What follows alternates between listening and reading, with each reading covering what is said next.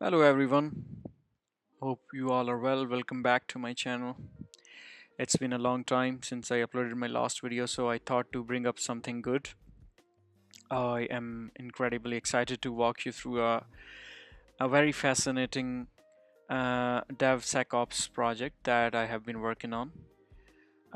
This project, as you can see the banner, brings together some of the most powerful tools in the DevOps culture and its security ecosystem.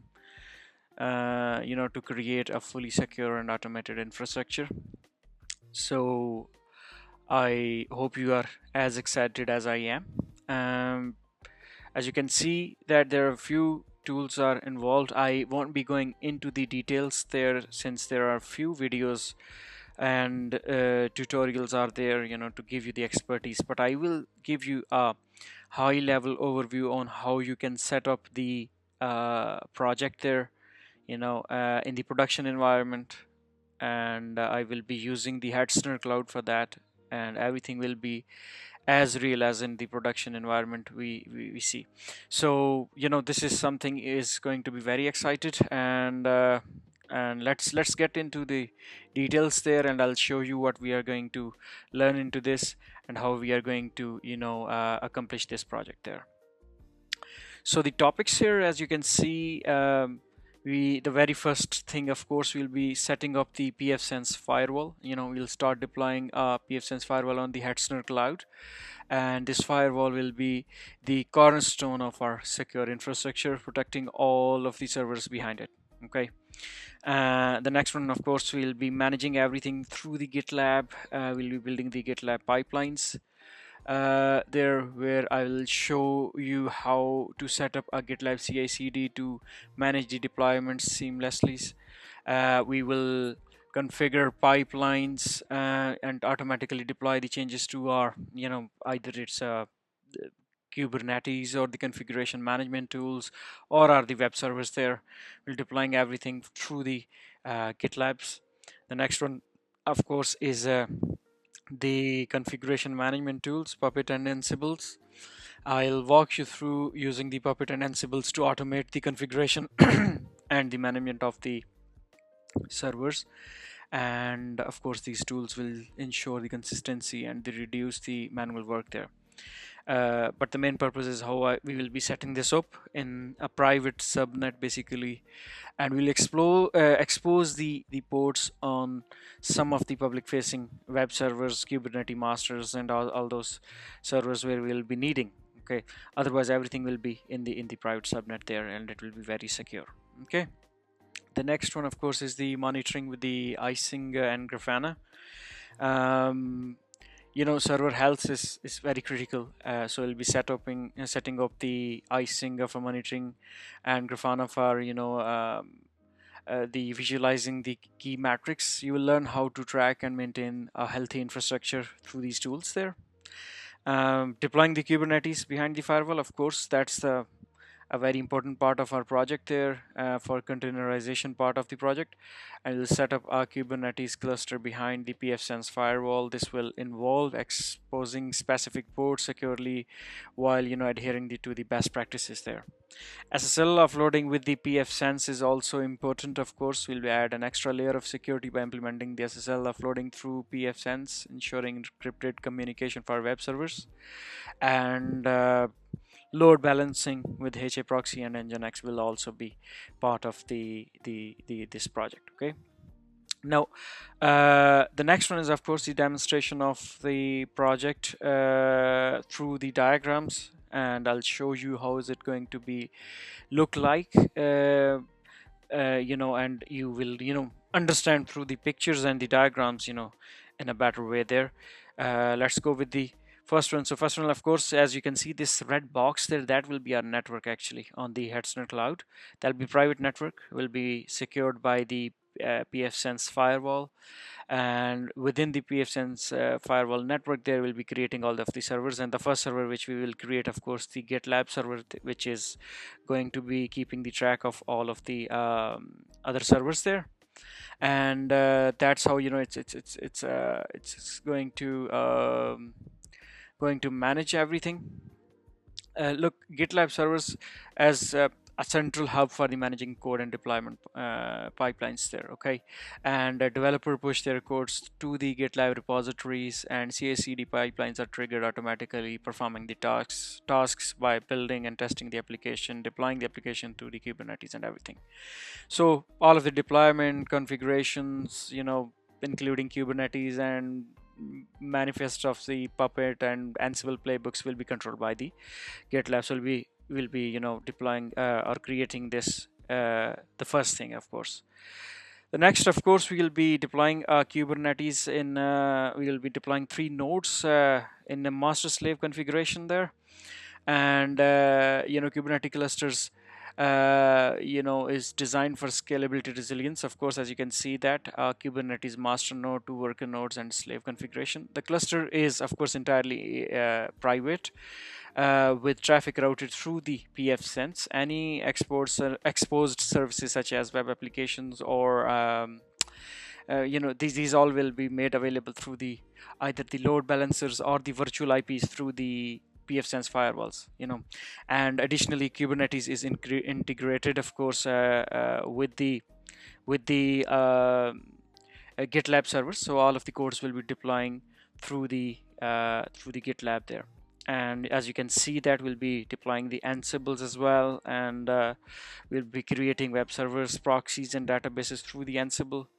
And all of the codes of the Ansible, again, as you can see, that will be deployed through the GitLab there. So GitLab will be very important actually in this case. So it will also, of course, as you can see, that we'll be deploying everything through the GitLab. And the Ansible, the Ansible complements Puppet by automating specific deployment tasks such as provisioning Kubernetes cluster or setting up monitoring stack and all those things. So this is, of course, will be adding there. If we go next, you can see that Puppet will also be part of this project. Puppet Masters is responsible for managing configuration of, again, as same as the proxy servers and databases and everything, as you can see that. And of course, this will also be managed by the GitLab. And next is that I will be creating 3 servers with the front end proxies and databases as well. And this will be, of course, we'll be pushing codes from the GitLab to the front end, and the way we work in the DevOps cycle there. So we'll be setting up everything like that. And this is actually basically a full project there. You will see that we'll also be setting up the monitoring on the Kubernetes cluster with the Grafana, and the overall monitoring, of course, will be done by the Isinga monitoring. So this is the overall project and a high level overview of the project. I'll be starting my practical in the next part, so stay tuned, and till then, have a good day ahead. Hello everyone, hope you guys are well and safe. So I have created an account on the Headstrong Cloud. I will add my referral link with this video. So if you sign up with that link, you will get a 25 euros of the credit, which will be more than enough for you to create this project and work with it. Now, in this video, of course, I'm going to show you how we are going to set up the project first, which I've already did. Actually, you can create a project from here, give it a name, and you can add a project. I have done that already with the DevSecOps. Now, what we're going to do is, first of all, we will jump into this project, and here we will create our resources there. Today, what we are going to do is we will be creating a network. That's the one thing, a private network, and then we'll be creating 2 servers. One will be the pfSense firewall. That's of course we need that, and we will be creating another server which will be public facing server. We will use this server as a bastion host. Okay, and with that server, we will be able to connect to the internal servers. We will need it for for first few created servers, because we have to set up, because these servers are a bit of different on the external cloud, and to make them align with the pfSense firewall, we have to make few changes there. And since these servers will be in the private subnet, I will need a server which I can access it from my local laptop, and then of course from that server I'll be connecting to the servers which will be in the private subnet and do my configuration there. So that's what we're gonna do. So let's go with the first step, and we will be creating a network here. Okay, I'll create a network, and let's give it a name as, of course, network 1. I'll be keeping it as default. The IP range is also fine, and I will be creating this network in the EU Central region, because that's what's closer to me, and I'll be creating this network there. So the network is created there, and that's done there. So next thing which we're gonna do here is that we will be creating one server, of course, and that server will be definitely the pfSense firewall. Okay, now how to create the pfSense firewall is that initially we will be selecting the Ubuntu image. Okay, and the Ubuntu image, that's what we are not going to use for sure, of course, but that's what we needed initially. But I'll show you how we can mount the pfSense ISO image, and from there you will see that how it will be created. Okay, now uh, this is a small architecture which I'm creating, because I'm not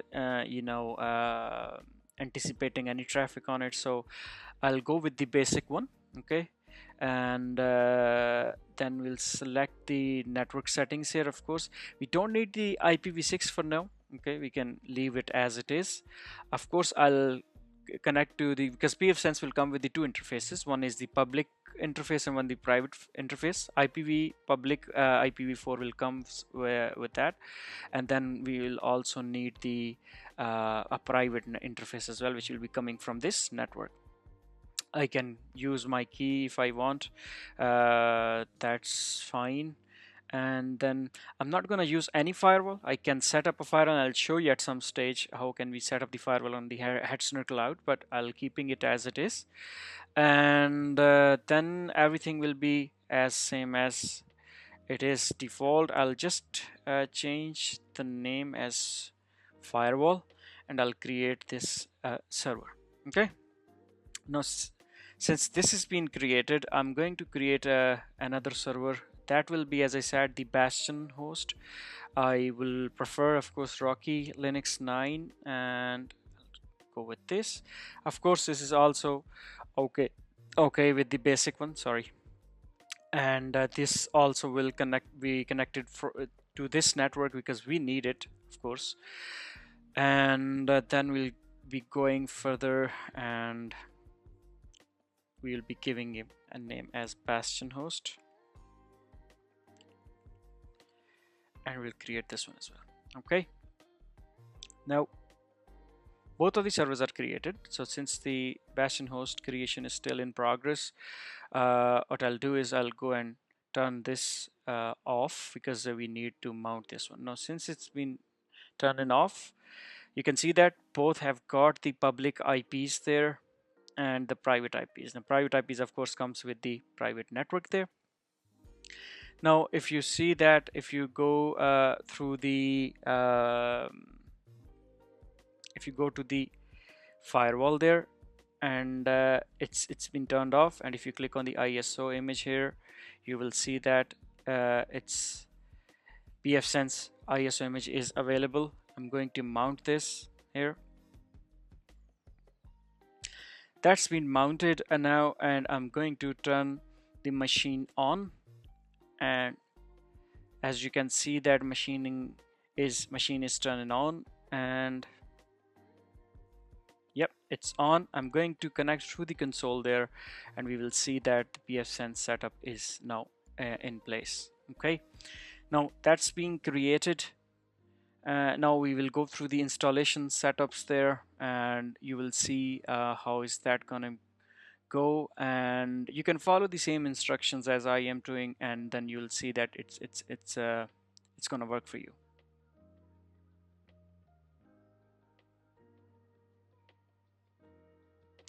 Yep, as you can see that's already there. So I'm going to go through, I'm going to press enter to accept the terms and condition. Yes, I want to install this auto guided route on ZFS. We'll go with the default there. Yeah, we'll go with the default. Go with the default. Here you will select the first option with the space and then press enter, and it will remove everything from your disk, and will be actually installing the whole operating system, the pfSense operating system. As you can see that now installation will begin, and it shouldn't take much time here since it's a very lightweight operating system. As you will see that it will be completed very soon, and once that completed, it will ask for the prompt to reboot the server. Okay, and we will reboot the server at that point, as you will see. Yep, so it's asking to reboot the server. We will press enter to reboot the server, but with that we will come back here. We will turn this machine off, the firewall machine. Okay, now this has been turned off now, and now you will see that once that machine is off, I will be unmounting this. Okay, so that, because if you keep this mounted, when you will reboot the server, it will start the installation process again. Okay, now it's unmounted there. I'm going to start this again, and I'll go with the console again, and once I'll connect to it, you will see that now that it is starting the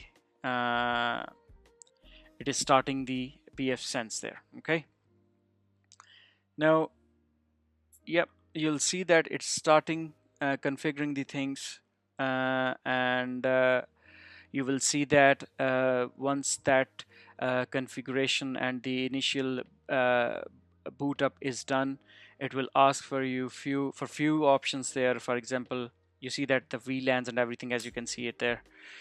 So if you see that, now enter the WAN interface, so we'll enter VTNet 0. I'll go with that, and for the private network we're gonna go without it. Okay, because we'll configure that later on in the video, as you will see that. Okay, now it's configuring the interfaces there, and now it's doing the necessary configuration which it will need to configure the WAN and everything. And once that done, we will be able to connect to the pfSense firewall from the public IP there. Okay, so once that done, I'll show you how is it going to be on the first look there. So since it's still bootstrapping there, let it go there. We'll copy the IP address of the firewall. I'll go back to this. You'll see that it's still being done there. It's done. And now if you open the new tab there, and if you enter the IP address, you'll see that it's it will give you a warning, but that's fine because it's trying to access it on the on the secure protocol. No, here if you see that we will be using the user as admin, and the password is pfSense. Okay, that's the default password for the pfSense firewall. Okay, so admin is the user, and the password will be pfSense, so it will be pfSense, and will be keeps on going next. You can give your own name, but I'll be going with this. The DNS servers will be going with the Google, the the generic one. If you have your own DNS server is configured, you can use it here. And I'm based in UTC time, so I'll go with that. You can choose yours. We'll going with the default. We'll be unchecking this because this is what I'll explain in the later steps why we have unchecked this, because we needed it to be unchecked. And if we go next, we will be setting up the password here.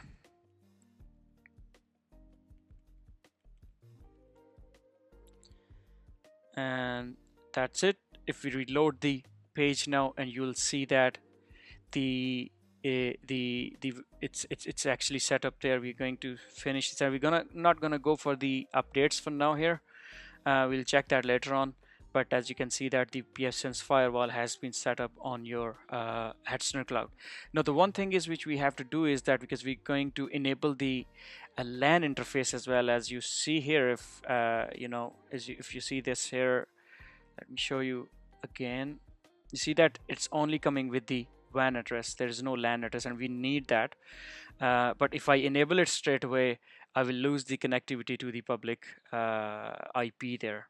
So what we'll do is we'll do the few steps there to make sure that it's we're not going to lose that connectivity. So we'll go into the advanced, and we'll go down, and we'll be disabling the web configurator redirect rule. We will be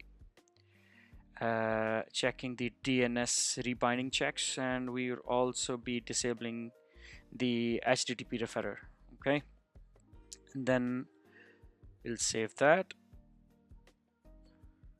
And yeah, bear with me. And the next step is to go to the firewall and NAT. There is an option of the peer NAT, and if we see that, give me a minute. And here it is.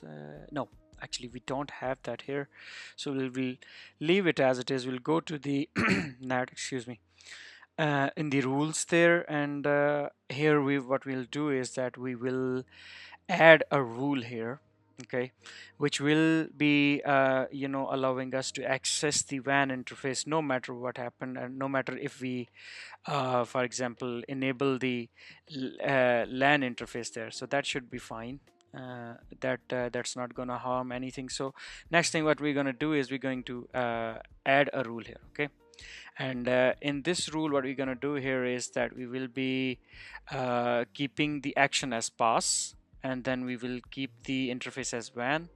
We will be keeping the address family as IPv4, and in the protocol I'll be making it as any, and in the source I'll be keeping it as any, and in the destination I'll be keeping it as a WAN address there. Okay, here I can say a WAN access there. We can save that, and I'll apply the changes, and now you can see that it's all there. Now we can easily go there. We can go to the interfaces. We can add the LAN interface. We can save that, and now if we go to the LAN interface there, we will enable that, and we will be using it as DHCP since we have the network with the Hetzner, so we're not going to use it as static.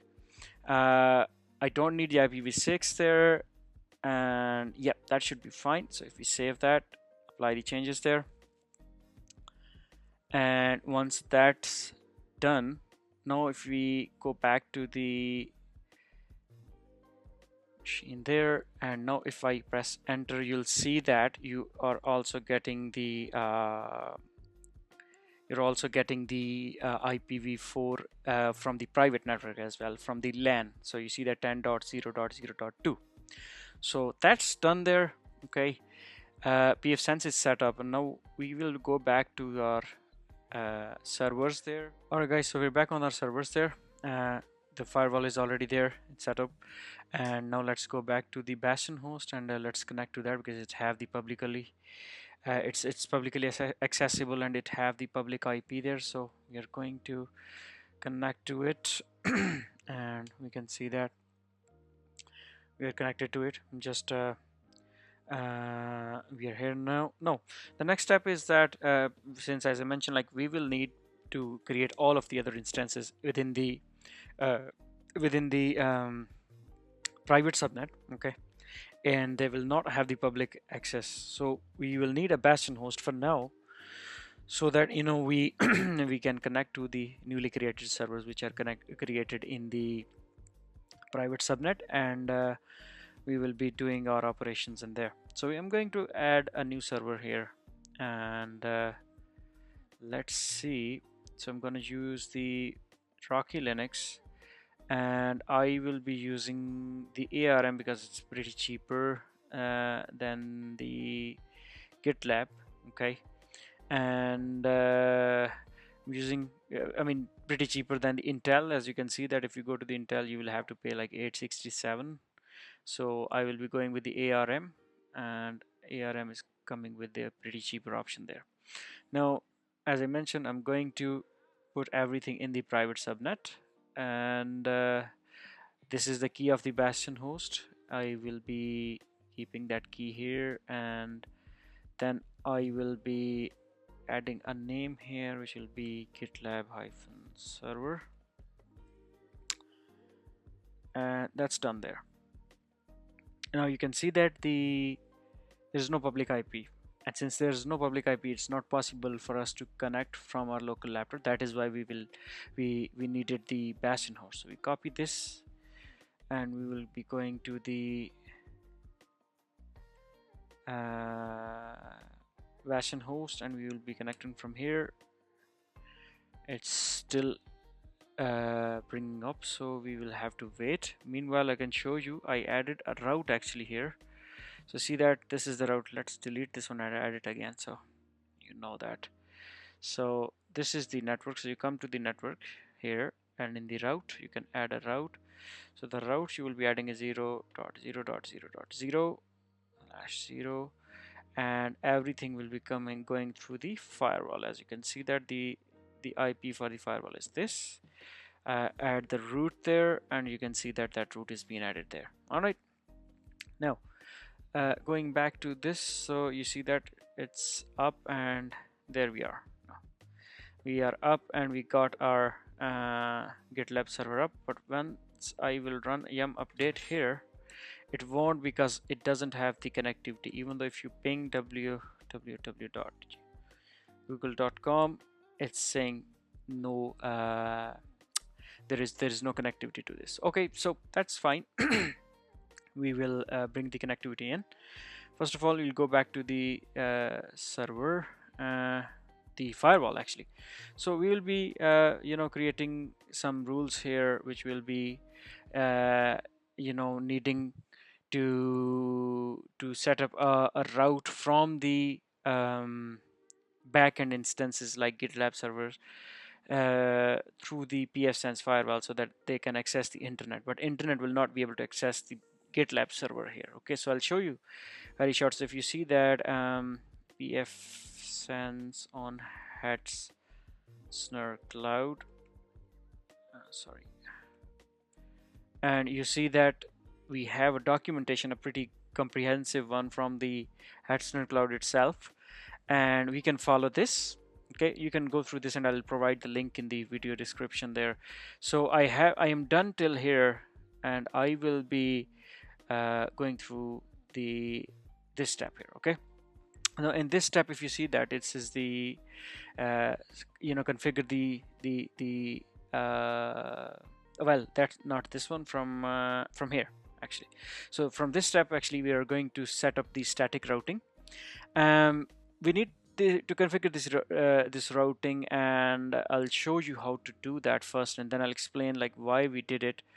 So if you go to the systems and routing here, and if you see what is asking, routing and static route. So if you go back and go to the static route, you will be adding a route here, and the route we need is to this. So that's the IP CDR for our network. So 10.0.10.0.0.016, and then this will be this one. As you can see that gateway is this, and you can give the same description. I would do this, give the same description here maybe, and save it.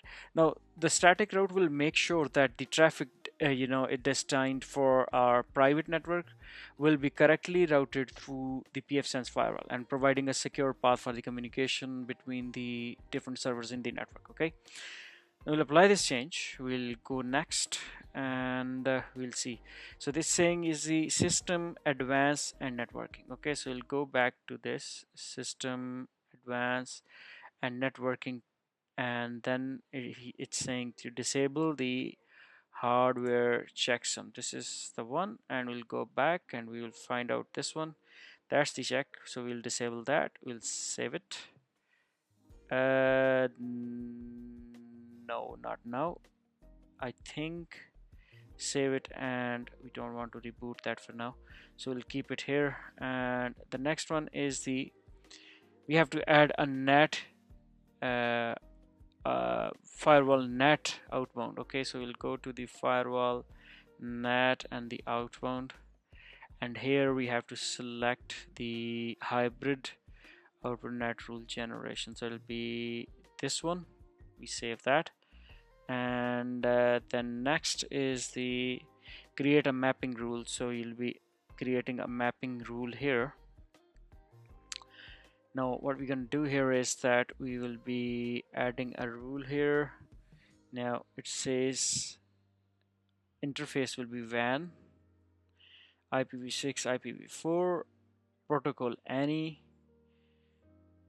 and network or alias, and then we'll be doing this. And if we go back and put it here, so bear with me, and the CIDR is 16. Now if we go to the next destination is any.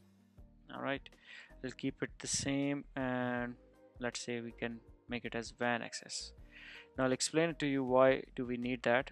And if we save this one as well, look, we will create this mapping rule for the WAN interface, and we'll select the IPv6 and IPv4 set secure source network and everything, which represents the IPv CDR which we use. It represents or the private network there. Okay, and this ensures that the outgoing traffic from the private network uses the WAN interface for communication with the outside world.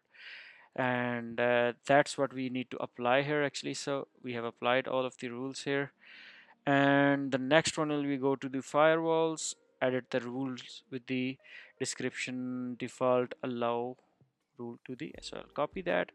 I'll go to the rules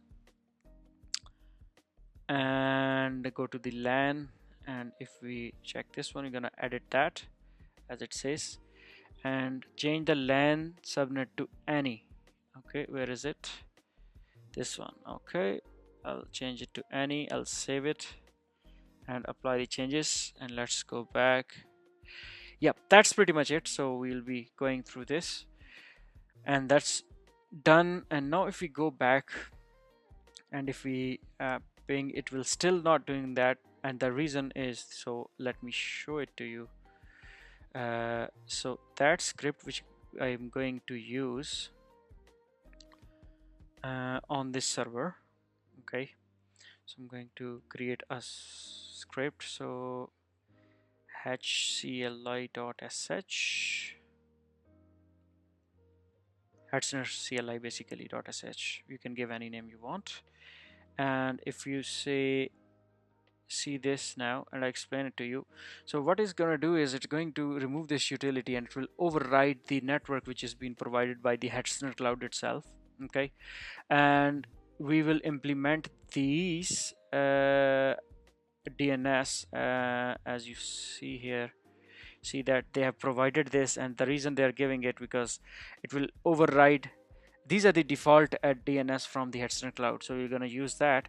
But what we're going to do here is that we're removing this, okay, and we're setting up this, and this will make sure that it's not dependent on Hetzner cloud, so it will be routing the traffic from the pfSense firewall. Okay, I have to change the permission on this, and now I can run that, and now you will see it will reboot that.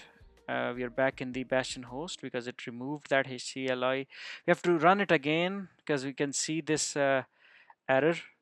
And why we are getting this error, because we have removed this, and now when we come back you will see these these interfaces will be up again. Okay, so yes, we are in again in the bastion host, and let me run this script again, and there you go. You see that now it perfectly actually ran the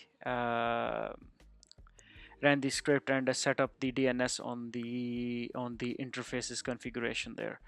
And now once we will be back in the server as we are already, and now if we ping the google.com, it should ping, and now you can see that it is pinging the google.com. And if I run yum update -y, you will see that this is yeah, you'll see that it started updating now, and it's perfectly working fine at this moment. So what we did is so far is that we have created the GitLab server. As you can see that no public IP addresses, we connected from here to the GitLab server, and then we did the configuration on the GitLab server so that GitLab can, if you see that, so we created this GitLab here server, and then we instructed this GitLab server to go ahead and direct your traffic through the firewall.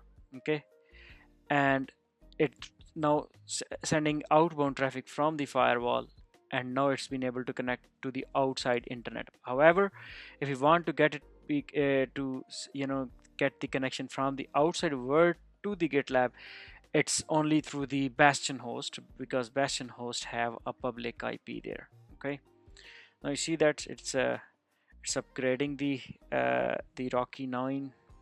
Rocky 9 is a very interesting OS distribution, and it's new.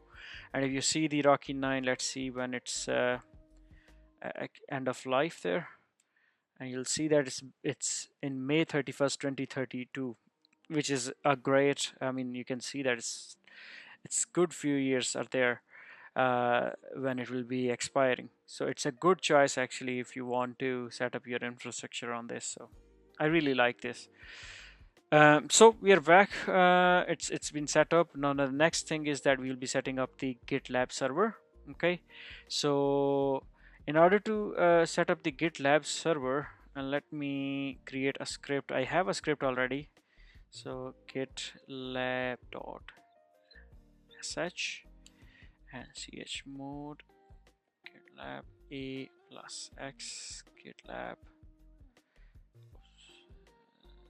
Sorry, actually git a+x. Okay, I was wrong. Chmod a+x GitLab. There it is. And now what we have to do is to add a script here. Now my script is here, my local, and I'm going to bring this script in. Sorry, so we're gonna bring this script in, and you'll see that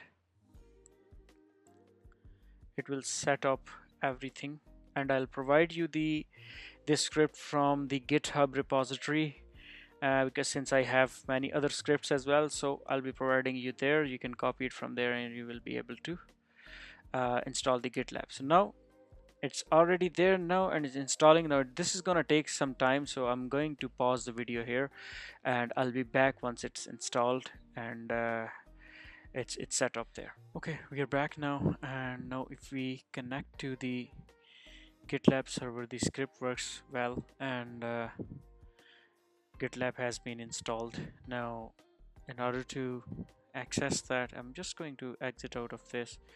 If I just run curl-i to this IP, let's see if we're gonna get, yes, so we're getting the reply basically, and the GitLab is already installed to this.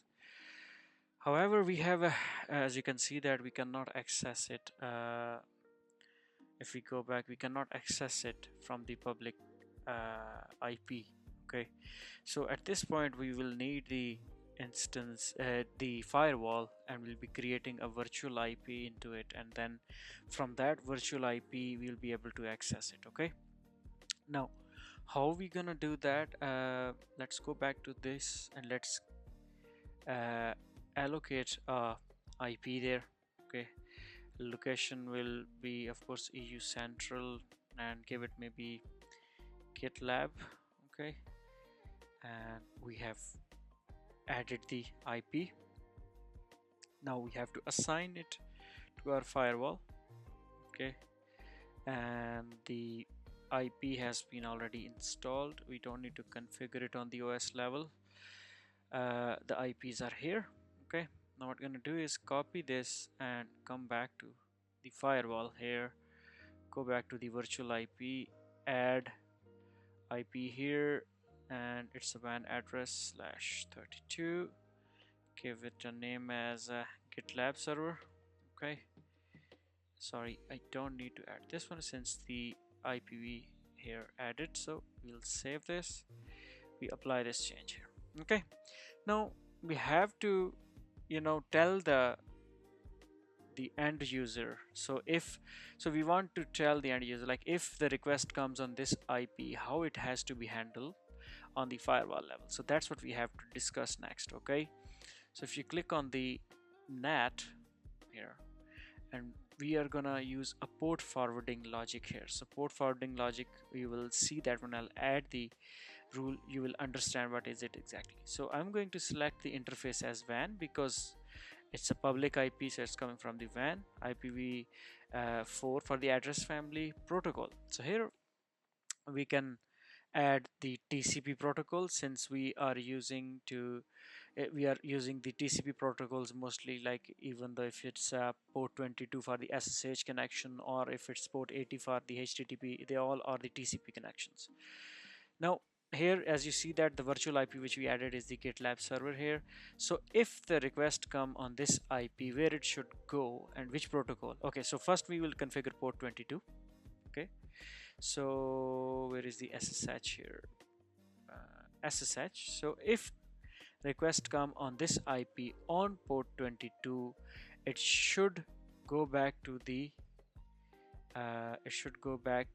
let's go back server, go back to the GitLab. Okay, so the GitLab IP is this, and on what port it should forward this request to?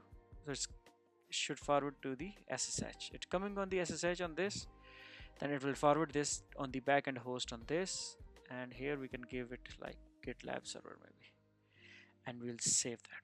Okay, we'll apply this change, go back to this and go to the firewall, and you copy this address, which we, of course, this is this is the one, this IP.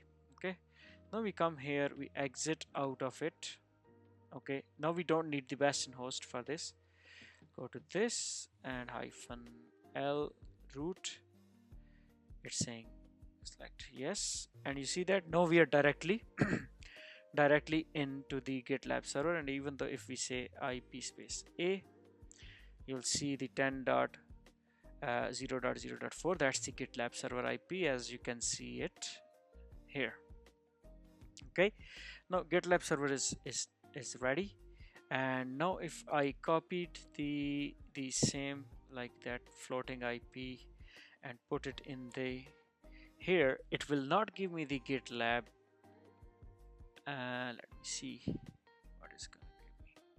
It's not giving me anything because the rule is not added here. Okay, and when I say the rule is, so let me go back to the NAT rules there, and you see that it's only allowing the traffic on port 22, and here as you can see that it's not allowing the traffic on port 22 because the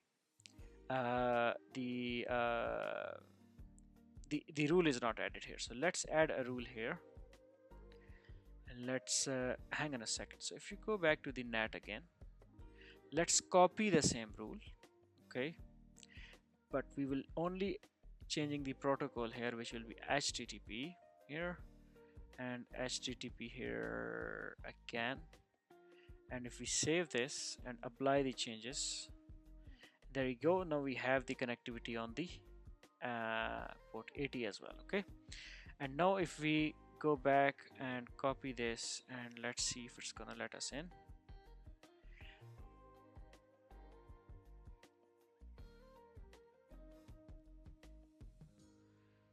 So at least it is redirecting me the uh, to the sign in page. It's still loading, however, but it's redirecting me, so we will wait for a bit and let's see how is it gonna work. Let's see, it's still loading. Oh, it's there. Okay, here it is, and you can see that the GitLab server is up and running. Now we'll be adding the root here, and the password for this will be taken from the GitLab. So it's, I think, in the GitLab, and then initial root password. There it is. So that's the password which you'll be getting from here. And if you come here, you will sign into it, and there you go. You are in to the GitLab, which is hosted on the Hetzner cloud, and we are accessing it from the virtual IP there. Okay, we will be setting up the projects here. Okay, we'll be doing everything here, and then it's gonna be that's where we'll be the base where we'll be adding all the projects. We'll be adding the Kubernetes, Ansibles, Puppet Chef, or any other web applications codes we'll be pushing through here, and that's how it's gonna work. So that's the first milestone we have achieved already.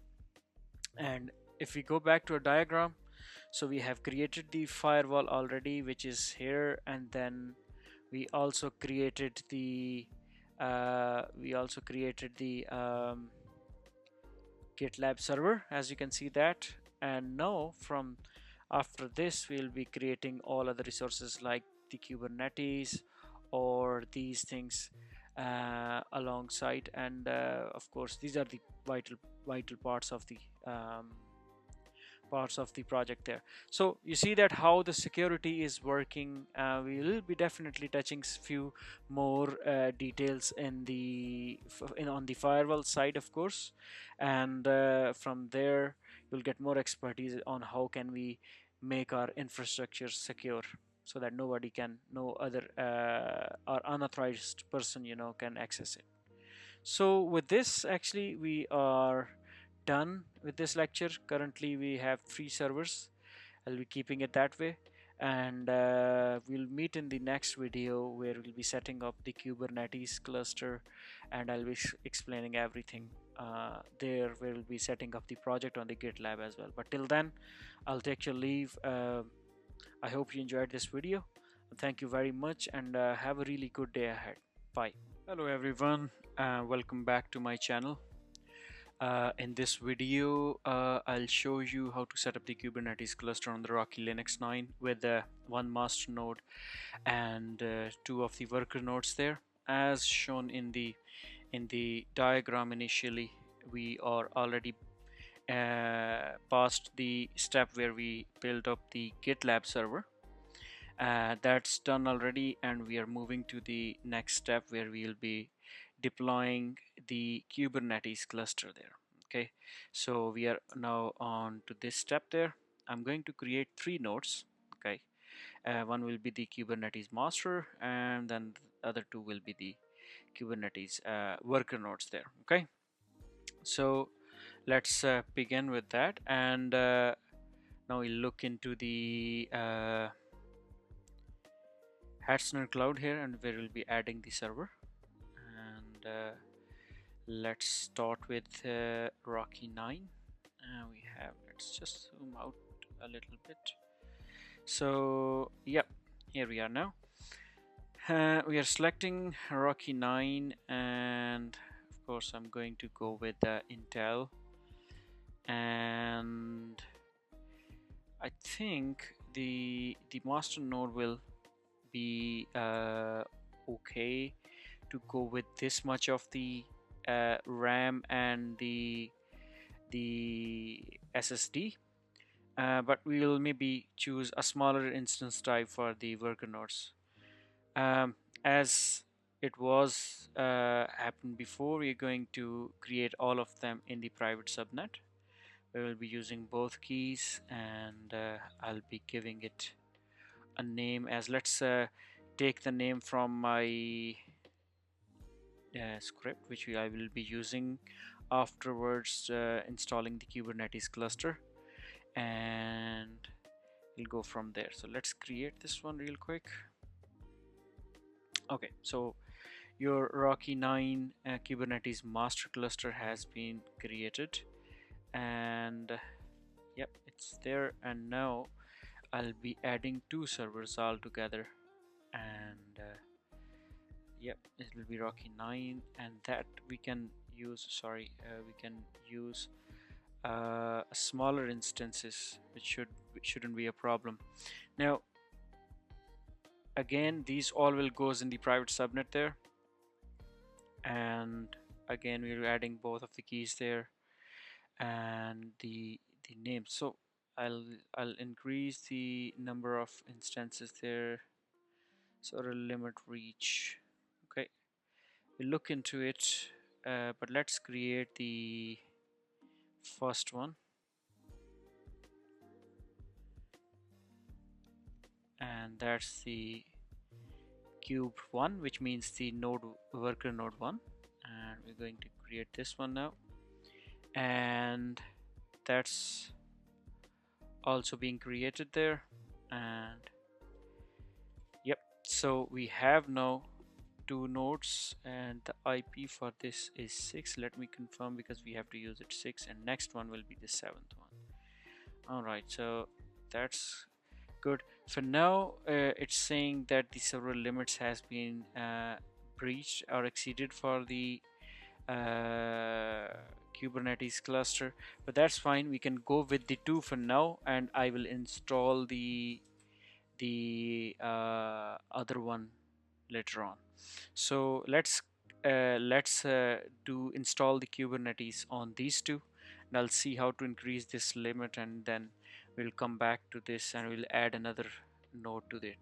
So as we know that these both are in the private subnets, we'll be of course using the Bastion host, and in the Bastion host we'll be connecting to this. So first of all, 10.0.0.6 -l root, yes, and that's created. And let's, other we can leave it, because that will be updated during the script error. For now, what we need to do is, so for example, if you ping www.google.com, it won't, because we have to delete the Hetzner cloud network and then set up the DNS server from the Hetzner, so that it can route its traffic through the pfSense there. Okay, and that was the whole purpose. But and in order to do that, we have the script. So hcli.sh, and then chmod a plus x hcli, there it is, and then vi hcli into this, and to cat to the script there, we'll copy that, and we'll paste it here, and we will run that one.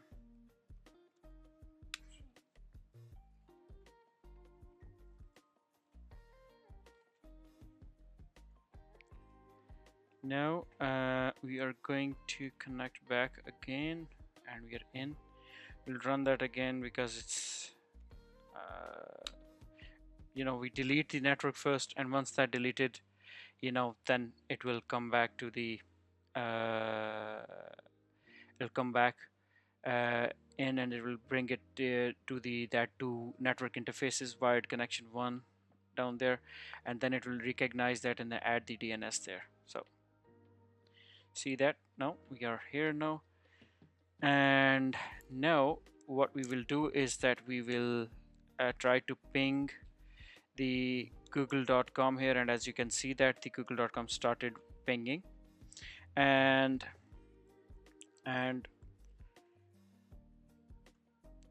now you will see that I'm going to do the same with the Kubernetes master, since it was a kubernetes node 1. Let's connect to that Kubernetes master. Yeah, we are here. Going to create hcli.sh and then ch mode a plus x hcli. That's great, and now that's there. Vi hcli, and let's see. No, it's not there. So cat again. There we go. And close that. I'm going to paste here, and I'm going to run the script. Nice. We will connect back and we'll see what we get. Okay, it's still bringing up. Okay, we are in, and now we will run the script again. CLI, and that's great. Now, since I mean it's all done, the both of the servers. So if I show you the diagram again, so for now we have Kubernetes 1, these two nodes, since we have a certain limit to create the instances there. So I have added both of the nodes there. I have set up the script where we remove all of the Hetzner networking utility. We remove that so that it doesn't dependent on the Hetzner network, and then we configure its our own network, and then now it's routing the traffic from the pfSense there. Okay, now two of them are done and ready there. Now we will be setting up the script there. Okay, now yes, two servers are here now. Let's do it. Let me do one thing. Since we have two windows are open there, so make it this way so that we can both connect to the servers there. So let me connect to the Bastion host on the left hand side and right hand side as well. And here if we do a 5 on one end, which is Kubernetes master, and 6 on the other hand, which is Kubernetes node. Okay, so two of them are here, and now let's go through the script which I am going to use. Okay, this is the script which I'm going to use. So I have it here, Kubernetes masters, and then I have script for Kubernetes node there. So if you go through the scripts of simply, it's updating the server, it's installing the htop, and then it's installing the telnet, wget, apple repository, everything. It's disabling the the SC Linux. Look, SC Linux has to be disabled, and we have to edit the configuration file to disable that. And why we are disabling it? Because to be very honest, SC Linux and Kubernetes do not play well together, and that's why we have to disable the firewall to avoid any interference with the Kubernetes networking there. So that's why we're doing that. This is the MOTD. If you are familiar with the Linux systems, you know that what is it, and this is the MOTD basically, and that's the message of the day basically. So when you will be logging in, this signature will be, or this banner will be presented to you. And then of course I'll be adding the host name there, and then I'll be adding the host entries there, and this is how it's gonna go. Now if you see down there, I will be you see that Kubernetes require a swap to be disabled, so I'll be disabling the swap to ensure that memory availability for the kubelet and the other components. So we disable swap temporarily, and we also remove it from the FS tab to prevent it from being enabled after the reboot. So we have to do that, and the next then will be installing the container D container D. So we load the overlay and these attributes in the kernel modules, which are required for the containers networking, okay, and the traffic routing in the Kubernetes basically. So these modules allow containers to communicate with each other.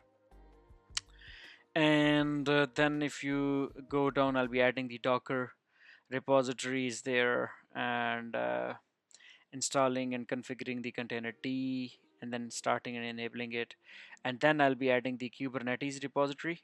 Okay, and Kubernetes repository, in this we add the official Kubernetes repository to the system and install 3 key components here. Okay, and that 3 key components are kubelet, kubeadm, and kubectl. So kubelet is the agent that runs on all cluster nodes, and kubeadm is a utility that initialize and manage the cluster, and the last one is kubectl. It's the command line tool actually to interact with the cluster.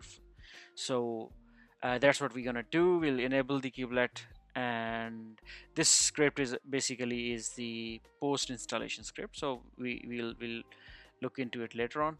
But for now, all looks good, and I will be providing you the, so let me just change this one as well, since we are adding this there. So I'll just add this here.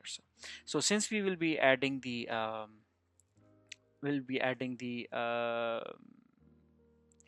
the script on the GitHub, and you will have the link to these scripts as well, so you don't have to be worried about these scripts. You can get that from my GitHub repository, and you will get it get the link in the video description. You can go through that. Okay, so that is it. I think we should go ahead and now install it, and I'll show you how we are gonna go do that. Okay, so first of all, this is the Kubernetes master. I'm going to create the a file, kube.sh. That's basically, so you can say kube installation.sh. So we'll copy this, and we'll create the same on the other end as well, and chmod a plus x kube installation. That's the same here and here. And now here I'm going to add the script, and bear with me on that, and let me copy the script for the Kubernetes masters first, and after that we'll be adding the same for the Kubernetes node 1, worker node 1.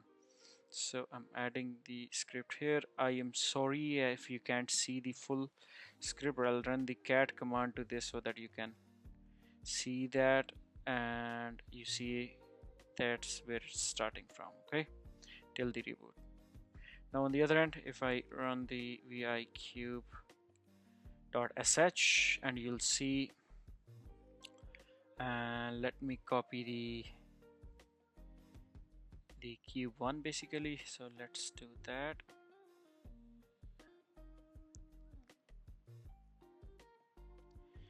And I will be pasting it here, and I'll show you this one as well so that you can see that how is it going. So that's the script basically. Okay, so this all looks good, and I think we are ready to start the script, and let's do it on the both of these servers. So on the masters I have run that script, and on the Q1 as well. Now this is gonna take some time, so I'm gonna pause the video here. Okay, and once that done, I will come back and I'll show you how is it going to go. Okay, till then I'm putting the video on. Welcome back, guys. So you can see that now the installation has been done, and on the both hand side I'm going to connect back again, and let's see how is it gonna go. So on the left hand side is the master node IP. That's nice. You can see that we get some nice MOTD there, and here is the cube node 1. Now what we have to do is that we have to run the post installation script, which is as I shown before, that it is going to initialize the all of the kube ADM initialization for the Kubernetes service, and then it will be starting the kubelet service. It will also be given the instructions on how we can get the kube node 1 to join the Kubernetes masters. Okay, so you'll see that. Now let me run this script here. So let's say post installation dot sh and chmod a plus x and vi to post installation and let me see that. So let me show you that and I'll explain it as well. So these are actually the default script which comes when you will be initializing the kubeadm service there, where it will be initializing the bringing the dot cube directory in the home directory of the user, and it will be installing few things there. So and also I'm installing the bash completion. So when you will be working with the Kubernetes, we usually add the aliases to make the commands shorter and autocomplete. So I'm installing that one as well. Okay, and I'll show you how that helped. Okay, so I'm going to run that one real quick. So it is now going to initialize the kubeadm service. Let's see how's it gonna go. It's still running, and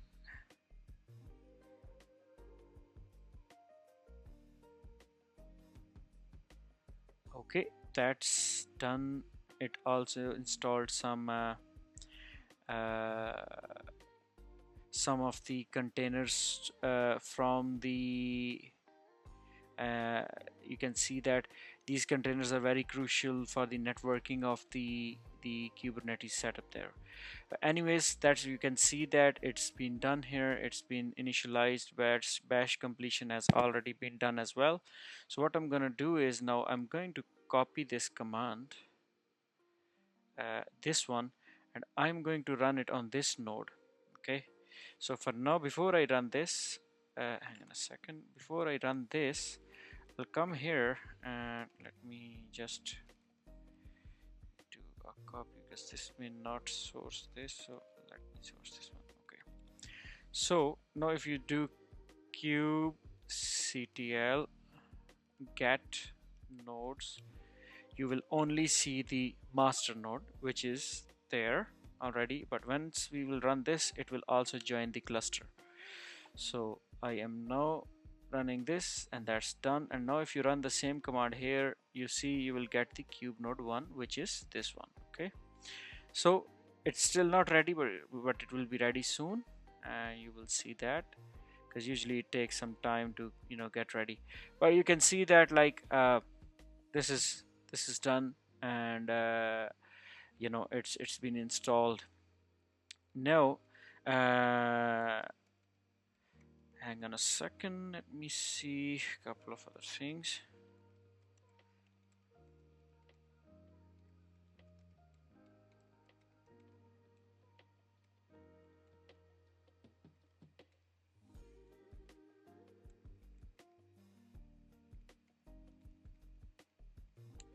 Okay, now that's done. Let me see if the nodes are ready. Yes, you can see that both of the nodes are ready. We get the version 1.28.15 of the Kubernetes there, and this node, worker node has already joined this cluster. Well, it's supposed to be 2, but due to the limitation of the Hetzner cloud, we are not able to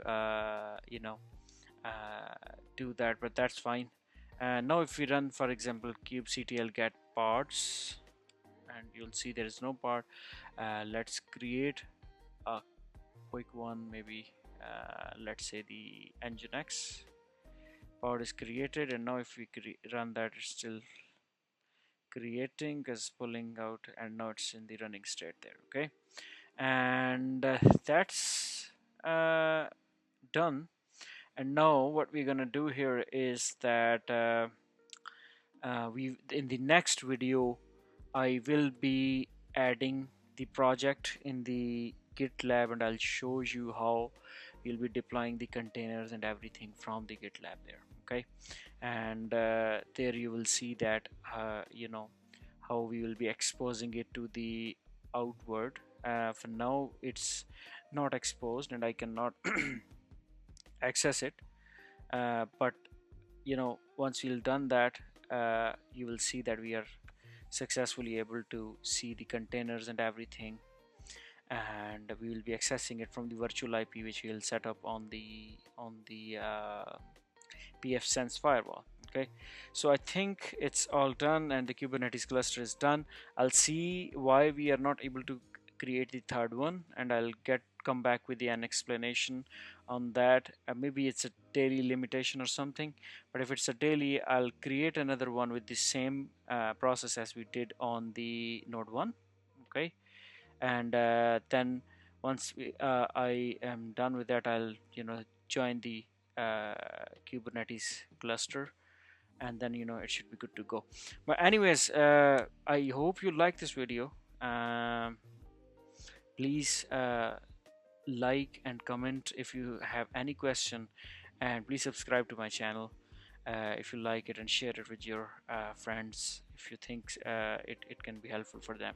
So till the next video, I'll take your leave. Have a good day ahead, enjoy your life, and happy learning.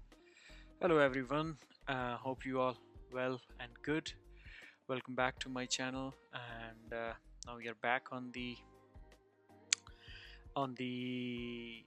continuance of our DevSecOps project there. Just to recap few things, where we created the pfSense firewall, we installed the GitLab server, and that GitLab server is being connected. It doesn't have the internet connectivity directly, so it's using the firewall's virtual IP there, which I can show you real quick. It's there, and from this IP, as you can see, we are connected to the GitLab, and then we installed the Kubernetes master and kube1 node yesterday, but we couldn't create the Kubernetes second worker node because we hit the maximum number of virtual machines. So I requested to the Hetzner Cloud this morning, and they was very kind enough to grant my limit increase request on the priority basis, and here we are back now, and I created this second worker node, and now it's perfectly working fine.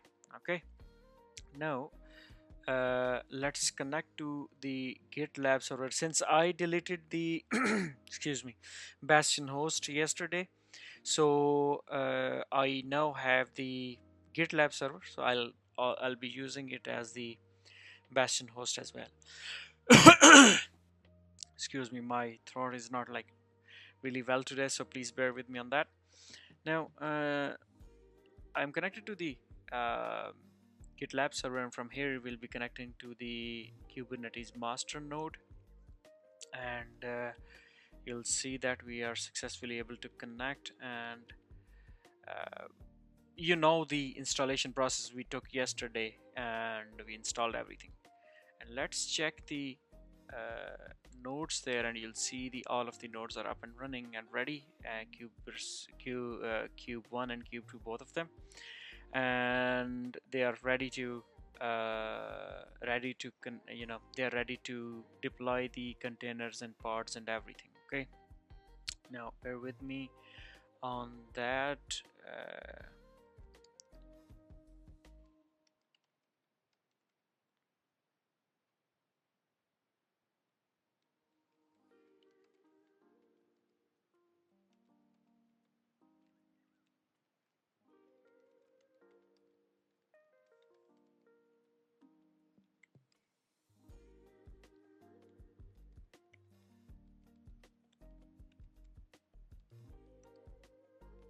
Okay, so sorry for that. Now we are going to create few pods, deployments and services. We'll be creating the pods and deployments, and we'll be exposing it with the services as well.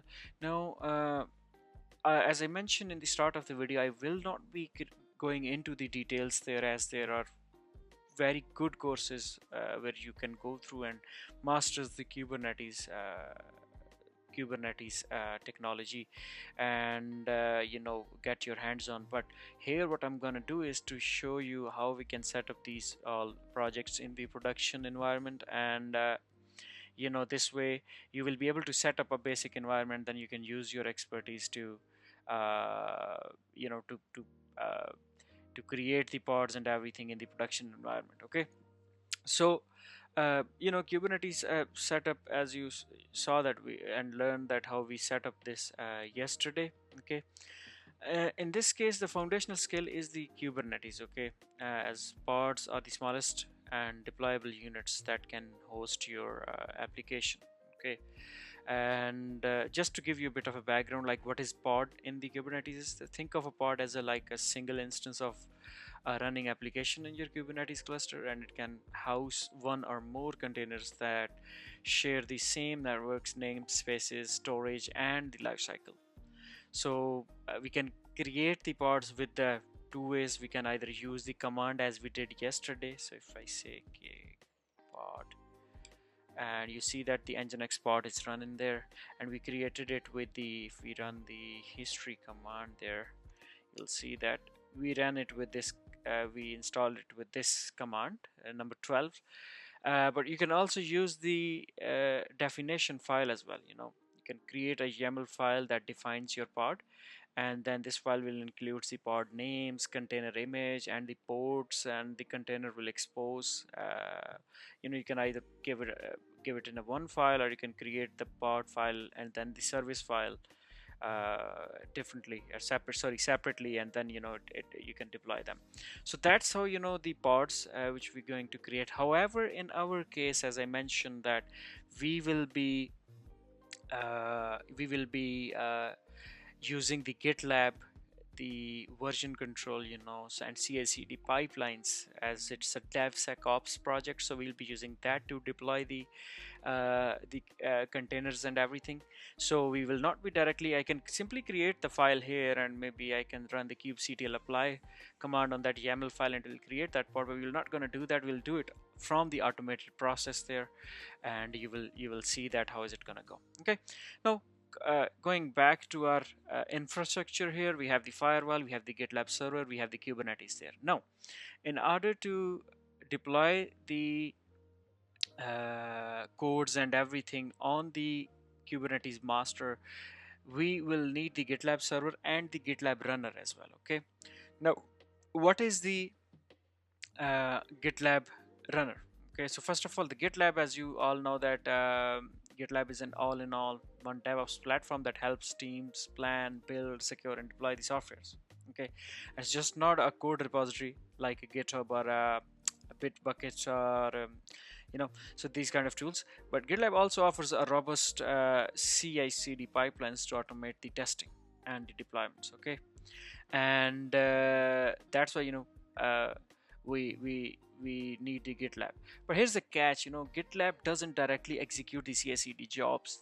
That's where the GitLab runner comes in, and it is a small application that execute the job defined in the GitLab pipelines. Okay, think of it as a worker that actually build your code, run your tests, and deploy your application. Okay, so that's what we're going to do is, and we are going to spin up another server here, and we are gonna go with the, of course, let me just zoom it out a bit. We'll go with the Rocky 9, of course, and we'll go with the cheapest one and the smallest one. And as I mentioned, that's not gonna go in the public, as we don't need the GitLab runner in the public subnet. Okay, so we are not gonna launch it in there, but we will be launching it in the here it is. Okay, so you're launching a private subnet. It will have the connectivity through the private network there, so you can see that all of our instances are in the private subnet there. Okay, now let's connect to this GitLab runner so that we can configure it. And let me exit out of this. We are using the GitLab server here. We are also using it as a bastion host as well. I thought, why spend money on a separate bastion host when you have the GitLab there, which have the public connectivity there.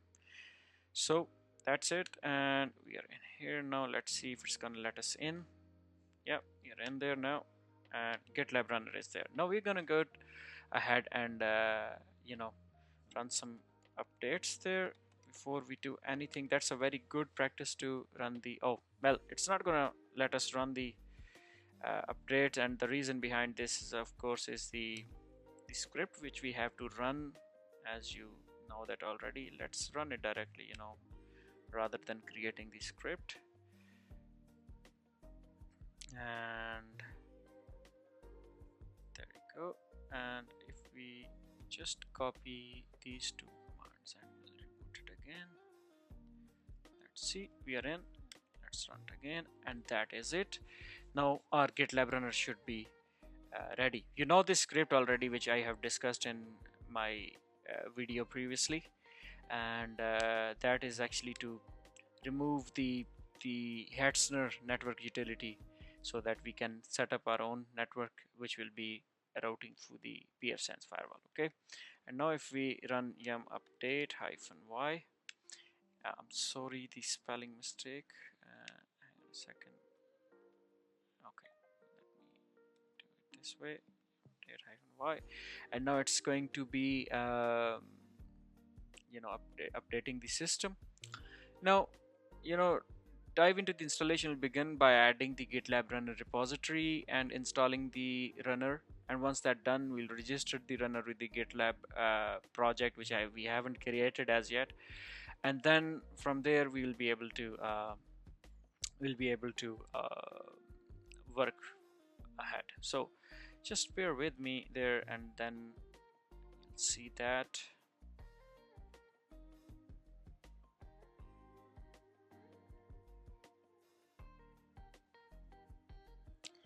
Meanwhile that's been done, let's go here. So here, let me show you something. SSH keys here. So I will be adding a key. I will not be adding the key, I mean, in here.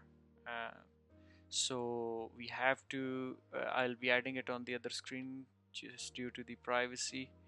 So bear with me, and let me add my key, and once that's done I will be back. So bear with me here, and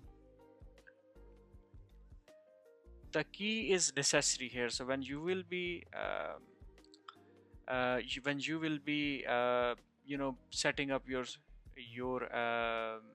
project there, you will be cloning your project locally, and in order to locally clone it, you will definitely need the key there. Okay, so I have added the key there. I won't be showing you due to the privacy there, and but you, as I showed you, you can do that. Still updating. Meanwhile it's updating, let's go ahead and create a group first, I would say, and I'll give it a name as DevSecOps. Okay, and I'll be creating this group here, and now the next will be, in this group we'll be creating a project, will be blank project and name as Kubernetes, and that project is now created here. Okay, that's done there, and now what I'm gonna do is I'm going to clone this. Okay, I'll copy that since we're still there, so I'll go to the desktop and I'll say go to the DevSecOps, or yeah, I think I have to create one here.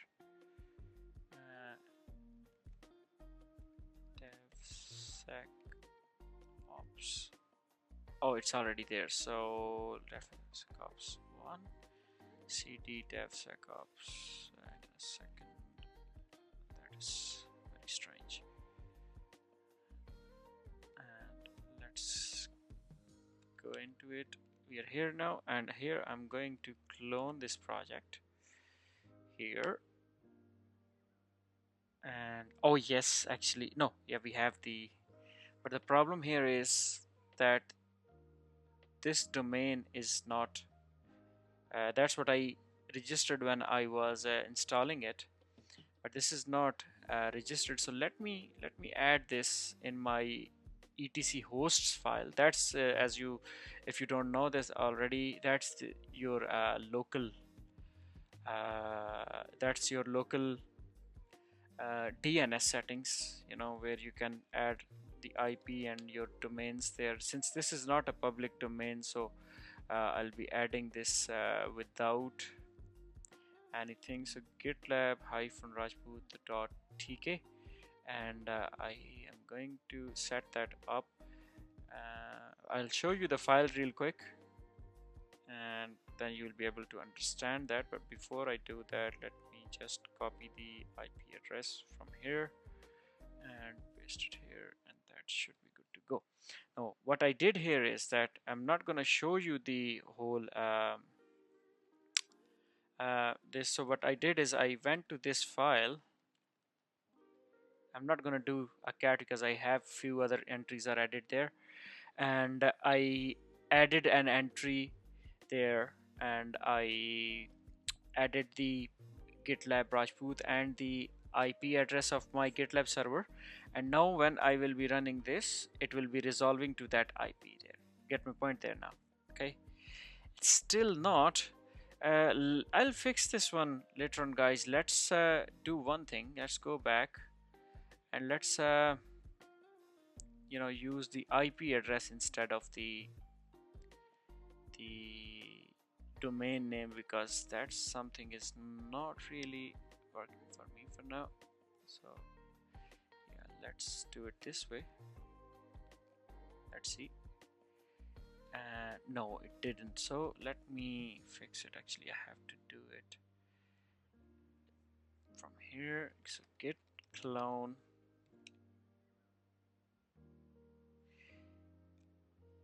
Okay, so this is something is coming up. Let me see the entries again on my other screen. Oh yes, actually that is right, because I have not done it right. So bear with me here now, and let me add the right IP there. So give me a second. Apologies for that, guys. Let me copy this, and I'm adding this now again, and now this should be good to go. Let's leave this one here, and there it is. Okay, yep, that's fine. So what I'm gonna do here is, hang on a second, git clone, here it is. Okay, and it's saying it's nasty because of we have this is a very known error in the, if you know, when you are, when a host is added in your known file in the SSH directory like this, and then you change the IP from the backend, it will be expecting the old IP, and then it will give this, that it is possible that something someone is doing something nasty. So that's why, but that's fine, and now it should be good to go. There you go. So we are in. We have locally cloned the IP here. Okay, so that's good, and you see that that readme file is here, and you can see it here as well. Okay, that's good now. And now what we're going to do here is, guys, that we are let me see if your runner is already there. So runner has been updated already, and I am going to now install the runner there. And to do that, let's run this command, and the repo is already there now, and let's install the GitLab runner here. Okay, it's not installing. Let's install the Apple release, and I hope that it will come with this. So let's see, and if it not, then we'll see the other options on that. Still doing it this way, and yeah, okay, let's see. Okay, it didn't. Let me check this one on my end in the documentation. So usually the GitLab runner shouldn't get a problem, but anyways, let's see that. Okay, let's check the repos there, and yum.repo.t, and if you see that, we have the GitLab repo there, and it's, I don't know why it's being like that. Let's install it again and see. No problem. We are going to do it again. I think the repo is not cat GitLab runner. Yep, you see, that was the obvious reason. No worries, we can add it manually. Sorry, I'm going to add the repo content here, and there you go. You can add the same, and I'll provide you the link for that as well. Let's see if it's gonna install it now. Looks like it's installing it, so let it install the GitLab server here. And once that's done, what we're gonna do here is that we'll see how's it gonna work. Okay, for now it's still in the running phase there and installing that. Okay, meanwhile I'm going to open a project here which we created, of course, the DevSecOps project and the Kubernetes. Okay, yeah, save it. And here we are. Okay, I'm going to open a new terminal window as well here. This and trust a folder and continue. Yes, I trust, and just close this one. And we are here in the repository. Okay, which is here. Okay, that's good. We are currently having issue with the GitLab, so bear with me. Let me fix that one. I think I have a script there, so I'm sorry for that, guys. This is something unplanned, so bear with me. Let me see if I can find out the GitLab runner script, and that should work. I'm just checking this on my personal documentation here, and once I get that, I think it should be good to go.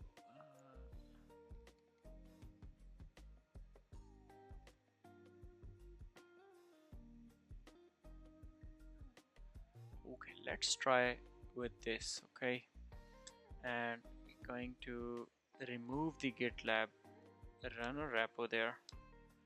Let's try this, and let's see if it's gonna work.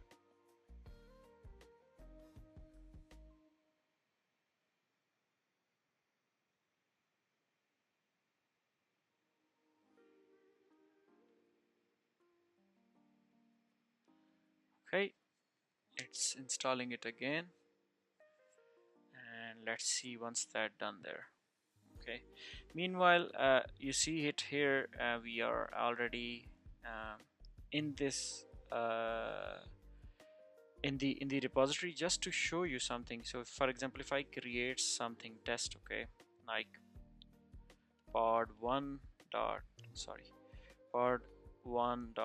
YAML, and that file is created, and just say like ABC here. Okay, save that, git add hyphen all, and then we can run git commit hyphen m, like first commit. Okay, and now if you just say git push, and it should push to the repository. And now if you see here, and if I'm going to refresh this page, you can see a pod 1 is here with ABC, so it's working fine for us. Okay, as this. Now we'll wait for this GitLab runner to be installed, guys, and I will come back to you after like 2 minutes once that's done already. Alright guys, we're back here and it's been installed already, and I'll provide the script for that. It's working for me, so I'll send it out to you as well through the GitHub, as I mentioned, so all of the instructions will be there. So you see that it's been active and it's running, and we have already enabled it as well. So GitLab runner is set up and it's running, and the commands which I have used for this is this. That's the GitLab repository, and then I run the yum install GitLab -runner. Okay, and then I enabled it, and that's it. So just to show you history of the command as well, to show you, so you can see that that's what I have done from 25 and 26 number commands. Okay, now GitLab runner is up and running and it's working perfectly fine. Now what we're going to do is the next step is to we are already in the project there, and we are going to go to the codes, and here of course we'll be adding the okay, let me see. So settings, yeah, if we go to the settings here and go to the CI/CD first, that's the runner. First of all, we'll be removing the and disabling the auto DevOps pipeline that comes with the GitLab, since we are using our own runner, so we don't need that. And the next which we're going to do is that we are going to set up the runner here, okay? And that runner is what is it is going to do is that it will be, as I mentioned, will be deploying the jobs for that. So GitLab runner, before we create the GitLab runner, as you can see that I was practicing on that, so you will need to give the tags, okay? And I'll explain it in the video further what is the tag. So we'll be using build and deploy, okay? And the next, the description, let's go with the, let's say, the Kubernetes runner one, and we can create this runner, okay?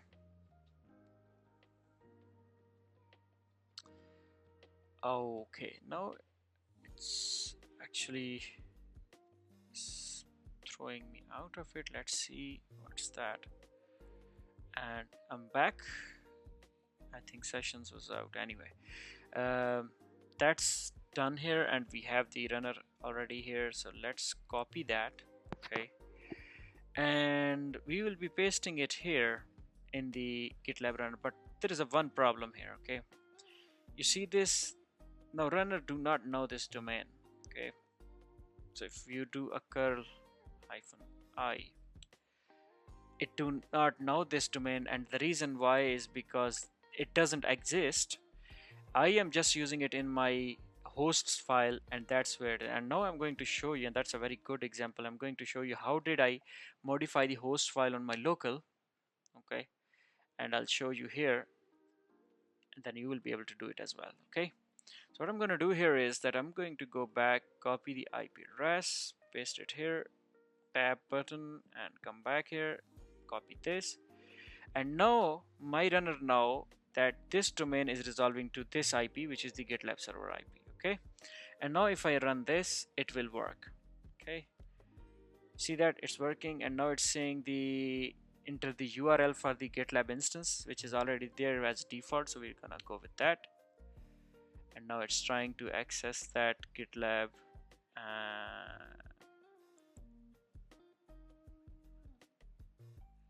URL. Let's see how's it gonna go. Well, since we have the GitLab URL already there, it shouldn't create the problem. It looks like it is, and we have to figure that out why. So I think it's not been able, so I'm just did a control C, and let me see why it's not allowing the port 80 traffic there. And since we are accessing it from the local interface, I believe we have to add a firewall rule from the LAN. Well, it should, I mean, I don't know why, but it should. So let's say telnet, let me install the telnet. You know, that's kind of difficulties comes, and that's how we learn. Let's see. Let me install the telnet first, and that's where it is. I think I have to add a rule here, which is already there, I think. LAN should be there. Well, that's fine. We'll just see that what's going on. Okay, so we are here now, and let's run the yes, I actually understand that what's going on. I have to add the private IP, since it's in the private subnet and it's not being able to access the public IP there. So I have to go back to the servers there, and I have to go and copy this IP and paste it here, and that is why it's not, it was giving the problem, and now it should work. There you go, guys. It's working. Enter the name of the runner, and the runner name was, if we go back here, it was, what was the name of the runner? Let me see, Kubernetes runner 1. Okay, there you go. And here we are going to use the shell executor. That's it, it's ready, it's done. And now if we go back to the runners, I'm gonna leave that for now. And if we go to the runners, and our runner is up and running there. Okay, it's working perfectly fine, it's working good. Now, as you may know this already, that this is going to deploy, the runner is going to deploy the codes on the Kubernetes master and executing the few commands there. And since it's deploying the codes on the Kubernetes master, we will need a connectivity from this runner to the Kubernetes master. Okay, so if we go to the Kubernetes master here, and if we access this from here, it is not going to let us do that, and the reason is because the key is not added there. In order to do that, we have to add the key here. Let me get the runner key, search and authorized, not authorized, but here, get to the id.pub, that key we need. Okay, that's the one thing. And so GitLab hyphen user, I believe, or runner. Yes, we also need this user key as well to be added in the sh as, and get to the id.pub, and we need both of these keys added to the Kubernetes master node. So what I'm going to do here is that I'm going to connect to the Kubernetes master. I'm already here. If I do .ssh authorized key, here we are. Okay, here we are going to add that, and we are going to add this one first. There you go. Okay, and we are adding here, and we save this, we come back up, we also need this one as well. Okay, both of the keys. Why we are adding it there? Because we need the connectivity from the GitLab runner to the Kubernetes master, because this is going to deploy the codes there. Okay, now that is it, and let's now exit out of this and now connect to the GitLab runner. And now if you do the SSH from here, you see you are in from the GitLab runner as well. And if you do the GitLab runner, and let me copy this one as well. Oh, sorry, there it is, and there you go. Oh, it's giving the permission denied. That is strange. So we have, oh yes, of course, because you're not using the right user. There you go. Okay, so everything is working perfect and all looks good.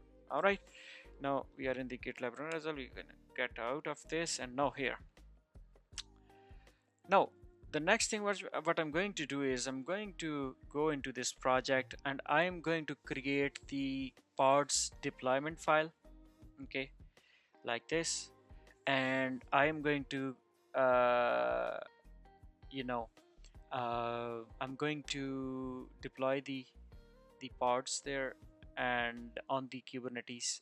And then what I'm going to do is that I'll be adding a CI/CD script which will be deploying that files and will be creating the pods there. Okay, and bear with me now, and now I'll tell you how we are going to do this. Okay, so let me check that one real quick. And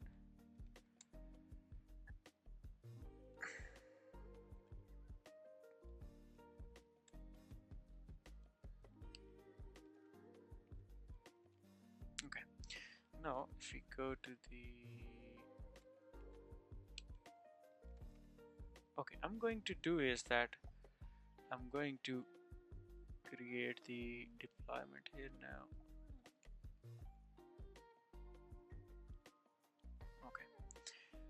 going to do touch app one hyphen deployment dot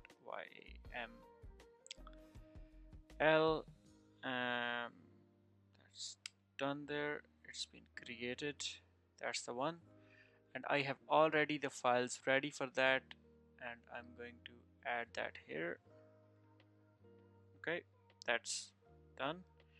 And next thing which I'm gonna do is to make the service as well, service, so that we can expose it to the you know, to the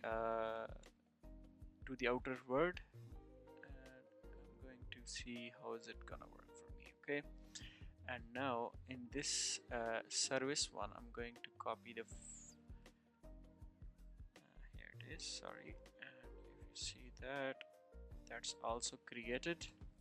And now I am going to save this as well, and that's both of them are created now. Okay, and what I'm gonna do is the next thing which I'm going to do is that let me create that file, which is GitLab CI file. Okay, and GitLab CI file have a particular name there. Okay, we can't change the name, so just going to create that file, and as you can see that it got a logo as well. And now if we do this, that we are going to check this out now, and let's see. Okay, in this file we are going to define the jobs there. Okay, like first of all, it comes with the you know, stages, build and deploy.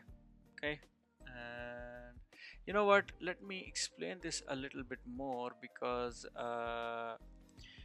it is good if you get some of the background here on this one, because this file is very important throughout our journey. Okay, so this file is the core part of the GitLab CI/CD pipeline. It's a YAML configuration, okay, file, and stored in the root of your GitLab repository, and where you will be defining how the GitLab runner should execute the jobs here. Okay, and how the pipelines of the project will work. Okay, and the, you know, it comes with the different stages there. So we'll be removing the backup for now here, because we don't need the backup for that for now.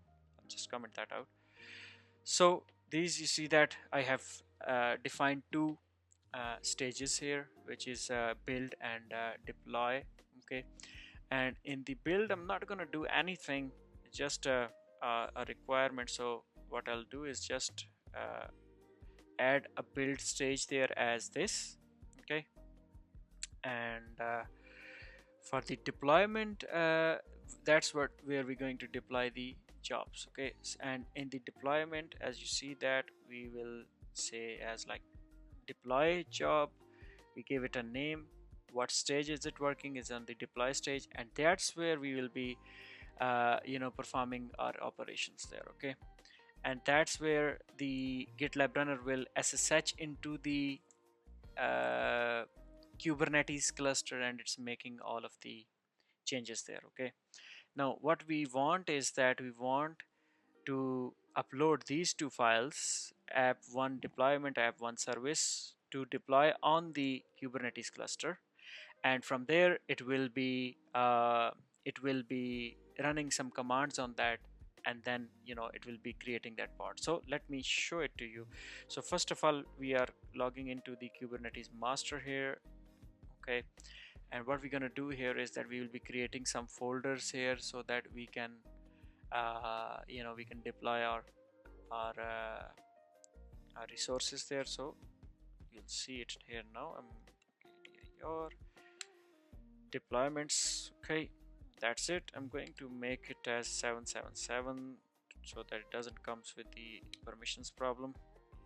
That looks good, and that's where it's going to deploy the codes there. Okay, and we're gonna use the rsync command, okay, for the deployment, and once that done, I'll show you the next. Okay, so I'm going to add the command here as here our sync. I'm going to remove this is the old IP, so we're not going to use that. Let's use 10.0.0.5. That's the GitLab sorry, Kubernetes cluster, Kubernetes master part, and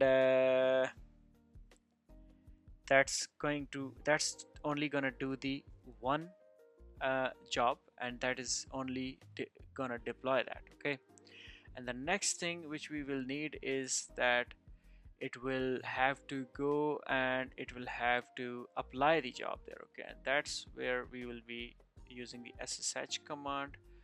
And let me actually show you here. I'm going to, because I was practicing on a different subnet, so I have a different IPs there. I'm not gonna use that, of course. That's for the different project, and that is it. So it is going to SSH to the Kubernetes master. It will go into the root and it will apply the job. Actually, it will apply kubectl apply hyphen hyphen recursive, and then it's going to go work. Okay, so first of all we are going to commit these changes, and let's do it this way now. And first commit to kube repo. Okay, that's done, and now I'm going to push it. And now you push that, and now come back to the GitLab here and just refresh this page. You'll see that the files are being uploaded here, and you'll see a pipeline has been executed here, and you see that pipeline there. The job is stuck. The project doesn't have any online runner assigned to it, so we'll go to the settings. We'll check that what exactly going on. Okay, and I believe the reason is because we haven't disabled these, so let's disable them. Disable this one as well, and let's go back, cancel this job, and retry. Let's see if it's gonna work.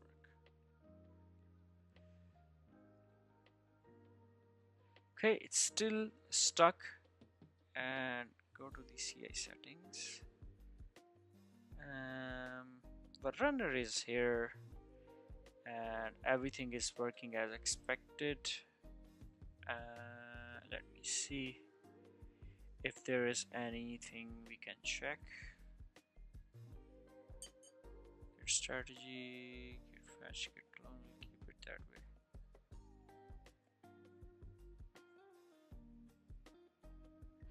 I think I know the problem there. Let's not do anything here. We will keep it that way. Okay, and I think in the runner there is a problem. Yeah, okay, let's remove this one for now. Let's add a new one, and let's give it the same name as build and deploy Kubernetes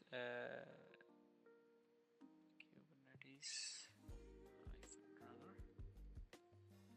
Copy that, here this, and Linux. I'm gonna copy this and going to go back to the GitLab runner, and we're going to register it again. Okay, go back again. Yes, open a new one. Let's say this one, and Kubernetes runner, and yes, now create one, and let's copy that. Let's register it again, and the name is of course Kubernetes runner. There it is, and yes, shell, and that is it. And now if we automatically load it now, if we go back to the runners and if we check the runners, you can see that. We can remove this one for now because we don't need that one. Now we have the runner active and running. Instance runners for this project. We're not gonna do that. Let's go back and let's rerun the jobs there, and let's see if it's gonna work for us. Failed. Okay, so it successfully built the job now, because when we set up the runner, it triggered itself. However, when we go to the deploy, it's failing, and we will check that why it's failing. And the reason it's failing is because it deployed it successfully. So let's see if it's deployed on the Kubernetes. Yes, so it deployed successfully, and yes, and the reason is because we have this, so we have to delete this file actually, because this is not actually the pod, and when we are running the kubectl apply job on this, it is actually not recognizing it as a pod there. So we are going to remove it for now. That's gone. Now we are going to push the changes there. Push it now, and let's see if it's gonna work now. So these kind of hurdles and things will definitely come alongside the project, and that's the part of the project. That's good that we check this one and we troubleshoot these. Okay, now here it is. So it's saying that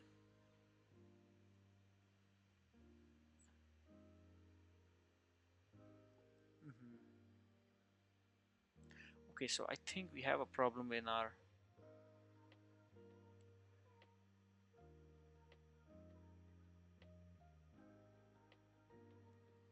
okay, let's close this one. Let me see what's that.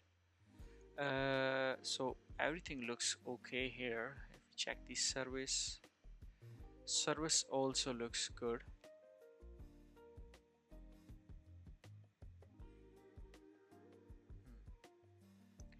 And if we check our CI/CD SSH root at this, and then it's going and kubectl apply F. Okay, let's try to apply just one by one and see if it's gonna work. Apply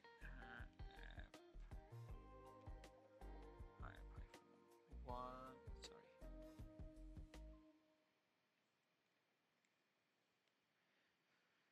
Okay, let's see. Oh, I'm sorry, it's coming with -f, and so okay, it's working actually. So if we see get pods, okay, so it created the pods, as you see that deployed, it created the pods.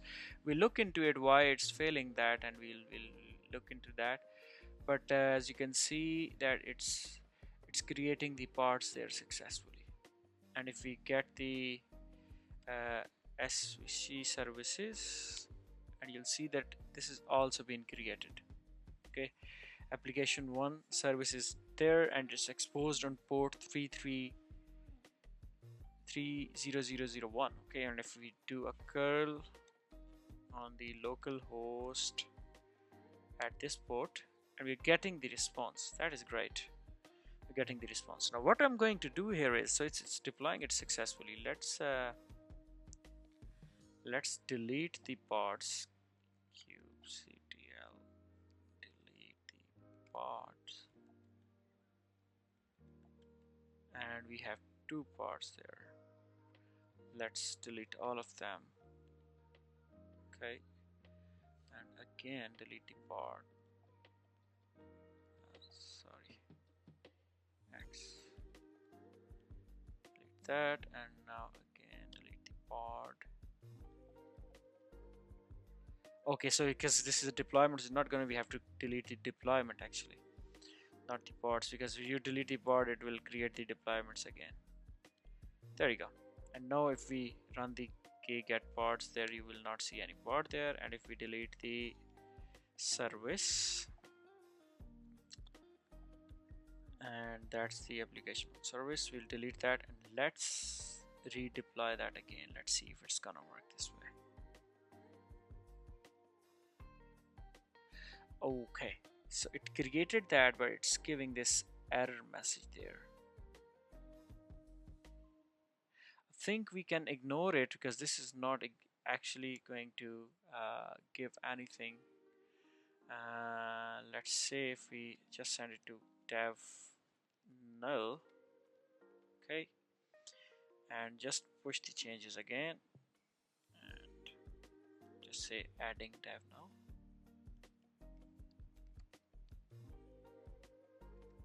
Now it's not a good practice since we need the verbose for that, and we can add the mechanism for that in the log files or something, but we'll do it later on. For now I just want to show you how is it going to work.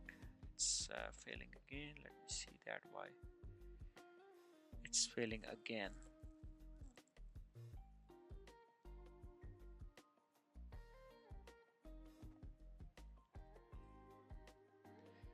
pod1.yaml. Okay, pod1.yaml, and it's not there. Let me see if it's there. Yeah, we have to remove it from here as well because that's been created already. So let's remove that. Let's rerun this. Just want this to be successful.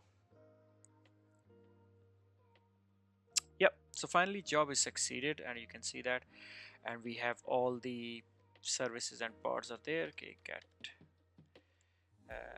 pods, and you see that it's there running, and if you get the services, as we see, it's running.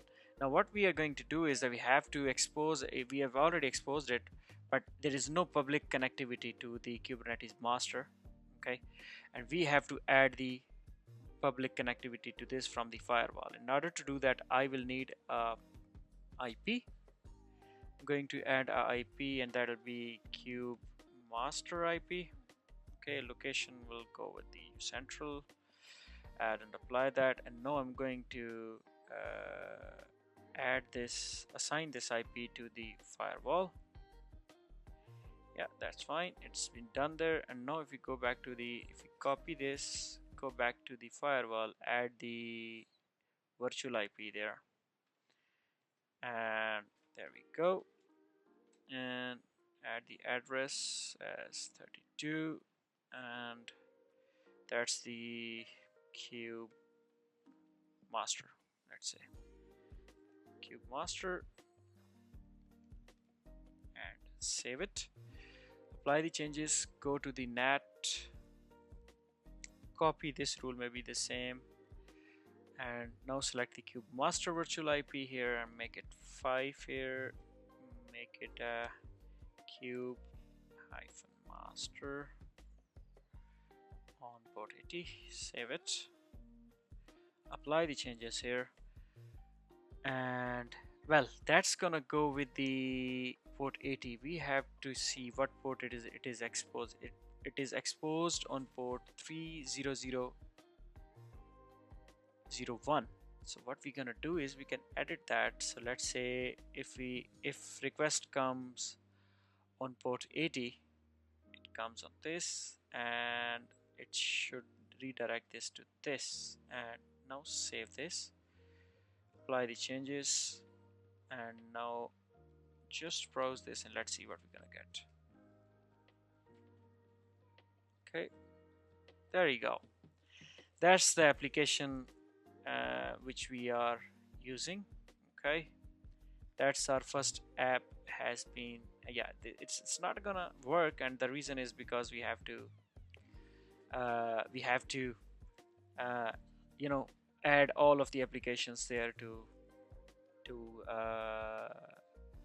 make it work. Okay, but for now you can see that at this one, we, even though if we just do 30001, it's not gonna work because of course it's different one, but that's fine, that's fine.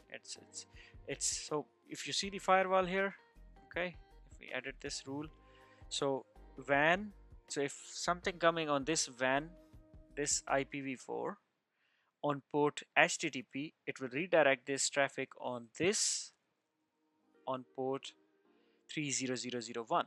Okay, so if I delete the pods here, like oh sorry, the deployment here now, like I did before, here we go. And now if I go back and refresh this, it says it refused the connection, and the reason is because we have deleted the uh, deployment. I'm just going to reinitiate this one, and this will create the deployment again. Okay, so you see that this is how we are deploying now.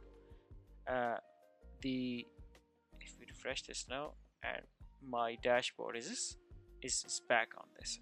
Okay, that's good, guys. It's up, it's running, and you can see that there is I couldn't see the other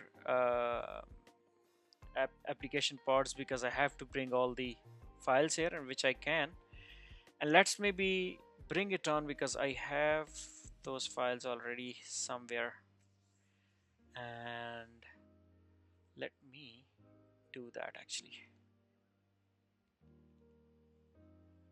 So let's bring all of the mkdir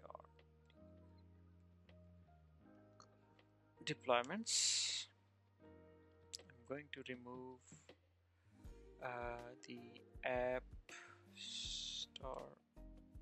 Okay, we have deployments there, so just cp -r star, because I have it in the other location, desktop, DevSecOps, Kubernetes.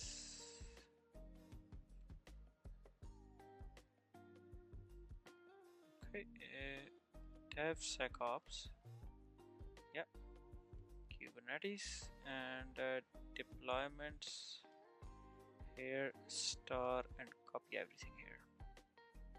There you go. It copied everything, all of the parts here. Okay, and I'm going to create these services as well.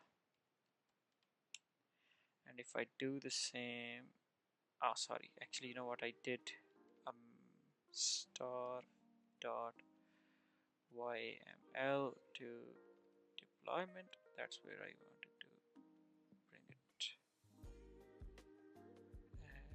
Why not?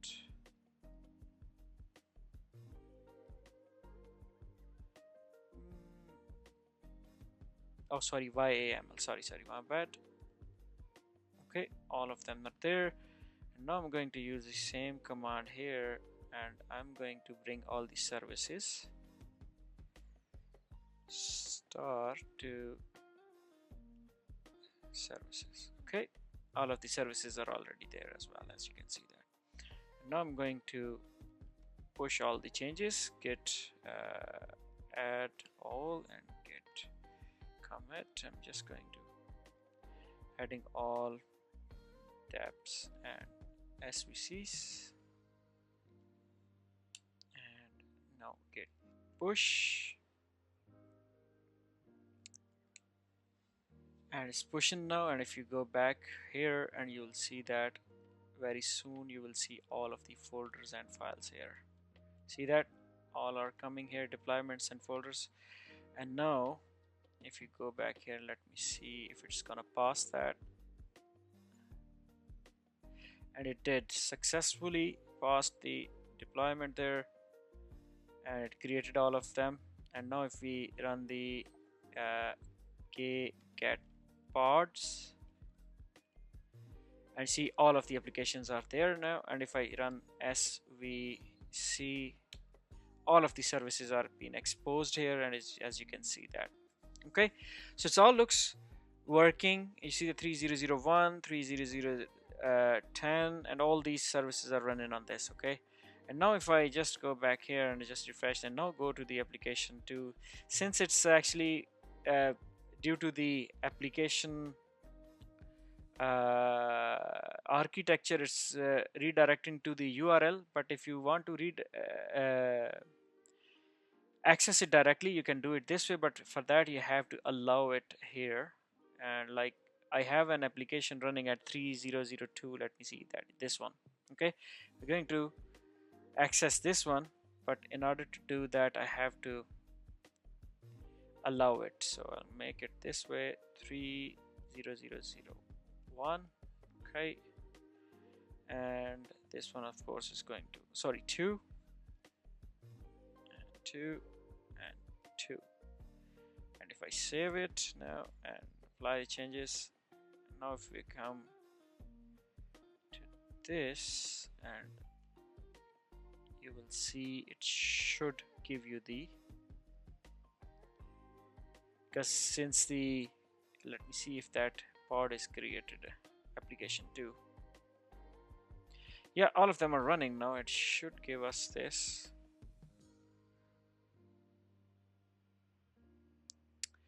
Yep, there it is. So it's running. You see that pod 2 is working, and now if I go to the pod 3, it will not let me in because again I have to change it from here, make it free, and port number 30003. If I save it, apply the changes, and now you will see that this is gonna work. Okay, that is, yeah, for the first time it usually takes some time. So you see that now port 3003, my application is working perfectly fine. Okay, so that's it from this lecture, guys. I'm going to stop this video. It has gone too long there, but I hope you enjoyed this video, as we have set up everything here from the GitLab, and from the GitLab deployed the pods and deployments and services on the Kubernetes master. Okay, and from the Kubernetes master, if you see here, just before we go -o wide, you'll see it's running on 2 worker nodes, cube1, cube2, cube1, cube2. Okay, so it's distributing this on all of the parts there. So thank you very much, guys. I hope you like this video. Please don't forget to subscribe my channel, and please share it with your friends who wants to learn this kind of stuff there. Thank you very much. Hello everyone, hope you are well and safe. Thank you very much for coming back to my channel, and today we are going to create the Ansible. So let's go back to the diagram there. So we are done, we have created the firewall already, and now we have already created the GitLab server and its runner. Okay, and I explained why do we need the GitLab runner and the GitLab server. We also created the Kubernetes cluster in my previous videos, and I also created the worker nodes there. We deployed the few applications, deployments and services using the GitLab CI/CD pipeline, as if I can show you real quick here. And yep, there it is. And and in the services, if you can see that, and deployments, we all together deployed 12 applications and 12 services to expose them. We have accessed them as well with the public IP of the Kubernetes master, which was basically a virtual IP we added on the pfSense firewall. Okay, and we are done at that point, and now we are going back to the Ansibles. Okay, and in the Ansibles we are going to create I have given you 3 nodes, worker nodes or slave nodes, and 1 Ansible masters, but we're going to create actually 2, because I just want to understand the concept of the Ansible, and I think that should be good to go with that. Okay, but before we go into it, I would say, and before I explain everything, why do we need the Ansibles and everything, let's create the Ansible servers first. And once we're done with that, we'll put it on the updates and everything, and we'll put it on update, and then I will explain it to you, like why do we need the Ansible and what is it, so that we can keep that updates working in the background there. So let's create the Ansible. As I said, like I'm going to use the Rocky Linux 9, and I'm going to use the cheapest option here for me. You can choose as per your requirements. I'm going to put it in the private network. We don't need IPv6 or IPv4, and going to use all the keys here. And since there are 3 servers we need, so I'm going to create 3 servers here, and I'm going to give them a name in SIBLE Ansible, and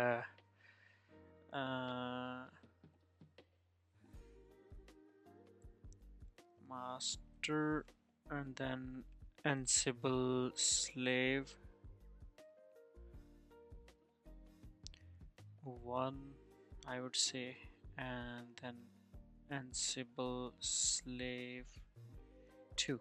Okay, so there we are. These are the instances we are gonna use, and I think that should be pretty much it. Let's create them.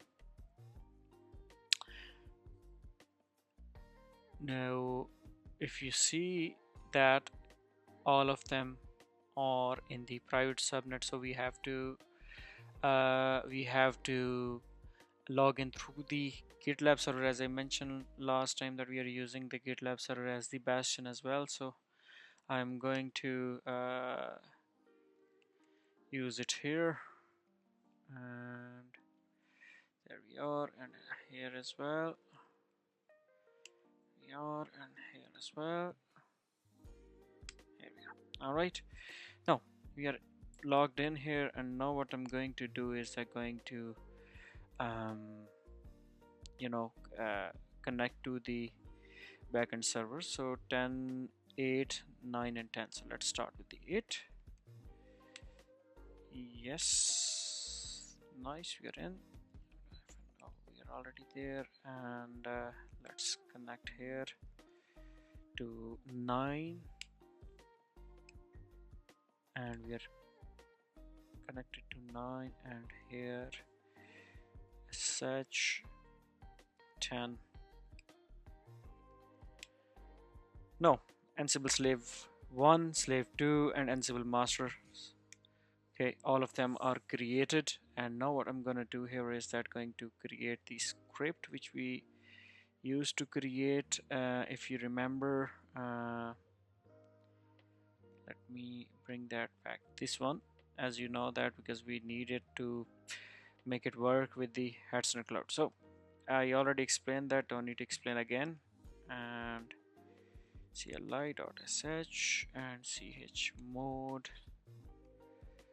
a plus x to hcli, there it is, and let's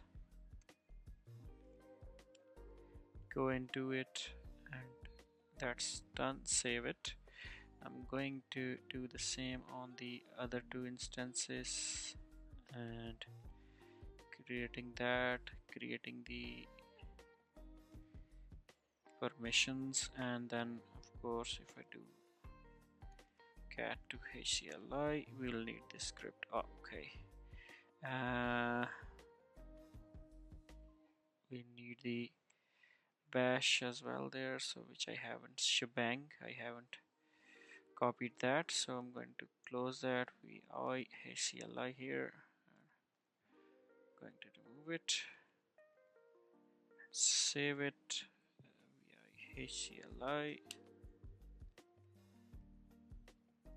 save it, and again here as well.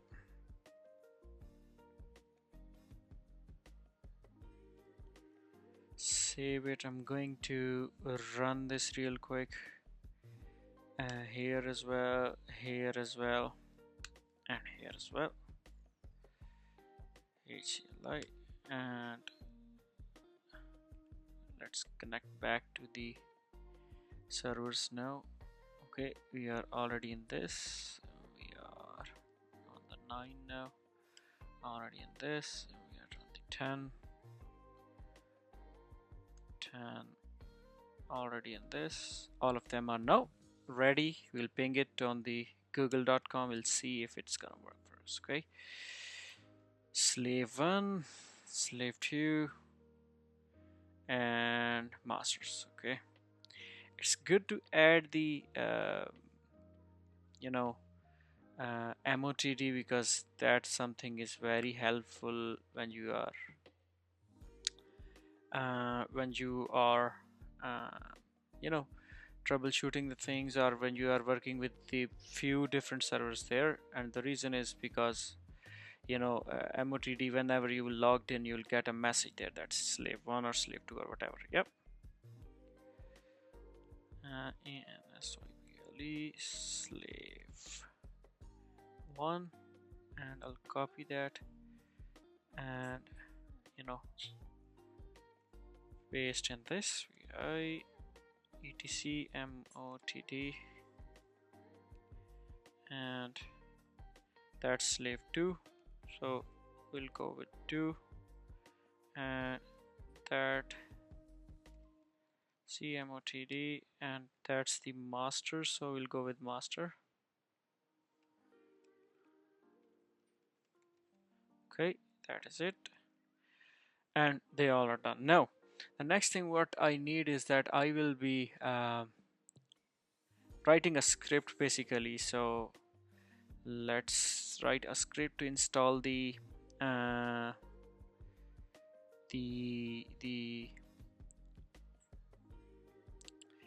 let's get the shebang here, and vi ansible search, and I'm going to write a script in front of you. So I'm going to yum update -y.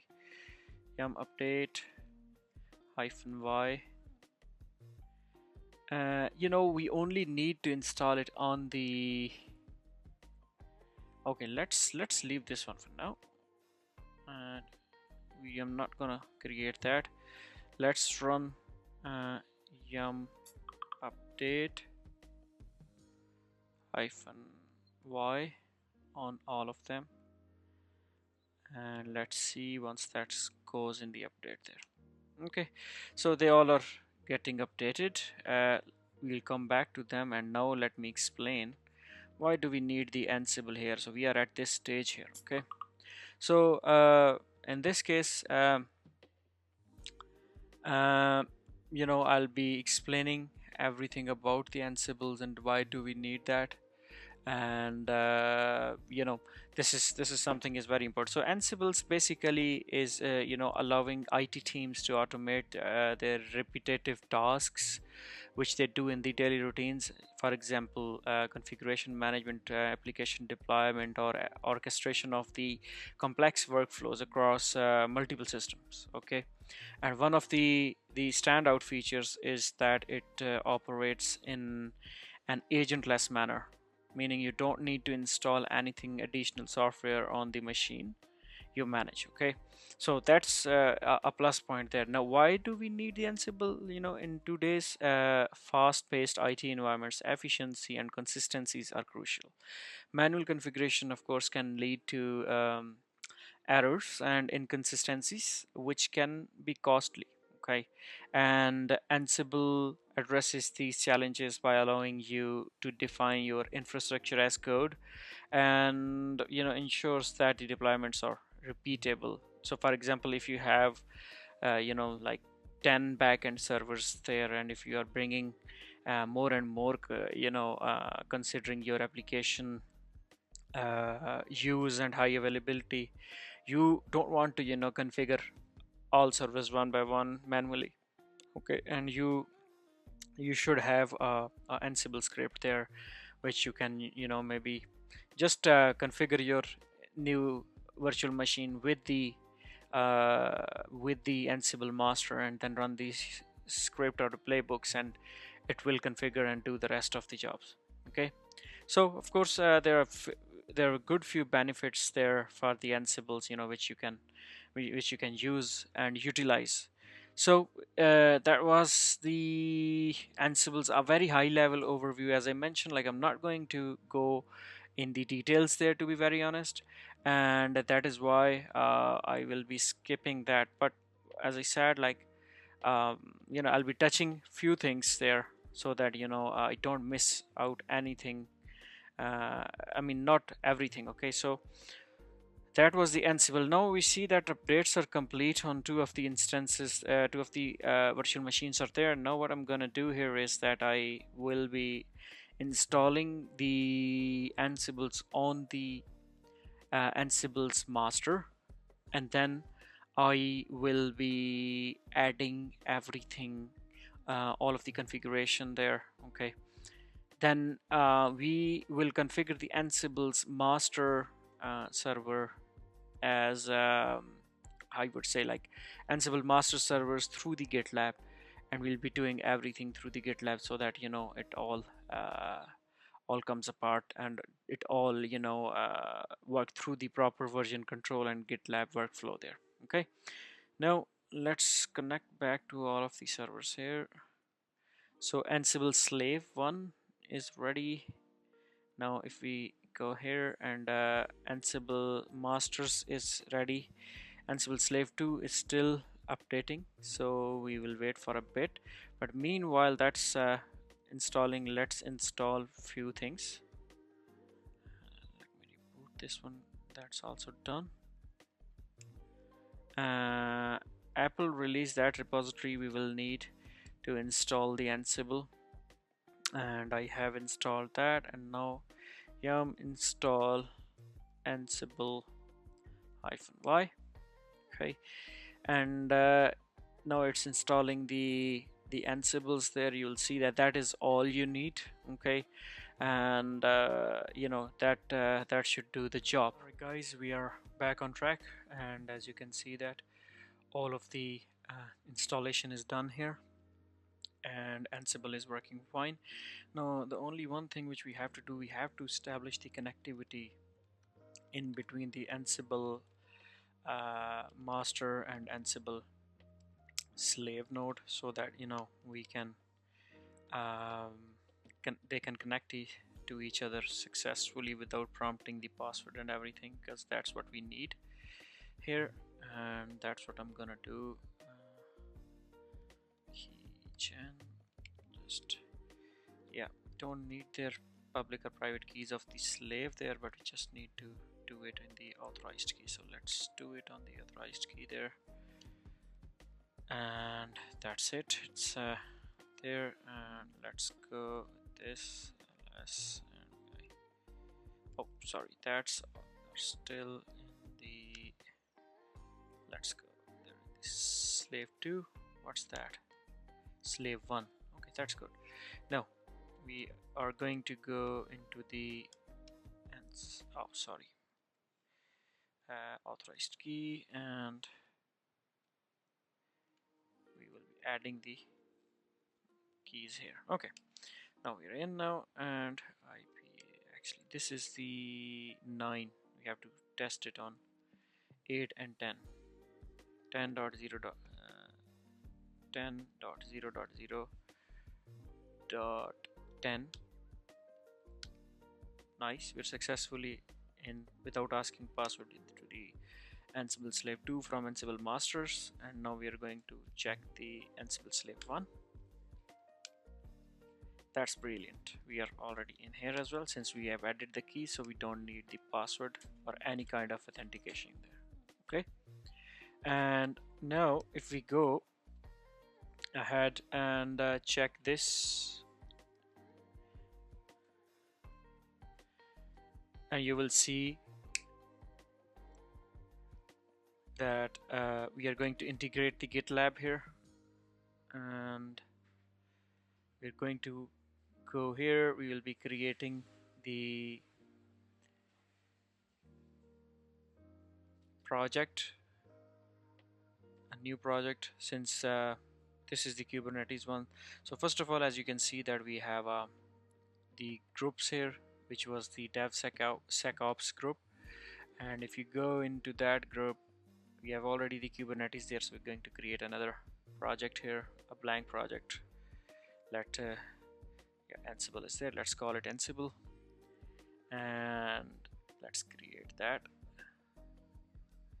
and that's been created, and now we are going to clone it with the SSH, since we have added the key there already.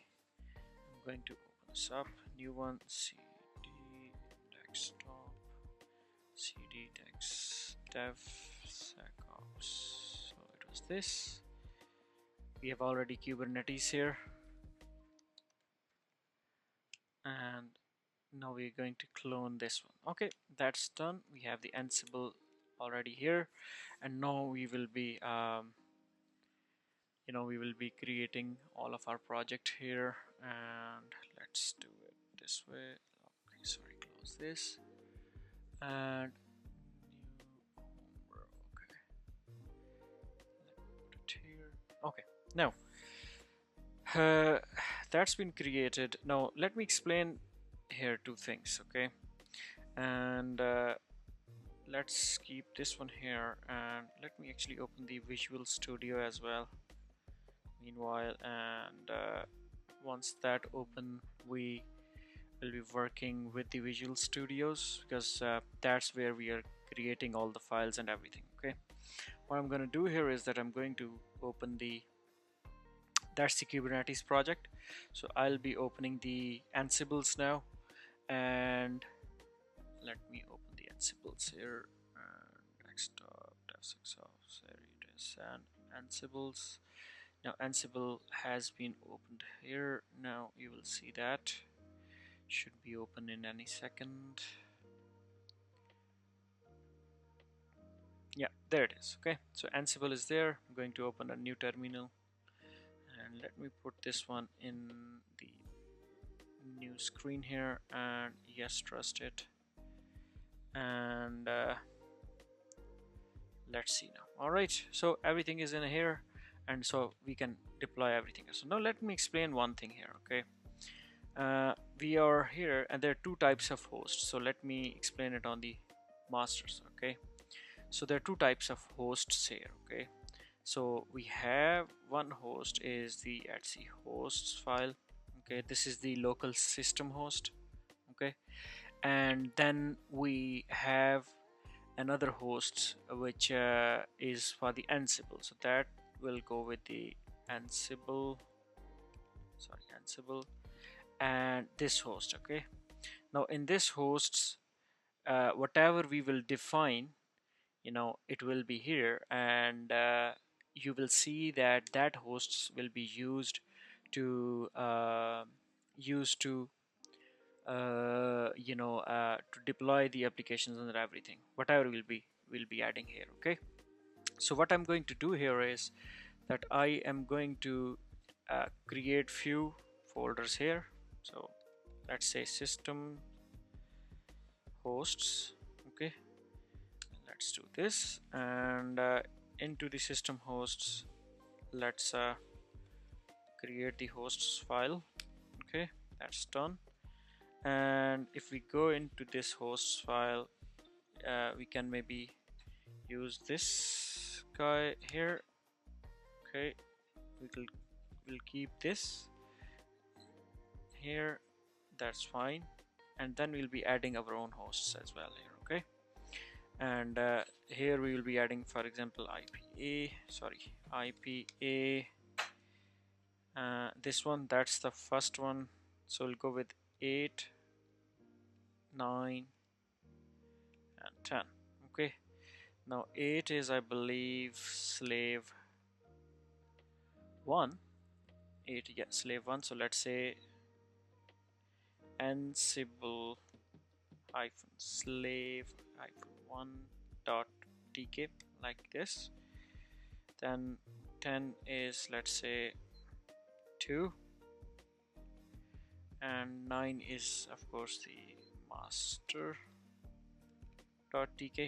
Okay, so keeping this one. So what we will be doing is that we will be deploying it on the server there. Okay, so that's the one thing. And then of course we have another host which we need to create, but that will be out of the systems. We'll create another host.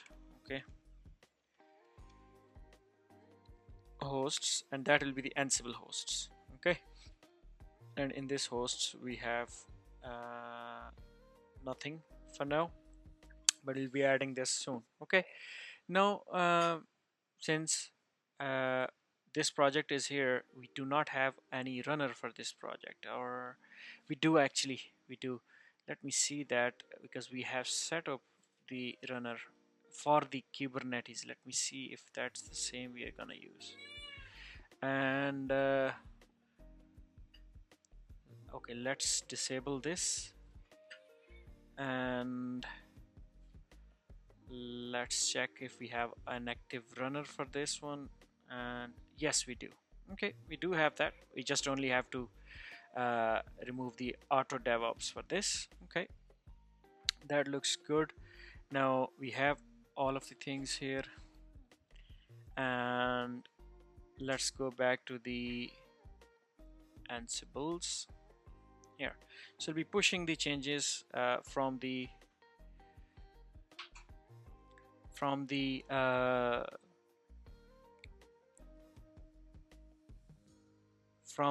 Visual Studio, and these two hosts will be uploaded to that. Okay, but let's do it first, and then we'll be adding other things as well. Okay, so done that, and if we do the comment, so let's say first push to the Ansibles. Okay, that's the message, and then we will push it. So git push, that's been pushed to the GitLab repo, and if we just refresh this one, you'll see that all of the um, folders and this host which we created, you can see that it's still empty. That's fine, but that's the one is here. Okay, so it all looks good here, and now we will be creating the playbooks and everything here. Okay, and in order to create the playbooks and everything, we have to check the things which we need, and let me pull up few details before I do it.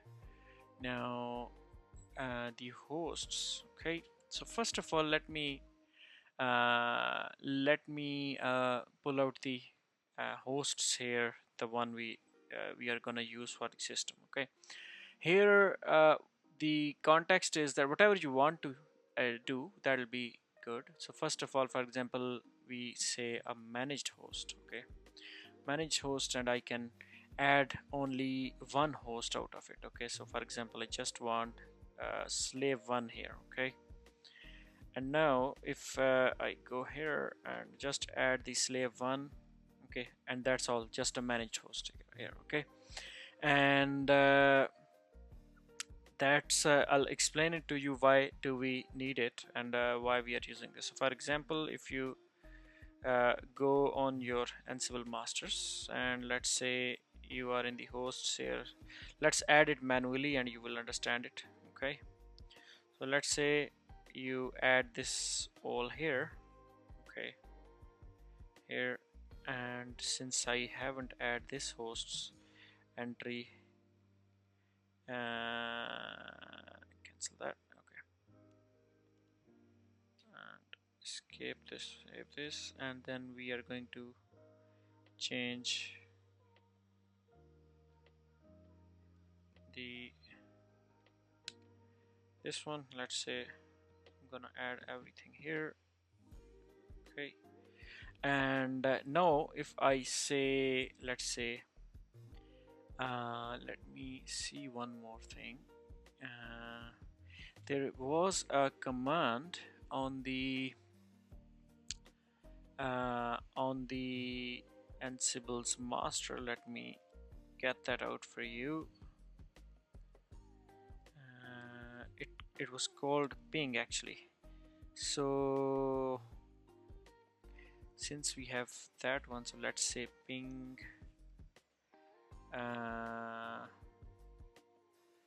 or Ansible all hyphen m ping. It should get a response back. Pong. Yep. So if I run it again, you'll see that yes, we're getting back. Why? Because it's going to check this file, this host file, and managed node. You see that, this one. You'll be removing all these later on, but it is going to check this, and since this is pingable, you can see that it is allowing. So let's test one thing. I'm going to install a firewall here. Okay, and I will activate the firewall, and then we'll see if it's been able to ping. Okay,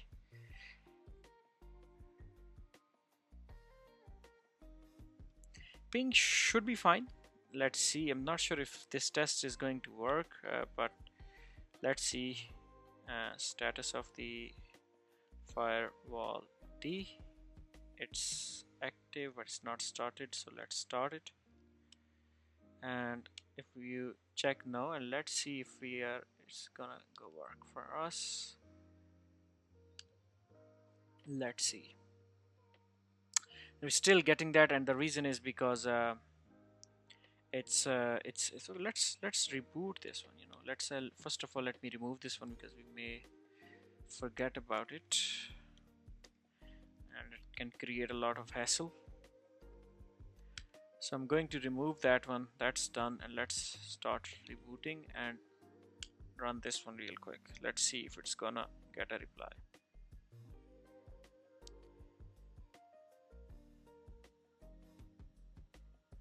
You see, it's taking. You see, it was taking more than the usual time, and you can see that since the node 1, which was added in the Ansible hosts, was rebooting, you see it's not able to ping it, and it gives a timeout error. Okay, so that's the thing. So if I run it again, since this is up, the slave 1 is up.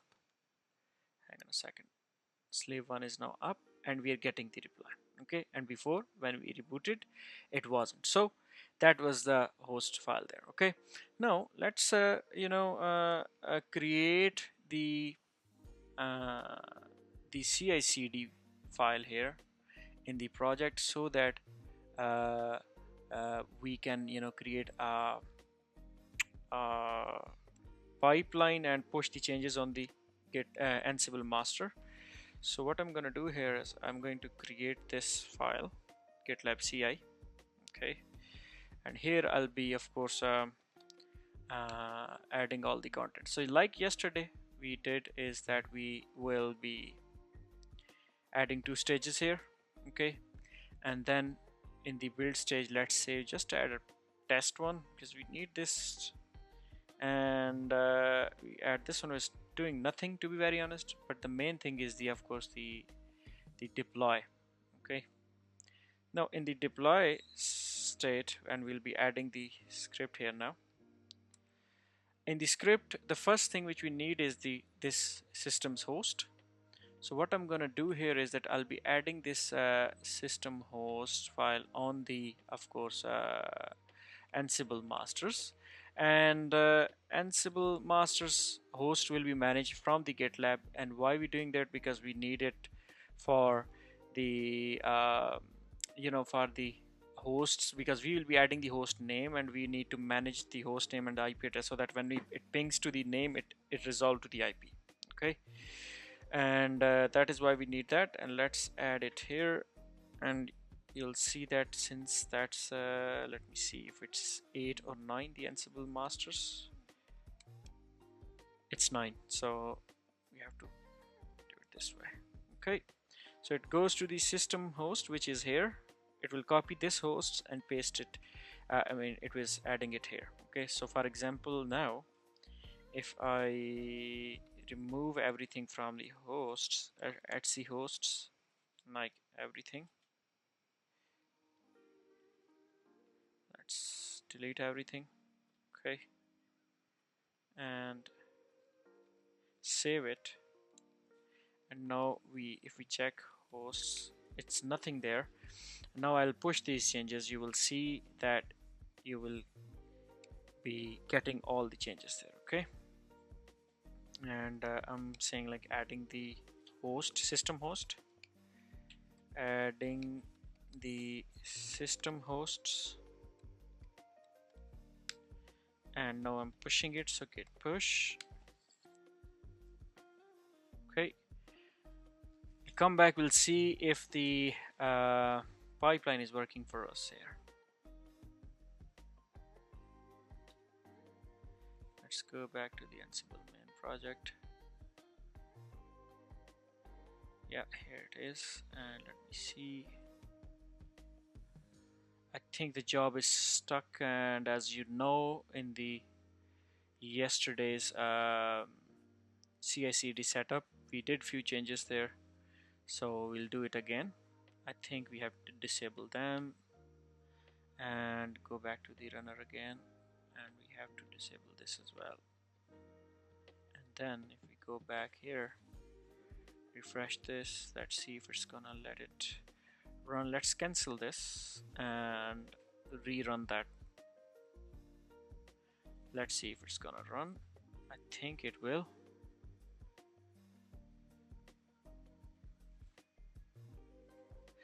Okay, the job is stuck and you don't have the active runner, so I think we will need an extra a new runner for this project. Let's do that, then that's not a problem. Let's go back to the Ansibles. Let's add a new runner. So let me first of all check the runner here, runner IP7, and if we go back here, let's exit out of this, and we are in the GitLab runner. And now go back and create a new runner for Ansible. Sorry, the tags will come with this. Run the untagged job as well if there is any, and Ansible -runner, and yeah, that should be good to go. Let's create this, and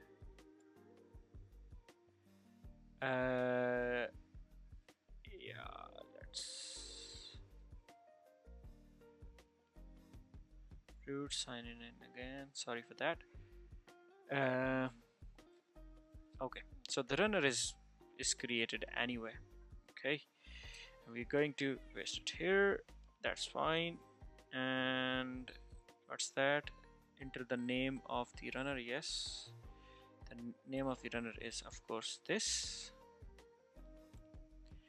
and that's shell, and that's done. So if you go back to the runners now, I think your job should start running itself by now, but we'll see that. Let's check the runners first, and we can see that we have the Ansible runner is here, and let me see if it's active. And okay, somehow it's yeah,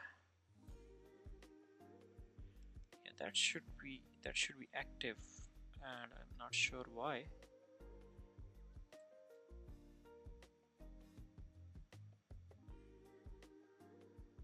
So it's not as yet, but let's see. If we go back to the project and check it there,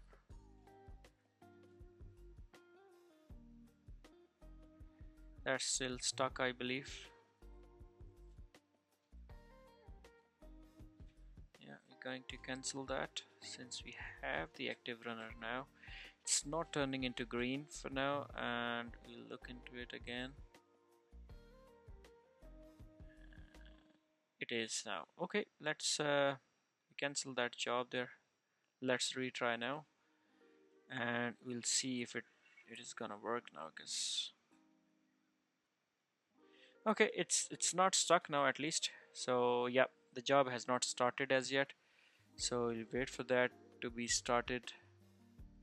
Once that started, we'll see that this will start working. Okay, now we'll wait for this, and it's running, and we'll get this one. The next thing which we're gonna do here is that we will be adding the hosts of the Ansible. Okay, and the Ansible hosts, as I mentioned, there are two types of hosts, system hosts and Ansible hosts. And the host which we're gonna use here is for this one. Let me change the IP 9, and that's the host which we're gonna use, this one. Okay, for now we have only this. Okay, So we can save this. Let's see if the job is started. It did. And let me check if it's been deployed. Still, that doesn't start as yet, so we'll wait for that. Okay, the next thing which we're going to do is that on the Ansible masters, we are going to create a directory. We can call it as Ansible playbooks. Okay, and if we, sorry, actually mkdir, and now if we do it this way, actually no, we will have to do it in the, let's say in the root. Okay, and cd /root and ls, and it's there, chmod, I would say 777 for now, and there it is. Okay, everything is there. All right, now we will be deploying everything in this, like all of the playbooks and everything. All right, and we'll be working from here. Okay, so here it is. It says when it's doing the, oh yes, it's not been able to rsync that, and the reason is very obvious, because we did not add the keys of the runner into the Ansible. Let me copy everything from here actually. Where is it? Rocky master. So we added everything here, so let's get everything from here. Okay, let's do authorized key, and let's copy the runner.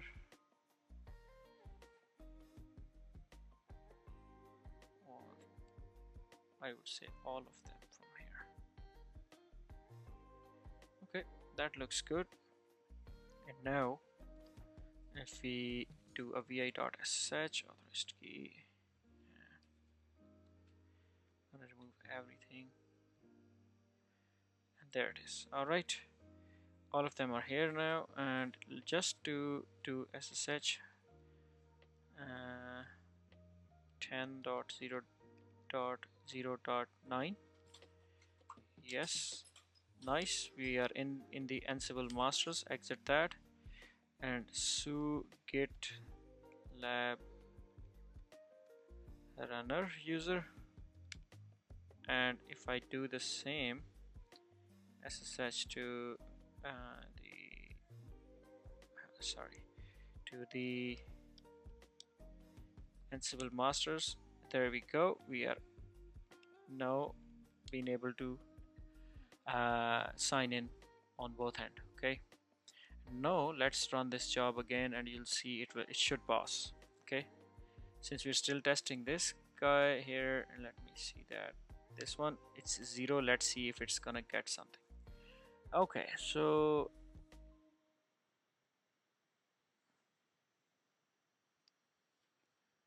all right, that's a strange one. Let me see these settings, general pipelines, and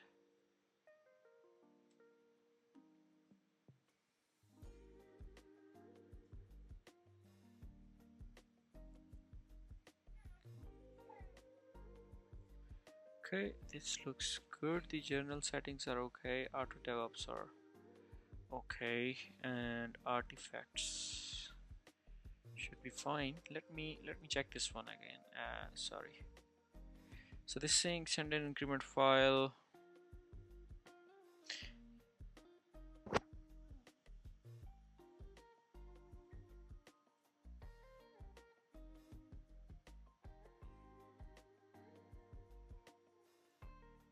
Okay. Right, that's strange. Let me check this one on my end. I think it's a known error. I remember that I solved it a few months ago. I can't remember exactly. Alright guys, so I have checked this on the back end of the screen, and I've actually it's there is a problem. Some discrepancies are coming when we are the host file in the system hyphen hosts directory, and that's where we're getting some of the issues. However, I have found a workaround on it, and can show you now real quick. And yep, there it is. So what I did is that I have renamed, I removed that directory system hyphen host. I just gave a name to this file, and then in the GitLab CI CD just rsync this file to the Ansible playbooks, and after that I did a SSH uh, to the Ansible masters, and then I did a cat to this and paste the output to the host file. So it's just a bit of a workaround there, you know, and that's how I get everything here. Because if you see that here, that's it. Getting the prompt on the same screen. Let's change that real quick. Here, I just add another line and let's see if it's gonna work. Okay, get all and then get commit. I'm going to modifying the system hosts and git push, and you'll see that that should work. And if we just close everything and yeah, I'll come back. This what's that? Okay, that's fine. That's all right. That's all right. That's all right. And let's go back to the Ansible project, and let's see if modifying. You see they're modifying, and the pipeline is passed actually. So you can see that both of our stages have been passed, and you can see that all of the commands was executed just fine. And even though if I just do a cat, you'll see a line was added there. Okay, now that looks good, and we can see the hosts are there. If we see the playbooks, we don't have playbooks, we only have this one for now. And if I do the etc Ansible, sorry, Ansible's Ansible hosts, and we have only one node, which is this one. Let me change this to as well. Okay, and let's add another one here as 2, and now you will see that git add and git commit. Let's say modifying the Ansible hosts, then git push, and that should be good to go. All right, let me check that one now again, if the Ansible pipeline is being executed. Yes, not even executed but passed as well, so that's fine. And now you see that I'm going to just hit up arrow key and paste it, and you see that all of the names are here now. Okay, so we have established the connection, we have established everything from the GitLab, and it's all working fine. Now what we're gonna do is that we have the just have to exit out of this and go to the slave one. We're in the slave one now, and if I exit out of this and go to the slave 2. Okay, slave 1 and slave 2 both are here. Now what we are going to do is that we are going to create the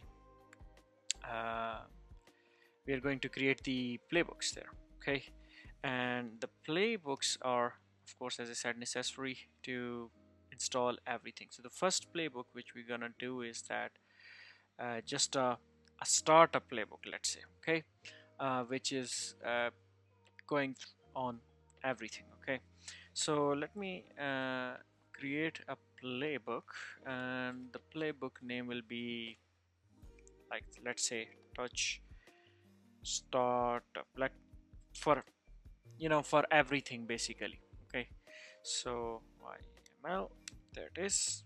We have created this playbook, and what I'm going to put in this playbook is that it should have the Apple release directory. It should have different packages there. So let's say Here it is. Okay, I have already ready here. I'm just going to remove this. Okay. If you see the Ansible hosts, it's the managed underscore hosts. That's the node we are using here.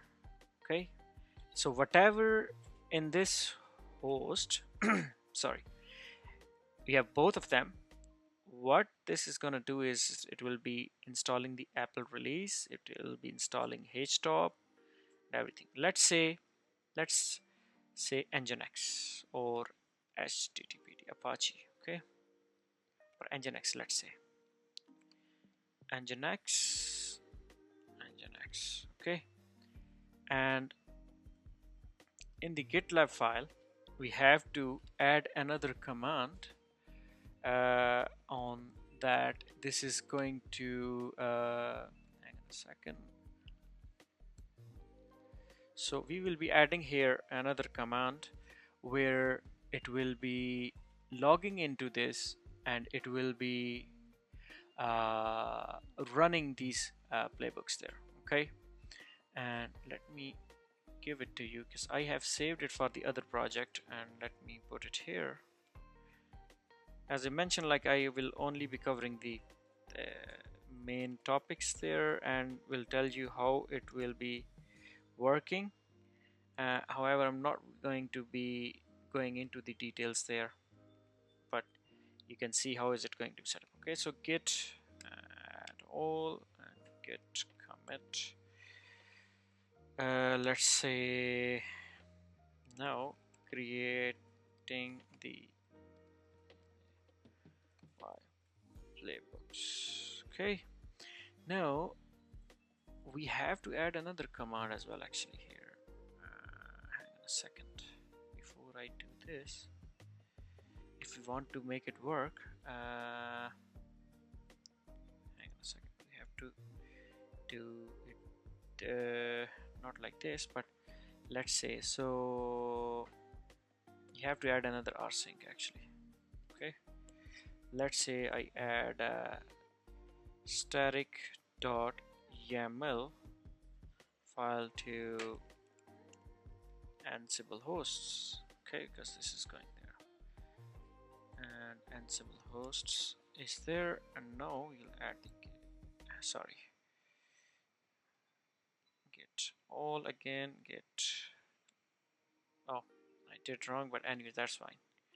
Get push, and let's see how is it gonna work. Okay, for now, if we go on the slave rpm -qa grep nginx, nope, nothing here, nothing. And let's see on our pipeline now. It should now start deploying the, let's see, you see that all of the startup and everything is here. Let's see how is it going to deploy that. So see that it's now deploying the playbooks. It's running, it's installing the packages. However, we get some error here, and let me see why. So it changed. Let me see if it installed the package anyway. Yep, it did. If you check here, oh yes, it didn't do it on this one, so I believe that's where we are having the problem. So it installed everything on this, but it didn't on this. So let me see. So IPA 10.10. I don't know if we did SSH to this here. Yes, we did. I don't know why it's not installing on this. Let me see the hosts again. Let me see the system hosts again. Well, both looks good. Both looks good. Well, that's something is not right. Let me see the command of the Ansible ping pong. Let me see. Okay, I think I understand that. Okay, now it should work. You haven't pinged it, that's fine. Let's see. I'm gonna rerun this, and since we have, let me see, Nginx not here. We do have installed Nginx here. We haven't installed it as we confirmed before, but it wasn't installed. Let's see how's this gonna go. Okay, now it's applying the tasks on the slave 2 as well. Let's see. And I think that's where it was getting the problem. Let's see. Okay, nice. We don't have any problem for now. And job is succeeded, as you see that all looks good. And we have seen that the Nginx was not there before, but it's been installed by the by the um by the Ansible there. Okay.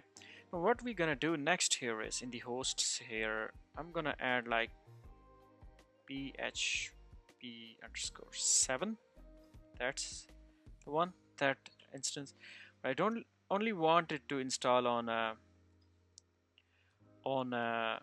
PH on only on slave 2. Okay, what I'm gonna do here is I'm going to add a php_7.yml. Okay, and we have it here, and I have all the playbooks as I said. So let me do a php7, and I put it here. Give me a minute. Okay, now what I'm gonna do here is I'm going to install php7. Okay, but as I said, this will be only installing on the nodes which are under php7 in the host file, and in the php7 we have only slave 2. Okay, now what I'm gonna do here is I will come here in the hosts. I'll do is only php7, and I'm going to do all and git commit. I'm just doing that, adding php7 to node 2, 7 to node 2. There it is. And now I'm going to go and push it. All right, now we come here, go to the Ansible, and we see it here now. Let's see. We never had the PHP here before, so you see nothing is in here. And let me see here as well. PHP, nothing is in here. Let's see what's gonna do. Okay, so it's gathering the artifacts there, and now you will see that it will install php7 on. So it's, you see, it gathered the artifacts. It saw that everything is in there and nothing changed but the php7, so it's just gonna work on the php7 there. And the php7, as we can see here, it's only php_7 nodes, and if we go to the php_7 nodes, it's only Ansible slave 2. Okay, and Ansible slave 2 is this is Ansible slave 1. Okay, so that's not gonna work. Okay, so just to show you, you see that no PHP here. Why? Because we haven't add that. And if you check here now, you see that PHP 7 is installed here, 7.4.33. Okay, that's installed here, but if you see here, it's not here. What I want here is that I want this PHP 8 installed on slave 1. Okay, and for that, what I'll do here is that I'll create another file.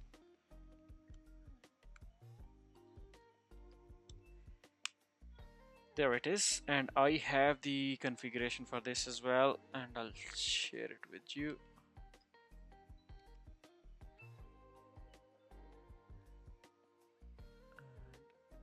And there we are. Okay, and I'm going to paste it here. Okay, scroll up.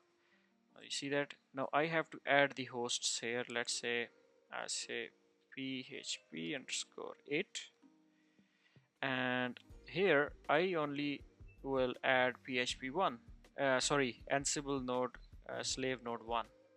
Okay, and now PHP 8 will be installed on Ansible slave node 1. Okay, I'm going to push the changes now.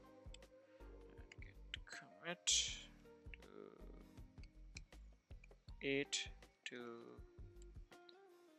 node 1. Git push, and now you will see, you can see that currently no PHP here. Okay, go back, check the GitLab now. See, adding PHP 8 to node 1, what we add in the commit. And if you see it here now, okay, so we're getting some errors here. Why it's saying empty? I'm really sorry, guys, and the reason is because we haven't actually added that, so no problem. Yeah, we didn't updated it here, and there we go. And we're going to add again, push. Okay, and you can see that nothing is in here. And now if we go back again, because we didn't save this PHP 8 and we just simply push the, push everything, and we didn't add this one as well there, but that's fine. And now it's back on track. Just check the pipelines here. So that's the, you can make it as complex as you want, and you can add as many stages and steps there.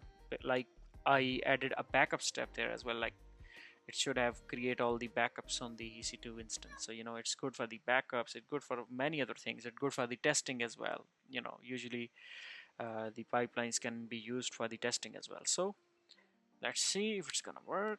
Nothing is in here as yet, but you see it's just gathering everything. And let me see what we have. Yeah, you see that this shouldn't be, this should be 8 actually. Remove it. Okay, well, I don't know, it's removing everything, but I need it for the installation. Okay, let's see what it's gonna do. So now it's installing everything here, and there you go. PHP 8 is here, guys, and if you see that 8.1 and 7.4 is installed on both of them. Okay, so you see that. So even though, for example, if I go back on the hosts here, let's add another one, call as DATA database. Let's say I'm going to install it on node 1. Okay, and then I'll add here touch database.yaml. Okay, database is here, and now I'm going to add the database, and I have the file here, so let me get it for you. So it will be creating the configuration as well as the it'll be creating the configurations as well as the installing the database as well. Okay, so let's push it. Okay, git add and git commit, like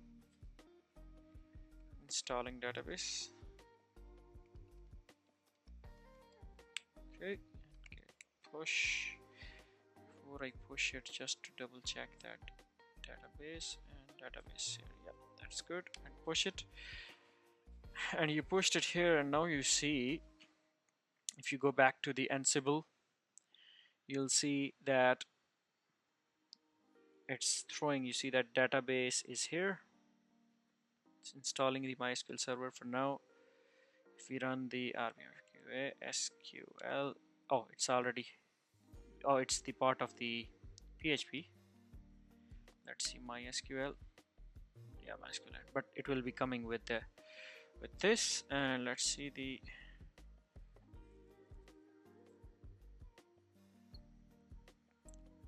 pipeline, and you'll see that it ignored everything because it knows that it's been applied and installed. It's only taking the one which is not installed, and as you can see that this is the MySQL. That's what we defined here. Okay, now it's installing the MySQL, and once that done, you will see that we will get these on the slave. Now you see, if you have 100 nodes, you can, and you want to install the um, SQL, you simply add the host under the SQL, as many as you want, 100, 200, whatever you want, and the Ansible will be installing everything for you there. Okay, and now you can see that that's installing it, and once that's done, we will go back, we'll see that that's been installed.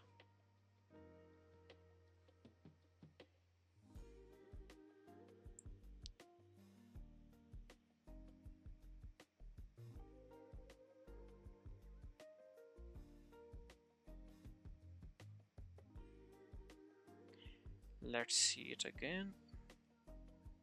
Yeah, there it is. So MySQL server has been installed. If you check the status, oh sorry, status MySQL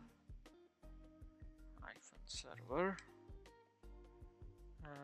Okay, it should be MySQL D. Yeah, there it is. So it's been installed, it's been run. Okay, so you see that, guys, that's how you can.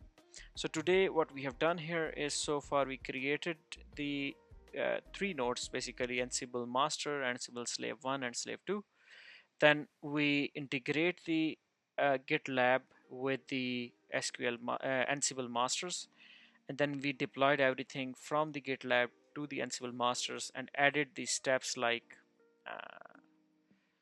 these one, that it will go and it will play the Ansible play static.yaml, all of the YAMLs, it will play that, and it will install whatever is defined in those YAML files there, like database, PHP, and whatever you want to install.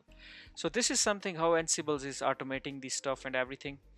And I explained it to you how many hosts type we have. We have system host, and then we have the Ansible hosts as well. Okay, so it's all very there was few issues on the GitLab pipeline there, and I added these steps to figure out that. But if you have a better solution, of course you can apply that.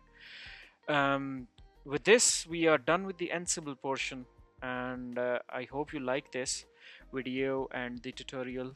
We'll see you in the next one, where we'll be setting up the Puppet, and we will be setting up Puppet master and Puppet slave servers. We'll be integrating it the same way as we did on the Ansibles, and we'll be installing a few things there. Okay, so that's all, guys. I hope you like it. Please don't forget to subscribe my channel and share it with your friends who want to learn these kind of stuff there. Well, till the next video, I'll take your leave, and thank you very much, and have a good day ahead. Hello everyone, welcome back to my channel. I am going to continue this video of our DevSecOps project, and we are at a very important stage where we will be looking into the Puppet administration and how we're going to install the Puppet. Because look, if you're jumping into the system administration, DevOps, or just want to master the configuration management, this tutorial is for you, because we're going to deep dive into the Puppet. Okay, so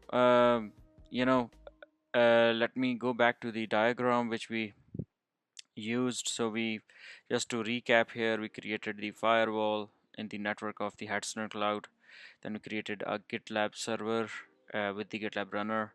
Then we created we have actually access it, because it was in the private subnet, so we access it through a public IP, which was a virtual IP on the pfSense firewall.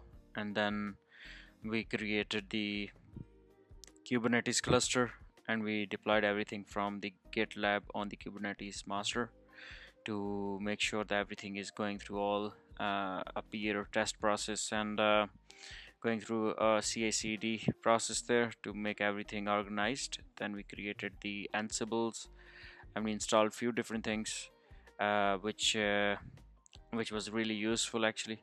And then we installed few different things there, and I'll maybe go through that again, or maybe just give you a bit of an overview, like on the GitLab, if you see that we went through the Ansibles there, where we created databases PHP 7, 8. So we will be doing pretty much same in the Puppet as well, but it'll be different context, different syntax, sorry, and it will be a different tool, of course. So what exactly Puppet is? So Puppet is, of course, a configuration management tool that helps you automate the management of your IT infrastructure, and it ensures that your systems are available in a desired state by applying predefined configuration across your servers. And whether you are managing few servers or thousands, Puppet makes it easy to maintain consistencies, okay? And it's very good for automation, scaling, change management, or cross-platform support. These kind of things. It's really helpful, okay? Now, how different is this from the Ansible? Just to give you a little background there. So, language, of course, Puppet uses the declarative language, which means that you define what rather than the how. Ansible, on the other hand, use the YAML language there, which is very easier for the beginner. So, and then if you see the agents, Puppet uses an agent-based architecture, which while Ansible is agentless.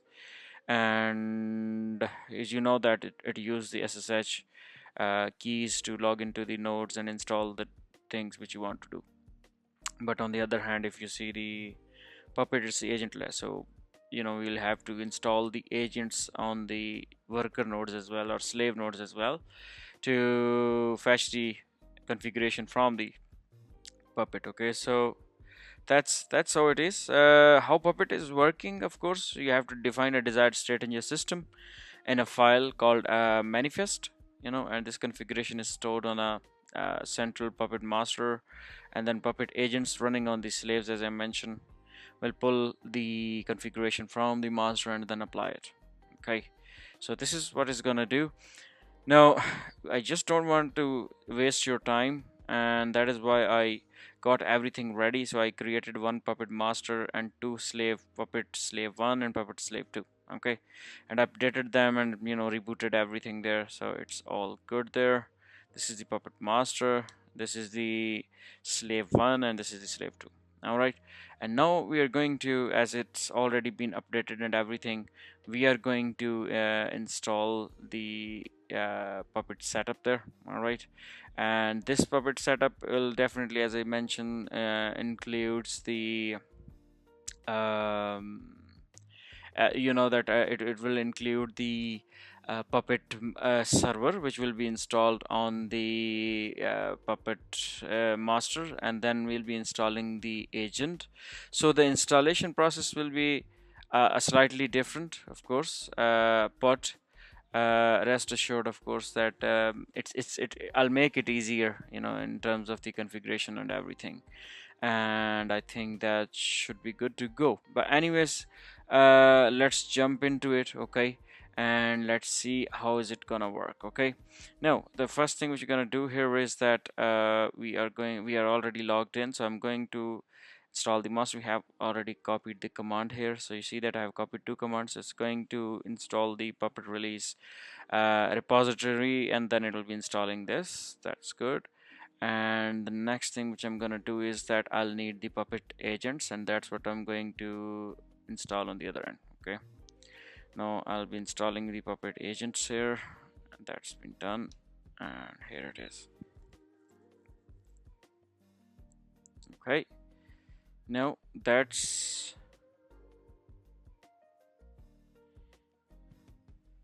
all right, so that should be good. Now it varies from case to case. Okay, the few configuration files where you can, of course, you know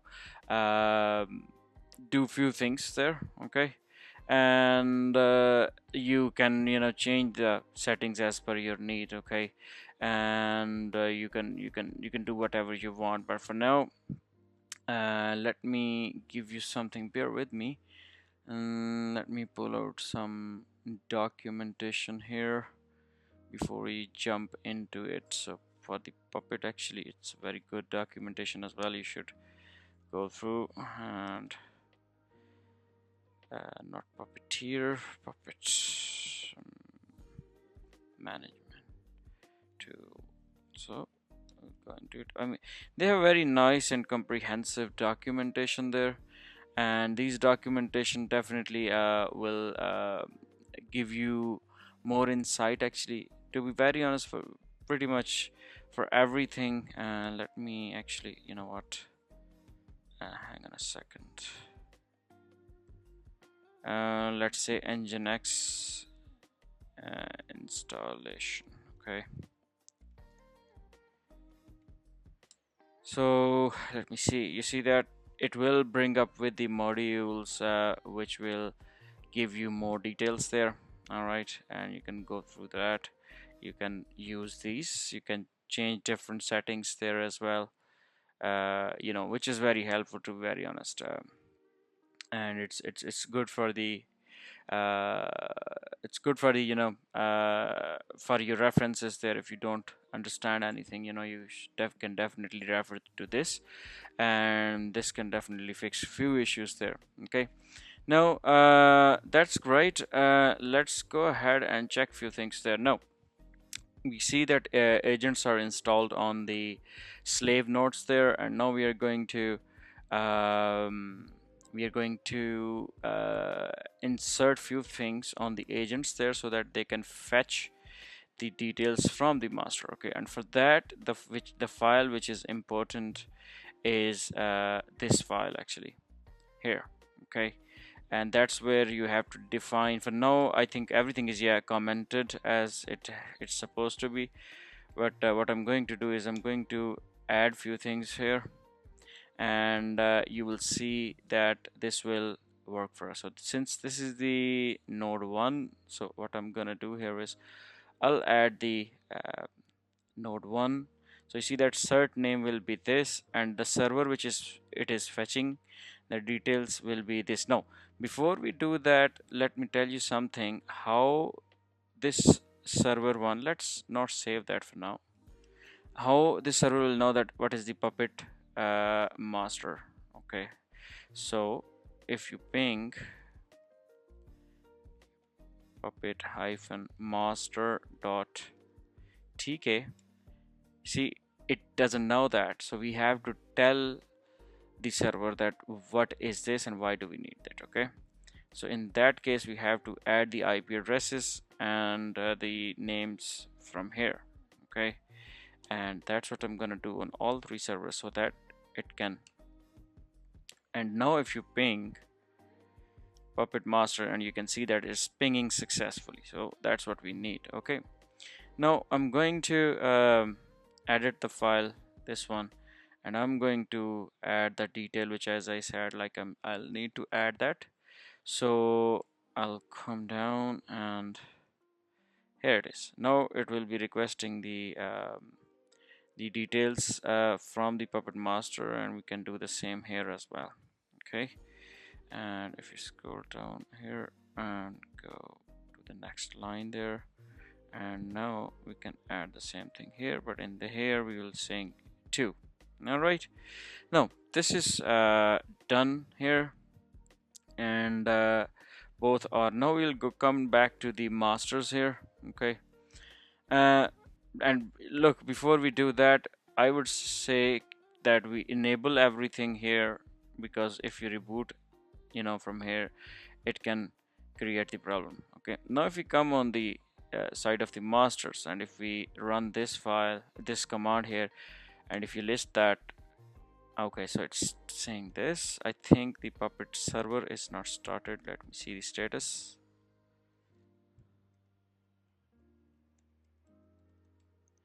Yep, that was the thing. So we'll start this one first, and then we'll run that command. Sorry for that.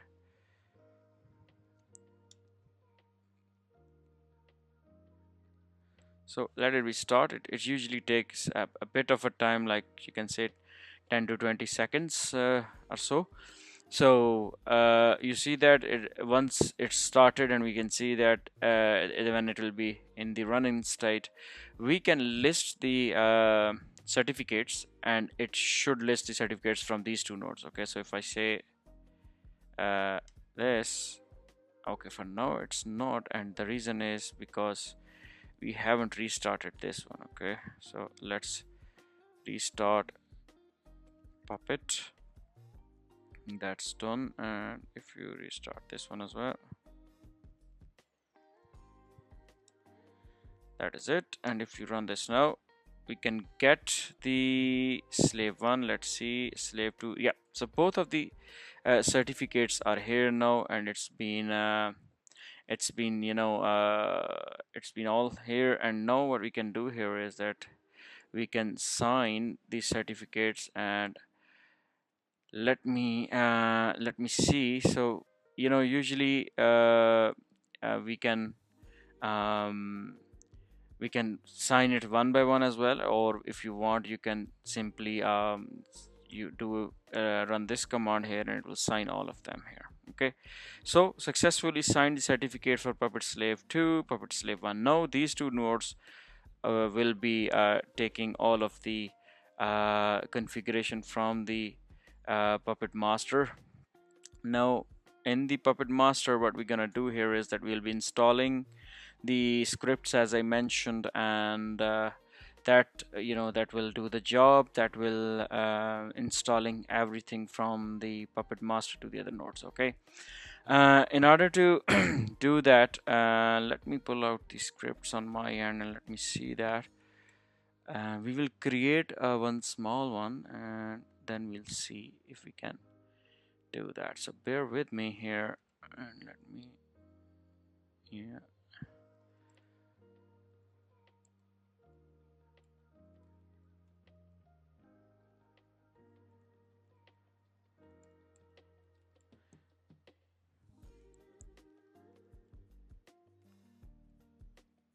Okay, now here we are now, and let me tell you something here before we move further. Okay, now in order to create the file called manifest, you have to go to this location on the masters, and that's the, I mean, you can define the other locations as well, but that's the default location.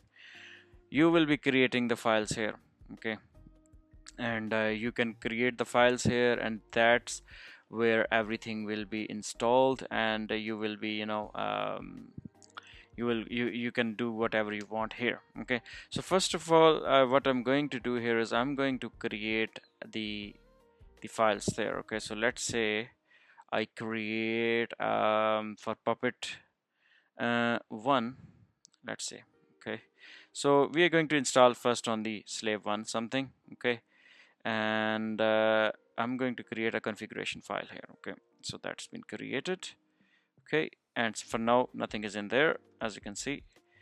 And now I'm going to add few things, but before I add few things, I have to install some of the things here. Okay, so I'm going to install few manifest files here. Okay, like MySQL, Puppet 7, Puppet 8, and these kind of things. Okay, so let's say I install php 8.pp. so that's the extension which will come with the Puppet manifest there. Okay, I'm going to create that, and I'm going to add the configuration to this. Since I told you that I will not be going into the details on how the configurations works, as there are good few tutorials out there which will be telling about this, so I'll not go into that. I'll be putting everything inside as I have it here, and if you want, I can provide it to you as well. So what this configuration will do is that it will install the PHP 8 here. Okay, so that is it.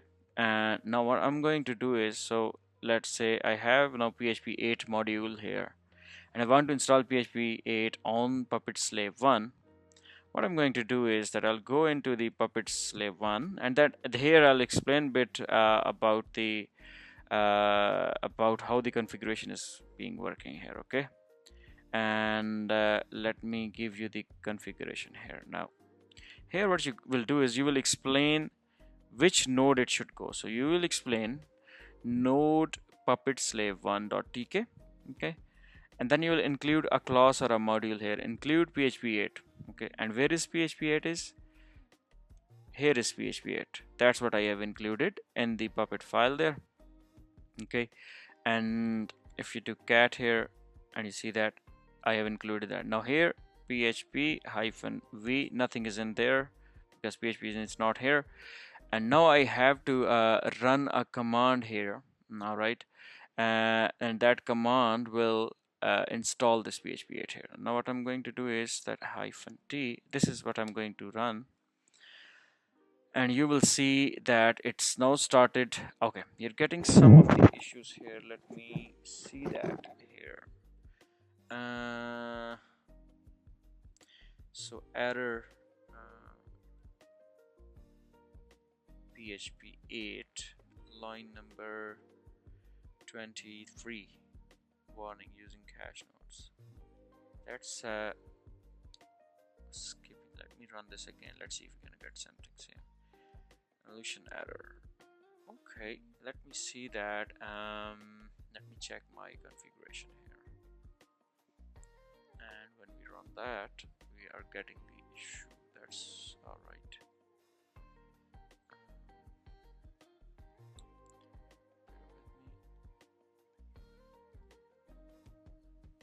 Okay, now since it's saying Puppet agent 500 error, it's good that we get the errors. So that it's a line 23. Let's see if we go into the PHP 8 here, and if I say set num and enter, sorry, set number, line number 23 include. Oh yes, so we do not have PHP common actually here. Okay, that's good. So we know that. Let's come out of this and just ls, and because we have included this class as well, and we haven't actually created one, so we need that. Let me put that in because we need that too. So yeah, PHP common, that's the one we need, and there you go. Because we haven't look in the configuration of Puppet here PHP 8, and if you go to the PHP 8, we have included this class which did not exist, and that is why I was getting this. So let me run this again and let's see what it's gonna do. And now the Puppet configuration. Now if you run this command, that's good, you can get it applied like immediately, instantly. But if you don't do this, the Puppet is actually running or pushing the changes every, I believe, 5 minutes by default, but you can change those times as well. And if you don't run this, it will be run itself. Okay, and now you see that once we run this, it's fetching all of the classes and everything from here, and now it's installing all the extensions from the PHP common, like if you see that, sorry, PHP underscore, and you see it's all installing these extensions on the left side, like zip, PC math, and everything. So it's installing everything on the left hand side, and let's wait for this, and once that's done, I'll show you the PHP version, and then you will see that how is it gonna work. Now you see that since it's applying for now, and I'll come back to this. Now the main purpose for us is to, of course, manage everything from here. Okay, and here we have only Ansibles and Kubernetes. What I'm gonna do here is I'm going to create a new project here. All right, I'm gonna create a blank project which will be called as Puppet. Okay, and I'll create that. Okay, that's done, and let me just clone this on my end. Hang on a second, let me do it on my end. I'll open it from the other side, so git clone. Okay, all right, I have cloned this on my other end, and what I'm gonna do here is I'll be opening a project here in the of course Visual Studio. It's good, you can push everything from here. You can get your own terminal as well. Of course, I'm gonna trust that, and we'll be pushing the changes here. All right. Okay. Still installing, but that's fine. What we're gonna do here is that that's all right. Now let's go back to this, and we can copy everything from the Ansible. Actually, it's pretty simple. All right. So for that, first of all, I have to check if I need the runner. I just don't want to create a new one. Okay, and I'll try if I can use the same runners for this as well. So okay, and if you go, hang on a second, auto DevOps or general pipelines, that's fine. Auto DevOps has to be disabled for this. Default, yeah, save this, and if I go back to the runners again, and you see that, okay, I have to actually run the runner. It was still off, so let me power this on, and because this was not green, so I'm going to enable the Ansible runner for the Puppet as well. Okay, and this is going to be working for this. Now coming back to this here, so let's take this file from here, and even though if we do that, before I do that, let's create all the files which I created here, like in the Puppet master. Okay, let's get the history, and let's grab for touch. So let's see. Okay, so I created these files there, so let's create the same here, and there you go. Let's create the PHP 8. There you go, and then of course we need this one as well, and there we go. Okay, everything will be managed from here, and PHP 8 will be coming from here. So I'll be copying everything from here to the Visual Studio, because I want to manage everything from here. Okay, and if you PHP common, and that's also going to be go from here to this. Sorry for that. And now if we check the cat puppets, this one, and that's going from here. All right, there we go, and that's been also saved. Okay, I'm going to just do a git add everything, git commit -m. I'll say like first commit on Puppet. All right, I'm going to push these changes so that we can get this all updated on the site. So you can see that Puppet is being done, and you can see, if you see the PHP, it wasn't there, and if I run now, sorry, PHP-v, and you can see that 8.0.3 that's been installed on your slave one. Okay, now that's done here, and what I'm going to do, and I'm going to check here as well. Let's go back, let's go to the Puppet, let's see if the changes has been pushed, and you can see that changes has been pushed on the GitLab, and GitLab is so smart that it sees .pp extensions, has put the Puppet logo there, so that's very cool. Now what I'm gonna do here is the next thing. I'm going to create the Puppet slave 2 file. Okay, and I will also be creating, okay, so before I do that, I have to connect to the GitLab runner, of course. And why I need to do that, I have to pass all the keys from GitLab server to the runner and everything, so that I can yeah, so runner is here. Where I can go, I think I can get it from the Ansible master, because it does have all the keys there. And let's connect to this, that'll be sorry, with a 9. So let's connect to this as well on the other end. For now I'm just pulling out of the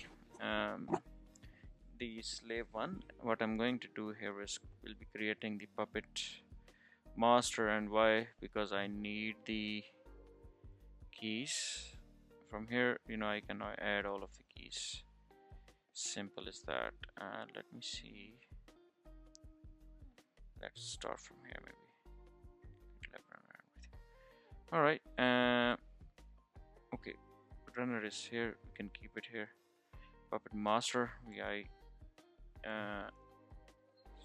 dot sh authorized keys, and if we go down, just type O and add all the keys here. All right. Now keys are here, and this is Puppet master is 12. All right. Let's see if we can connect from this. Nice, we are in, and let's see if we can connect from the GitLab user.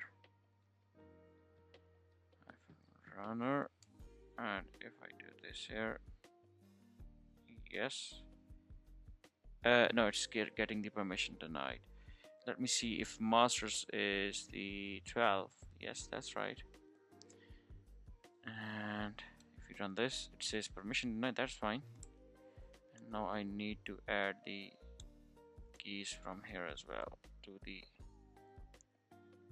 I don't know if I missed it or something. Sorry for that. I missed it. So I'll go back and I'll add more. I don't know why, but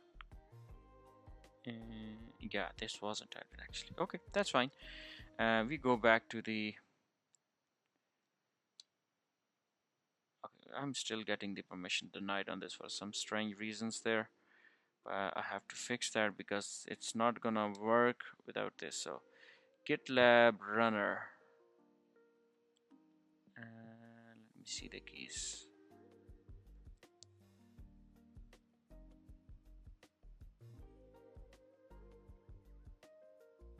Yes, I know that. Sorry for that. I actually know because we are not using the root user. Let's see. Okay, that's good. We are in. We are in. We are in. Let's exit again. Oh no, we have to keep it here. Let's we need the exit actually out of this. That's good. You can exit out of this as well. All right, that's good. And we're here, and let's see, we're working on the manifest there. Okay, now all looks good. We have Puppet slave 2 here now. Okay, and here I want to install the PHP 7. Okay, let's create a file for PHP 7. Okay, PHP 7 is here, and let me get that for you. Hang on a second. PHP 7.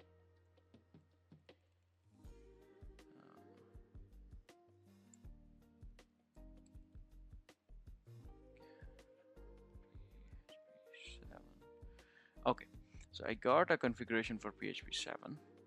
Right, there it is. Okay, and I'm gonna save that, and that's what we'll be installing in this one. All right, and for this I have to add the PHP sorry for that, PHP files here. No, I'm going to exclude the XSQL here. I'm going to just comment that out maybe real quick. I don't need that for now. So it's going to, or let me remove that actually. Don't want to make it confusing. All right, now PHP 7 is there, everything is there. And now the next thing which we're gonna do here is that we will be copying everything from the Ansibles here, like this file. All right, I need this file to be created here so that we can, of course, deploy things. Without this file, as you know, that we can't do anything. We're gonna copy everything till here.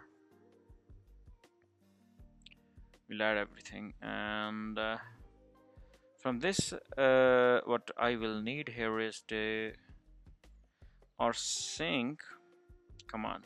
Okay, and our sync command will be doing the job here. All right, oh sorry for that, it's not coming with that. All right, rsync -z static, so everything, all these will be going to the Puppet master, and which location is it going to is that here, this location. All right, and if I save that, and that should be it. All right, I'm going to add those changes here. Get all, get commit. Now I would say maybe adding cd to Puppet, something like that, and get push. All right, now changes has been pushed, and if I go back to the Puppet and just refresh it, for now you can see this was the first commit, and if I refresh it, you'll see that adding CI/CD. All right, and you can see that it's already been passed, both of them. Okay, and it uploaded everything. Look, if I come back here and you check the files here, it was only PHP 7.8, PHP slave, and this is, and if I now do ls, you will see all of the files which I have created here, even including readme is here now. It's been deployed. All right, and now if I run the git here, hang on a second, why I am in this. Okay, let's exit out of this, and if I run this command here, I'm sorry,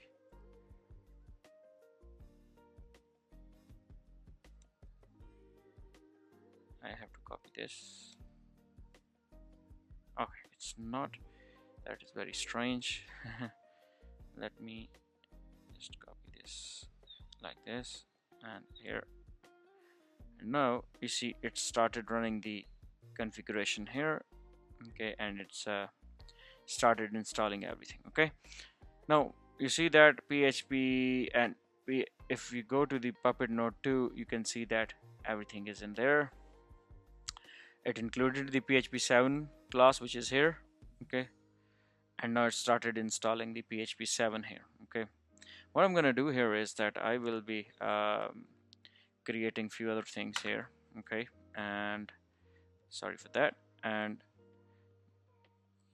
let me come.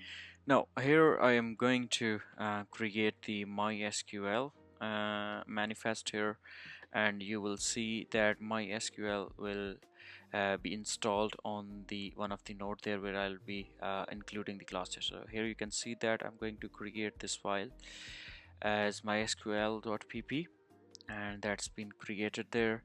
And what I'm going to do here is I'll be putting all the configuration is in this manifest there.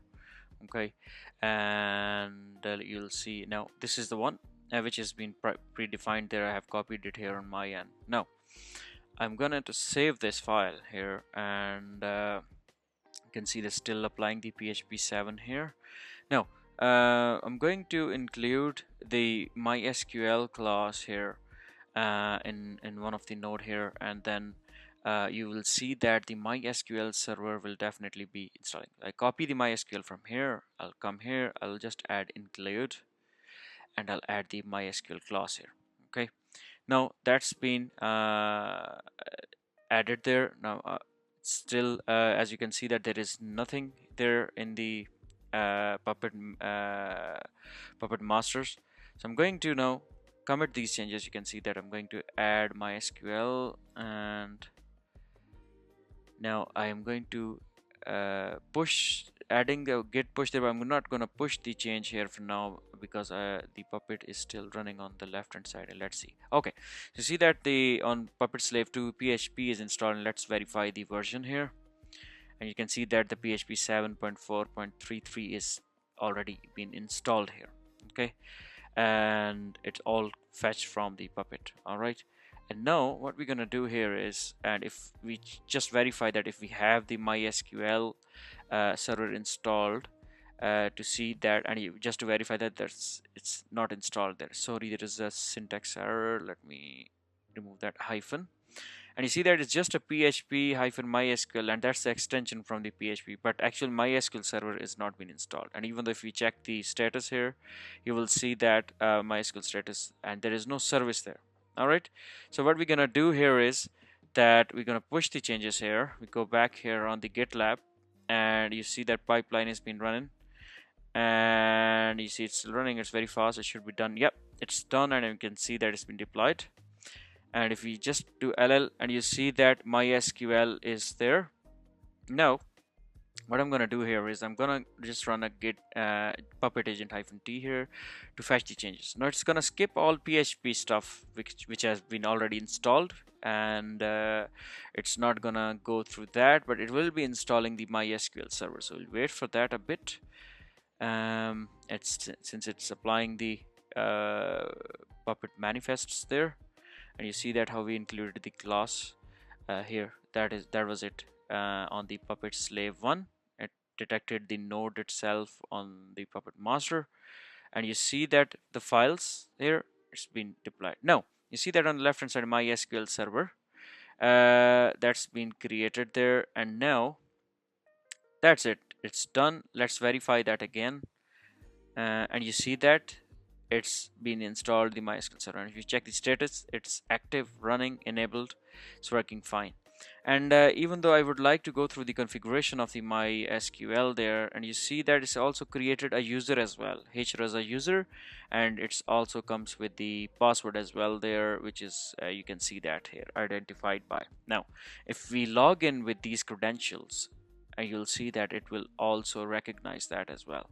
Okay, I'm going to add the password here, and if you press enter, yep, you see that. And oh sorry, yeah, if we see the show databases here, just to be sure, you see that, so it's all logged in, it's running, guys. You see that all of the setup of the Puppet which have been deployed here, and Puppet topic is actually finished. I hope you learn from it, and I hope you like it.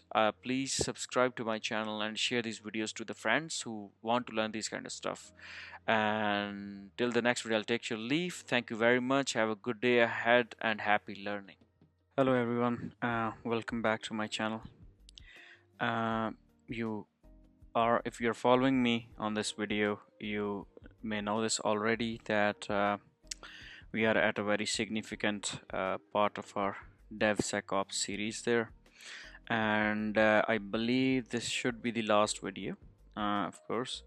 And let's straight away jump into it, and let's see how is it gonna go. Okay, now as you know this already, that we have already installed the Firewall, we installed the GitLab server, we installed the Kubernetes cluster, we deployed the Ansibles, and in the recent video we created a Puppet cluster, actually the Puppet master and slave, and where I showed you how to set up this and install the things there. So we are here now already, and now the parts which have been left here is this and this, and then Grafana. All right, so today we'll be jumping on this part here, and in this part I'll definitely be installing a few stacks there on the front end database and everything, and how we'll be connecting this, and how we'll be deploying the codes from the GitLab on the front end. Okay, so this is what exactly we're gonna do here. I have already created 2 servers, and updated it, because you see that I want to waste your time there, by showing you the updates, because we have updated the few servers recently when I started my videos, so you don't need to go through the same stuff again and again. Okay, so I'm going to walk you through an exciting project today, where I'll be setting up 2 servers, of course. One of the them will be the front end, and another one will be the backend server. We'll deploy a simple website on the front end, and which will let the users insert the data, and then we'll save that data in a backend database, and I'll show you how we'll configure it step by step, and we'll also verify that the data which have been inserted in the front end will be saved on the back end there. Okay, so this is basically it. That's what we're gonna do, and let's start it. I guess so. So first of all, as you know, that as a workflow, will be managing everything from the Puppet, so it's still not connected like these two, so we will be connecting it from the Puppet side, and then we'll be doing that. But before we do that, of course, these servers will need to recognize the Puppet server. So for that, as you can see, that is 10.0.0.12. So what I'm going to do here is that I'm going to add that in the etc hosts file, okay, on the both ends, so that when we will ping puppet master.tk, they will be able to ping. Oh, it's not pinging, and the reason is because the Puppet is not on. So let's turn that on, and once that on, you'll see that it will start pinging, and this should work. Okay, so this is basically I'm going to do here, and then I'll be installing the Puppet agents on both of them, because both of them will be managed from the Puppet side. Okay, so let's check that out. Just before we do that, just run host name, and here as well host name, so you can see that the host names has been set up there anyway. And yeah, so you see that this is what happening here. Now what I'm gonna do here is that yeah, this has been installed, so let's ping that. You can see that it's pinging from both ends, and it's all working fine. All right, now the next step which we're going to do here is that, of course, we'll be set up the Puppet on them, and in order to set up, as I've already given you the instructions there, I'll be also be providing you the link to my GitLab account, where I will be updating all of the scripts which I've been using here, and you can simply go through that. Now you can see that Puppet agent is being installed there now, and let's see now, and that's been done. And if we go to the this file, and you can see that it's not in there, and in order to add the Puppet masters on this, we have to add the things. Okay, so hang on a second, and this is the one. Actually, I have already copied from the Puppet slave, so let's do it this way. tabse-ijpwt.tk, and that looks good. Save that, and there we go. All right, now the next thing which you're going to do here is that is to get again and host name. So you can see that host name has been added there. All right, and we're going to do the same thing on the other end as well, and here I'll be editing the same file, and I'm going to go down so that we can set this up from the Puppet. And you know that we will be adding everything from here, and there it is. Not gonna add anything else here, so that we have to add the name afterwards. So save this, just type host name and copy that and edit that again, go up and add your front end.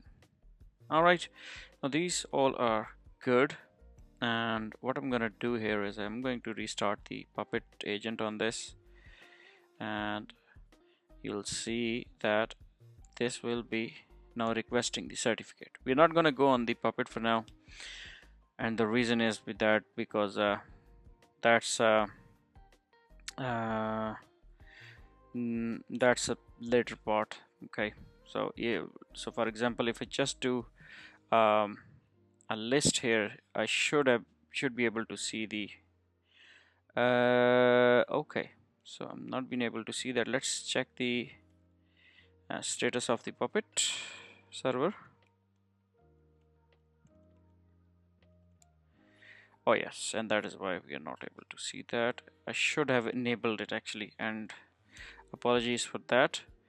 Let's let it start, and I'll enable that as well, so that when we stop the machine, it should be coming back on with it. So yeah, so that's gonna come back with it. So now what we're gonna do here is that we will be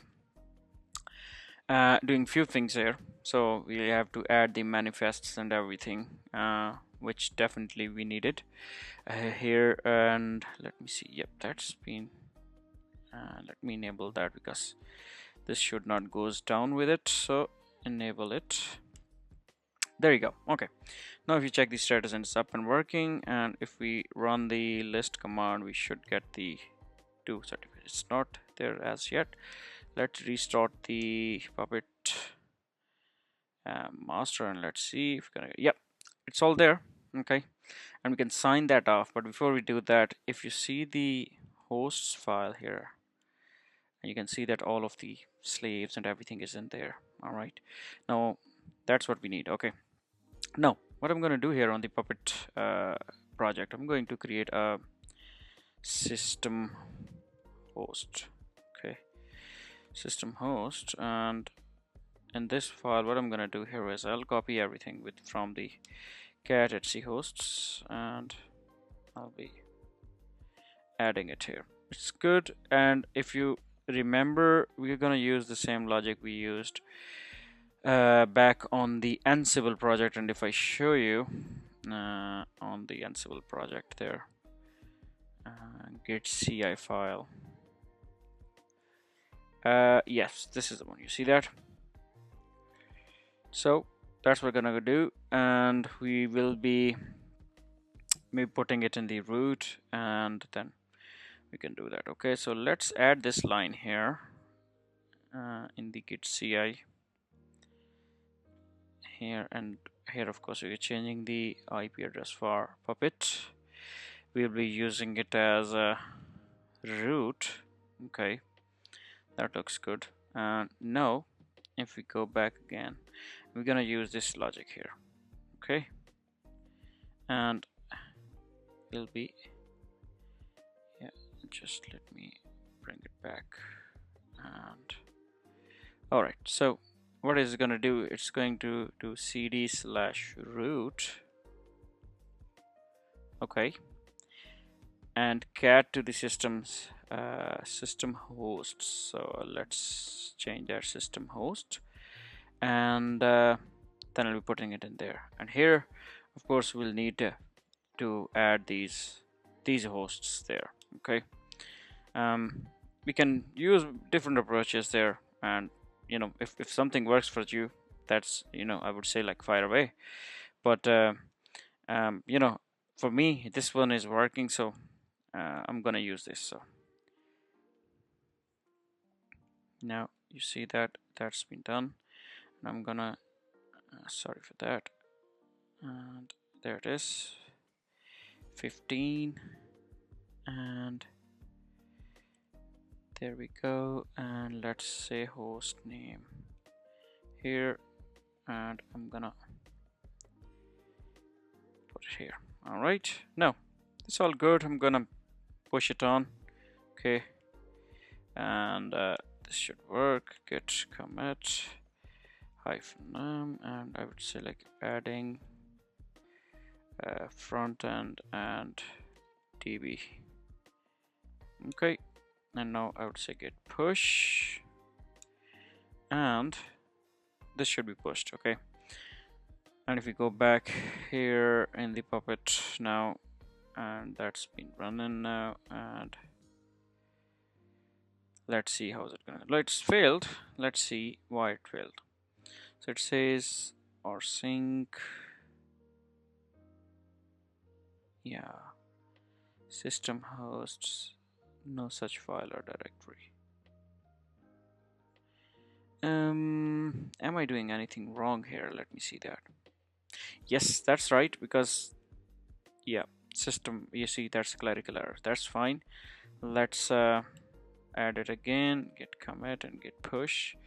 This should work. No, it was a spelling mistake because this file is not there, definitely. So this should be working now. Let's go back to the Puppet there again. Let's see. Okay, it's failing again. Let me see why is it so. Now it says when this says bash cd/root and catch this to this.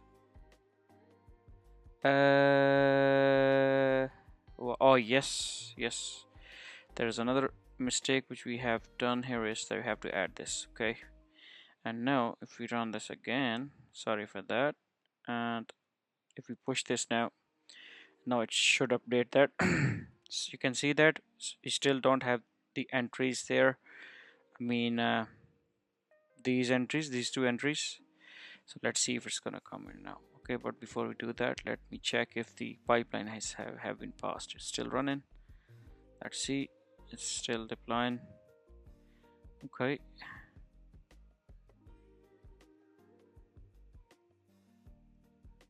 Let's check that. So still running.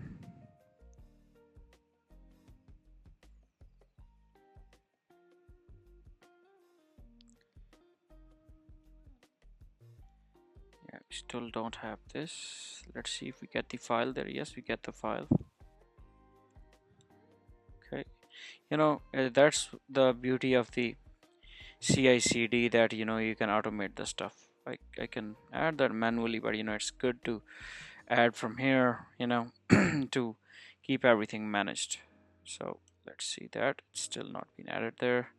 And this is, oh yes, actually the problem is that if we see the CI/CD file here, it has to be 12. It shouldn't be the shouldn't be 9, because 9 is an Ansible server. Okay, so I'm going to push it again, and let me cancel that first because this is gonna take a lot of time. Let's cancel that and let's push this now. All right, we pushed it again. Okay, let's go back to the Puppet. Let's see, the pipeline should be still running again. Yeah, build job is pending, and the reason, let me see how many jobs are running there. Okay, we canceled that, of course, and let's see. Yeah, this is just still starting. Yeah, let it start there and then we'll see that. So the good thing is that we are managing the hosts from here, and now if we want to add anything or attach anything, we can do it from here. Okay, and let me see. Yeah, it started now. That succeeded. Let's go back to the deploy now, and let's see, deploy is also succeeded. Yes. And now if we check the hosts, you can see that front end and back end is already there. All right, now that's good. Let's see the list of the certificates that's there, and now I'm going to sign all of the certificates here, and you'll see that it will be successfully. Yep, that's good. So that's signed. Your front end and back end is now being managed by the Puppet. Okay, now in order to you know, of course, make them work, we have to install a few things here. Okay, and what I'm going to do here is that I'm going to add the let's say frontend.pp. Okay, and then I'm going to do a database.pp. Okay, all right, now that's been created, that's been done. For now, if you go back to the rpm-qa and pipe grep httpd, and no Apache server is installed, and we also have no Apache manifest here as well. So let's create one. pp, there it is, and there we have it here. And now what I'm going to do here is I'm going to add some basic configuration. It'll be too basic. Okay, that's not gonna be a super you can say the technical here. Anyways, it's the syntax is pretty simple for that. Okay, and that's what we're gonna do. We're going to add this here for Apache. Let's make it like httpd. Okay, and save it. All right, now what I'm gonna do here is that on the front end, let's copy everything from here. Okay, let's copy it from here. Let's go to the front end and add it here. Not gonna add this node name, of course, and we can copy it from here. Okay, and save it. We don't need we do need the PHP. Let's go with 8, PHP 8, and also include httpd. All right, so I have included 2 classes here, and that's what on the will be installed on the front end. Okay, now if I go back to the database there, okay, I'm going to make it the database All right, and of course we don't need the PHP and everything here, so we will be removing that. And here I'll need the MySQL. Okay, so I'll be adding MySQL. Okay, now in the MySQL you can see that it's gonna create a user, this, and the password will be this. Okay, okay, let's use the same user here. Okay, let's create the same user here, and we'll be using it for our application there. Okay, now that's done. Okay, it's going to install everything and we don't need to be worried about this. Okay, I'm going to simply push this change there, and I will be installing it from the other end. Okay, so let's commit the changes now. Git add all and git commit -m, and here I can say like adding the front end and dbconf from Puppet, not installing stack, installing stack. Okay, just that's it. Whatever you like to give the description here, I'm going to push that, and then I will be running the agent there. Okay, and let's go to the CI and let me copy this path. Oh, sorry, path, and let's go here. And you can see you still don't. Oh yeah, you got already the. You see that. Let me show you. See that Rajput database Rajput and front end Rajput is already here. All right. Now what I'm going to do here is that I'm going to run the Puppet configuration, both of them, and you'll see that it'll start installing the things which it was supposed to be installing. All right, so like on the right hand side you can see that the front end should be installing PHP 8 and all of its extension, and of course the Apache web server. And on the left hand side you'll see that the MySQL database will be installed. All right, and once that's done, what we're going to do here is that we are going to create a project on the GitLab there. That project will be our web app. Okay, let's create a blank project and let's say web app. Okay, and I'm going to create that, and I will be checking the CI/CD settings there for it, and let's go to the settings. I'll be disabling the auto DevOps, of course, don't need that, and I'll be scrolling down this, and since Ansible runner is already running, so let's enable the Kubernetes runner for the for this project there. Okay, now that's there now. It's been enabled for this project. We have the active runners for that. I'm going to disable those, we don't need that, and that looks good. All right, now what I'm going to do here is that this web app will be deploying your application actually. Okay, and since we have Puppet and everything is set up, so I'm going to close the Puppet there, and let me clone this project here. Okay, cd dot DevSecOps, here I am, and git clone this project here, web app. Okay, so web app is here, and let's open up the web app here now. I'm going to open the web app, and yep, that's right, but I need to see the DevSecOps and web app. Okay, now web app is open here now for us, and we'll be creating the files and whatever we like here. Okay, yes, trust that, that's fine, and we are in the web app here. Okay, now here what we're going to do is that we will be creating few files there, and you'll see that how I'm going to deploy everything here. Okay, meanwhile on the left hand side you can see that everything is in there, it's already in order, and we are going to, let me see, MySQL -u or is that browser and -p, and if I give the password which we defined, and we're here. Okay, so that looks good, everything looks fine, and yeah, that should be good. Okay, now what I'm going to do here is that I will be creating the file index.php in this project. Okay, and that's in there. I'm going to put some simple details there. Okay, that is it.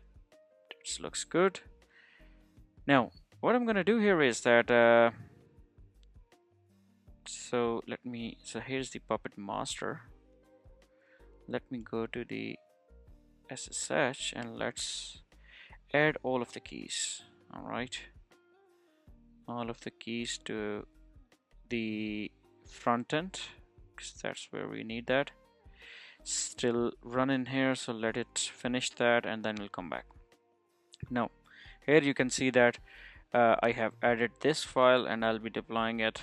Now this is a very important part. So since this is going to be a very simple web application, okay, and it's not a very super thing, as you know, like it looks like simple, but if you go in the corporate environment and the production environments of the big tech companies there, you will be seeing same like this, but more complex, more files there where you want to change something. So my whole purpose of this video is to give you a basic idea of the workflow which you should use when you'll be deploying the web application, and how CI/CD culture work, and how you can use or interact with the other tools, how you can automate the things there. Okay, so that's the basic whole purpose of this video there. Now that's also done here, and if I run the rpm httpd, that's just there, and if I just check the status there, httpd, and you can see that it's active and running. All right, now what I'm going to do here is that I'm going to change the authorized key, and yeah, let's delete everything from here, right, and add it again. That's good, and go at the end, one line, there it is, and just save this one. Okay, now here I'm going to connect to the GitLab runner. Let me see the IP of the GitLab runner here. It's 7, so let's see, 7, there it is. Okay, now we are in the runner now, and let's connect back to the front end. Okay, let's see if it's gonna let it connect. Nice, so that looks good. If you check it from here, let's see, it's 15. Yes, it's 15. Yes, that's great. It's all looks good and it's all working. All right, and the reason why we do that, of course, because the GitLab runner will be deploying everything for us, and we need to make sure that the connectivity is in there. Okay, now that looks good, and what we have to do here is that for now I am going to allocate another IP there. Okay, we have 2 IPs, and now I'm going to allocate another one, and that'll be the front end, you say. Okay, front end, and location will be the central and by.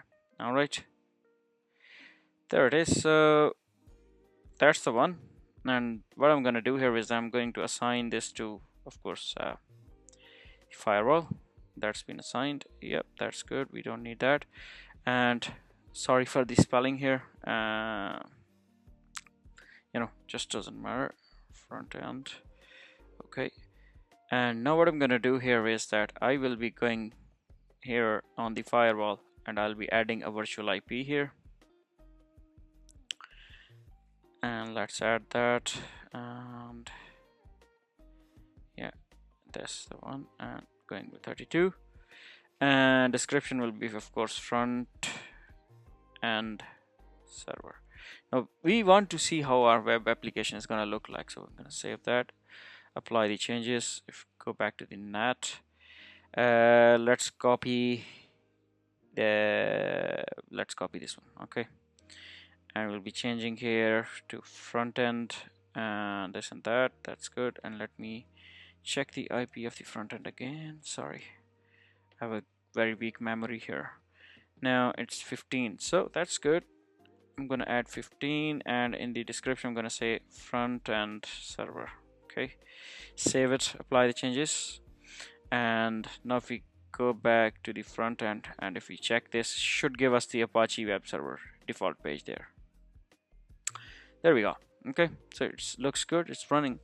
Now what I'm going to do here is that I'm going to deploy this, and for that I need the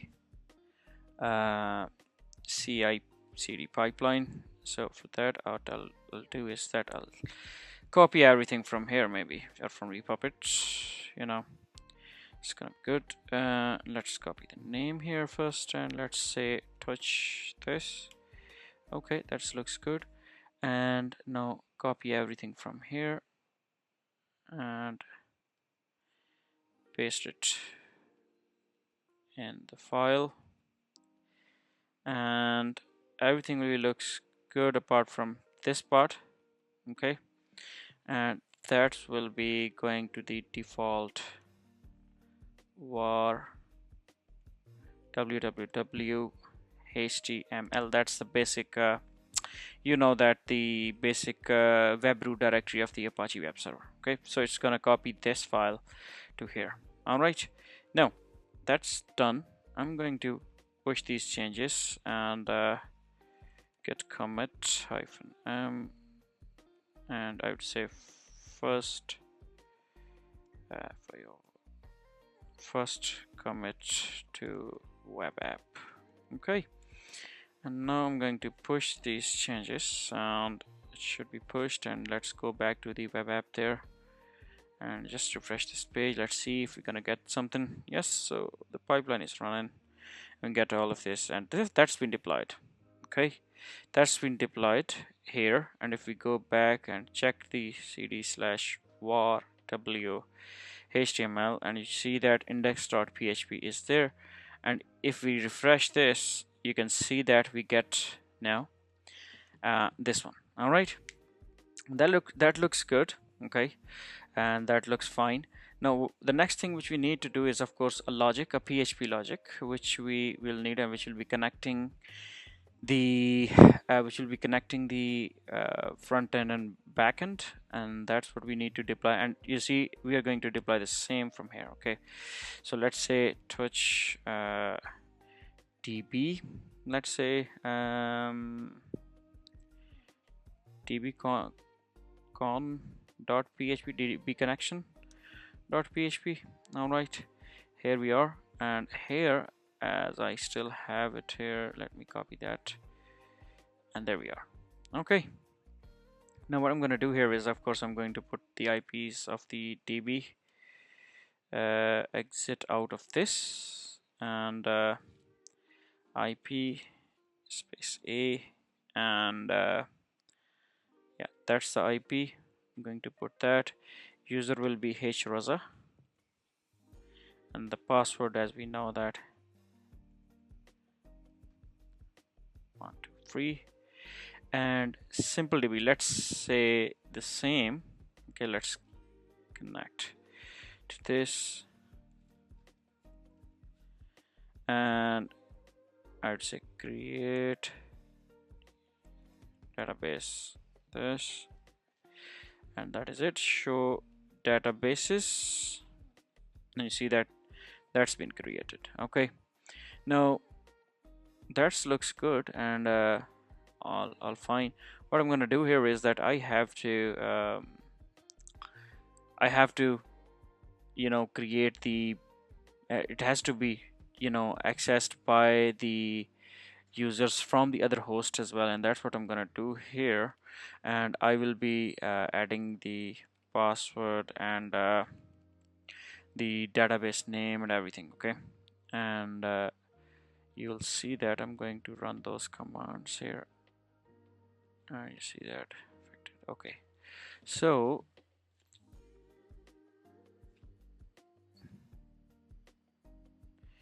this looks create. Well, user is there, so it says that operation create user failed for hroza, because the user is there. We don't need that.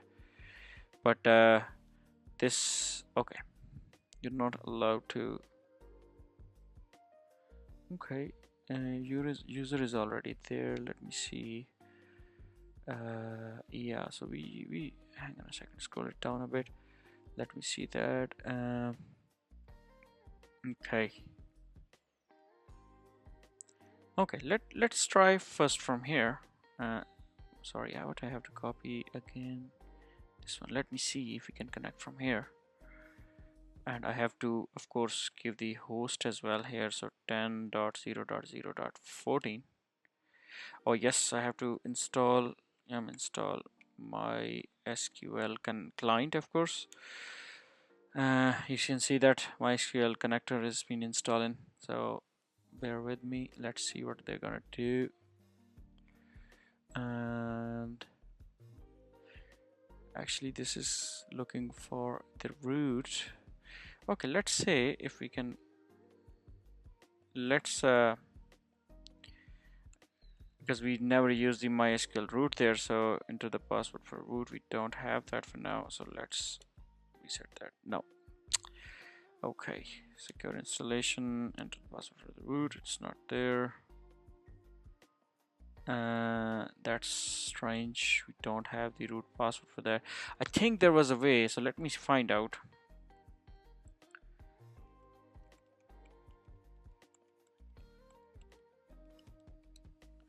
There is a file in the MySQL which actually contain that, which actually contain the this. So let's see. Okay, I think we have to. That's a good thing actually. We can fix that. So let's stop this, and we have to go with the safe mode here. Okay, and let's see if we're gonna do it now. Okay, yep, that's true. Let's start this one. Let's see if it's gonna work.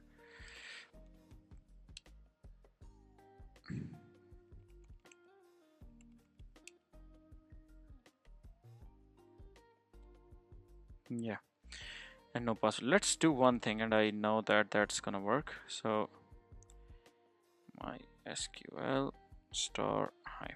I'm gonna remove everything.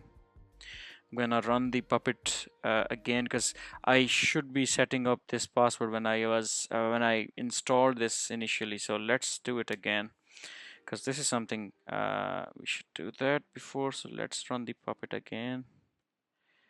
There we go, and let's see if it's gonna run that again.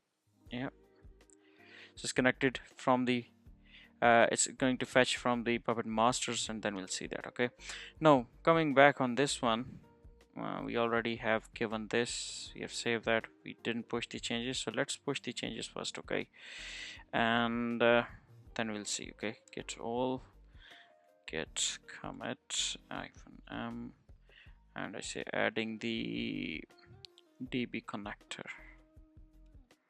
Okay, and git push. So this file will also be uploaded on the front end there. Okay, now yep, here we have everything is installed again, as this should be secure.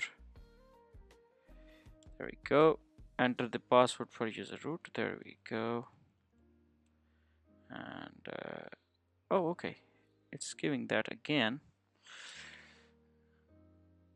All right, so we have to check that actually, the Puppet configuration. Let me check it from here again, and if it's possible, we may be deploying the changes from here. So let me see that. Yeah, this is something. Yeah. Root. There it is. So that was the one. Okay, that's fine, and that looks good. So we have this password actually for the root. So I'm going to go back to the yes and Y. Press Y, yes. Okay, let's do it. Let's say okay, change the password for the root. Yes, new password. I'm putting my own password here. There we go. You want to continue with the password provided? Yes. Remove anonymous users. No, we have disallow. No, we want that. No, we don't need that. Yes, you reload these and all good. All right. Okay, we're here now, and let's run it as this -p. Okay, we're here now, and I am going to, what I'm going to do here is that I am going to create the database, which I like said before. Okay, so create database database. There we go. Oh yeah, syntax error. Of course. There we go. Oh, it's already existed. That's good. Sorry. Actually, I'm very used to of the Linux there, so let's see that. Okay. Show databases there. Okay, so we have the simple app there anyway. I'm gonna go exit out of this, and I am logging in as root-u root-p -p, and let me log in now. I'm here. What I'm gonna do here is I'm going to grant everything for this. Okay, so it's not working for me again, and let me see that if it's gonna work again. Now, what is that? Syntax error. That is strange. Syntax error is coming. See, these are the database issues actually. So we always have to do a bit of a troubleshoot in here, and that's where we get the problem. But anyways, that looks fine. Let's see, error. That's fine. The user is there, and now I'm going to grant all privileges. That's done, and now we can flush the privileges here. Okay, that's good. Looks good. Now let me log in from here. Oh yes, not good. So because the IP is not right. MySQL -u -h. Okay, now see, that's good. So we can connect from the front end. Okay, now what we're gonna do here is that that's been deployed on the front end. If we go back on the front end here, and if we add anything, we can say like test and q DevSecOps at test.com, and if we save that, file not found. Okay, we haven't checked if the last deploy was gone well. It did gone well, and it deployed everything. And if we verify from here, yes, it did. Let's check the. Oh yes, actually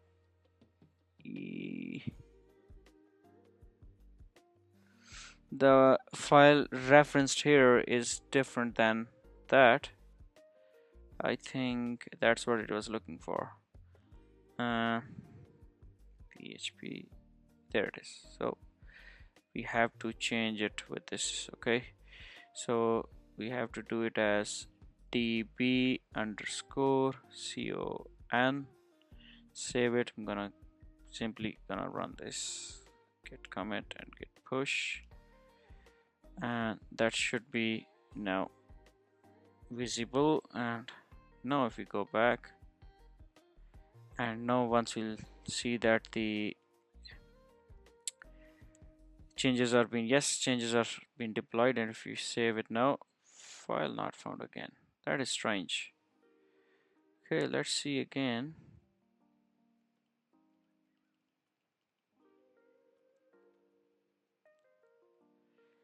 That is strange. Anyways, let's change this because I don't know where other this name has been declared.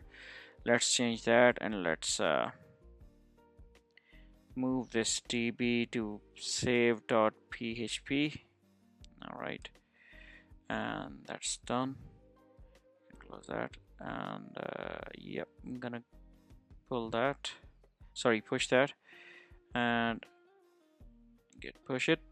Okay, now let's verify that everything looks good. Should get the save by any chance. There it is. And let's go back and let's refresh this one, and let's say test again, and q DevOps error.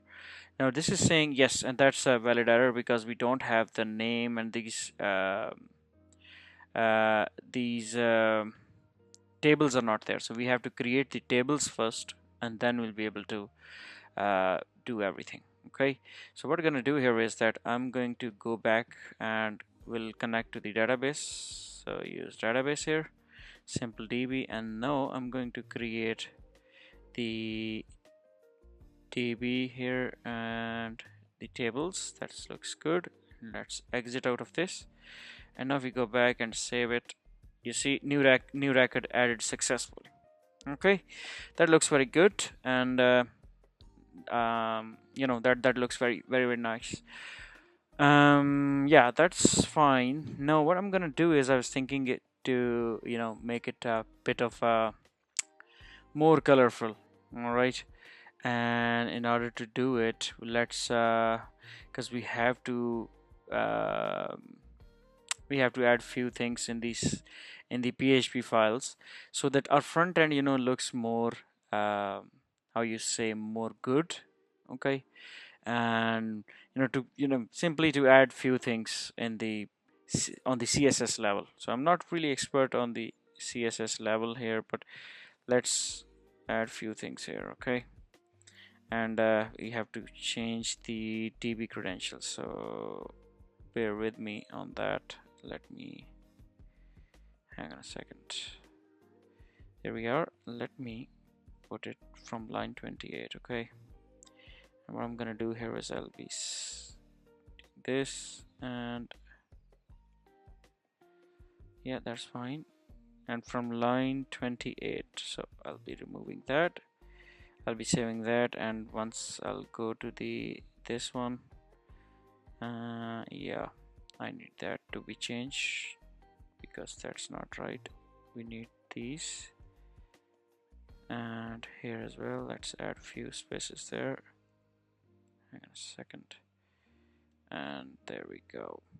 All right, and that's been saved. I'm going to add those changes, git commit -m, and let's say adding some CSS styles. All right, now I'm going to push that changes now, and that's been pushed. And now if we come back here, let's make sure that everything has been deployed. Nice. If we come back here and if we continue this, and we get some nice portal there. All right, and that looks good, as you can see that.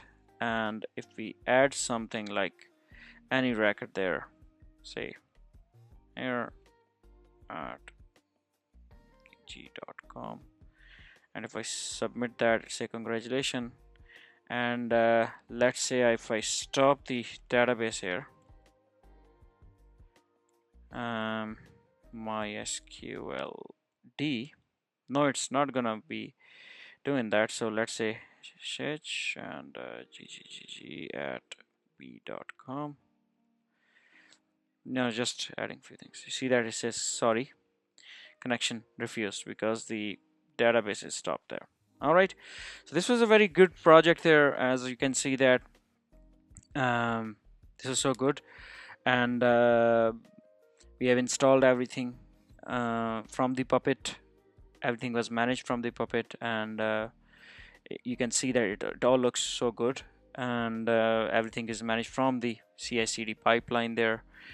and it all looks good. Now the next thing which I was thinking of, let's close this one for now, is of creating the monitoring system. Now, as per my diagram, as you can see that it's Icinga monitoring, which I really like personally, but the problem is now it required the subscription there, which I'm not gonna of course buy for that. So I found out a workaround actually.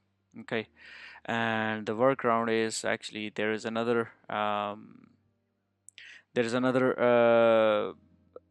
tool which called the net data. Okay, that's so good actually, and we can install it from there.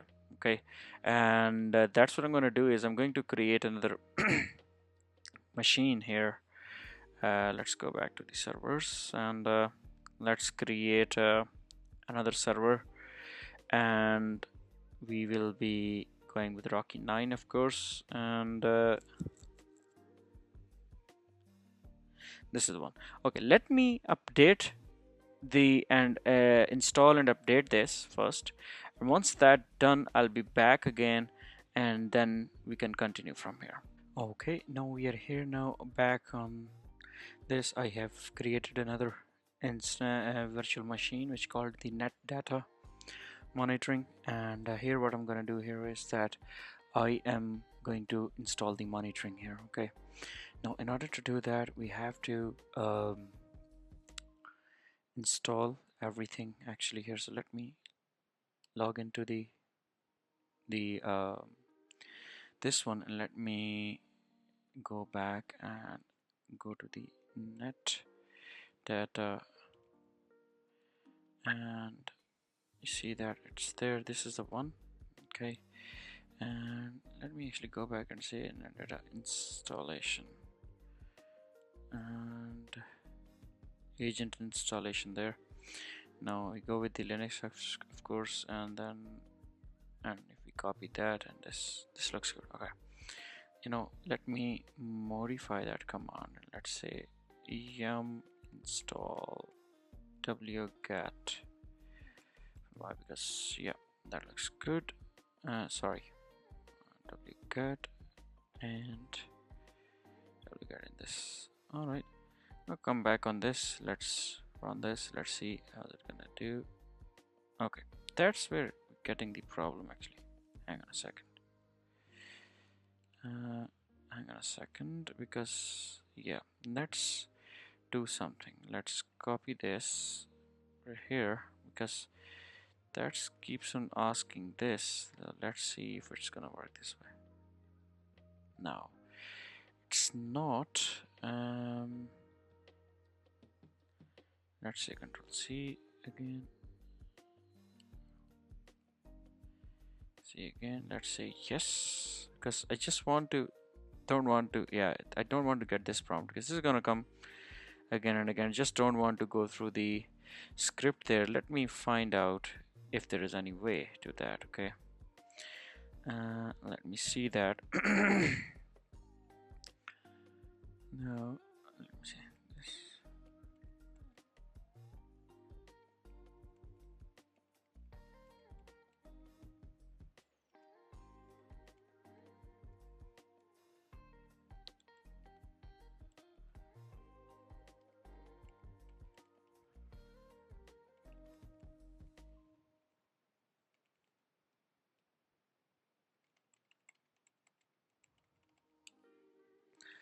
Okay, let's see if we can fix that. And this is not working though, and not working.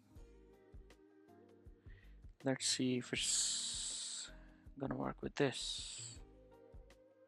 Yes, so yep, that looks good. It's working fine because I've added the non-interactive flag with this, and now it's installing everything.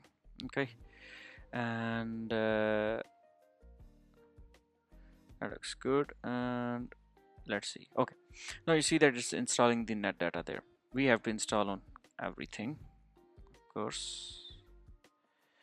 Let me see if the wget is working on everything, because mostly we don't have wget there. But anyways, that's fine. Let's install on this one as well. Let's install on Puppet master as well.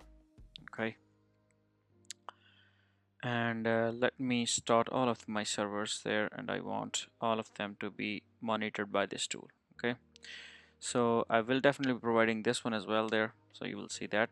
So, but you can see that it's been installing everything just perfectly fine. And let's start from the down there. Okay, GitLab server, and let me see, it was installing on the GitLab server, so we can forget about that. So 5637 5637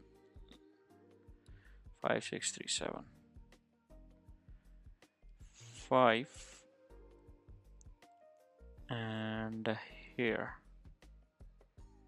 or you know what, simply do everything here.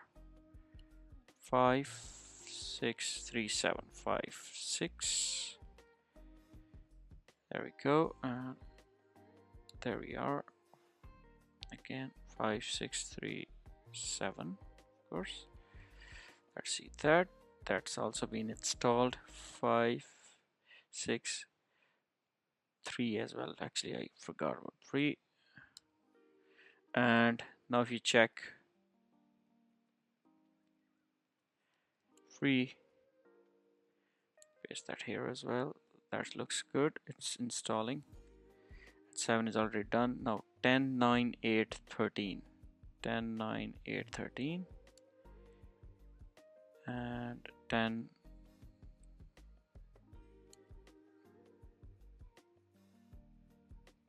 9 8 13.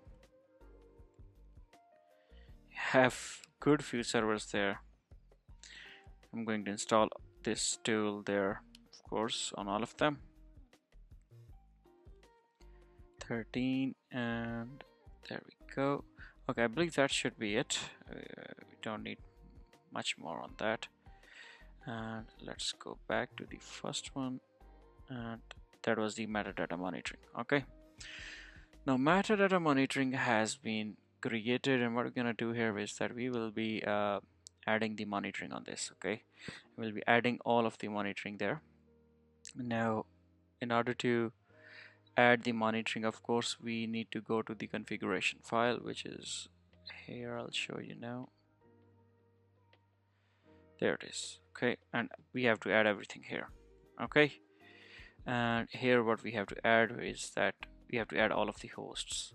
Okay, so let me give you that. Bear with me.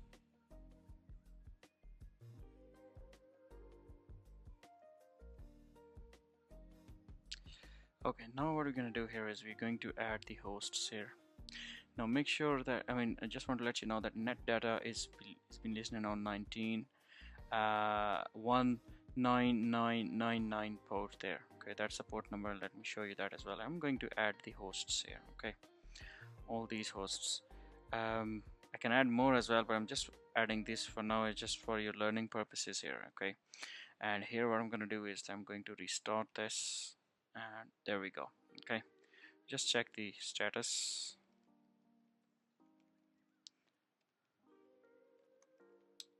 Okay, it's up and running. Now in order to access this, as you already know, that we will need the IP address. We need another IP, so let's get another IP, and this is for the net data monitoring. Okay, add and by, and let's copy that. Oh no, sorry, not this one, this one. Let's copy that, and go back to the pfSense. I'm going to add a virtual IP here. Let's add that, and let's say this one. Change the subnet and net data. Save it. Apply the changes. Going to the net. We'll be copying this through. Let's say go to net data. Going back to number 16. Save that. Apply the changes. Sorry, I didn't change the description there though, but that's all right.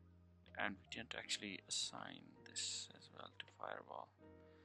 that's been assigned now. Okay, that should work now. If I go there and if I, oh yeah, it's not gonna work like that, so I have to add the port. Of course it will refuse that. 19999, that's the port number. Okay, that's where your net data is listening. So let's see if it's gonna allow us to be connected over here, and in here it's listening just to verify that and you can see that, yep, there it is, it's listening. And here, oh yes, actually we have to allow this port actually, not the HTTP port. Where it is, so that's the one. Now that'll be going with the other, of course. I'm adding this, and here as well go other. The port number will be this, and let's say monitoring. Okay, save that, apply the changes, go back and just close this one, and let's go this one, let's copy this, or there we go. And now it should be able to connect because we have allowed this port. There we go, that's been now connecting. And as you can see that you can sign in and you can do a whole bunch of other things there, but we are not going to do that, so we just skip that part and we will just using the dashboard there. Okay, and that's monitoring the actually. So yeah, okay, that looks good, but it's only showing only one node here, and we have installed this on many nodes there. Okay, but in order to make them work, we have to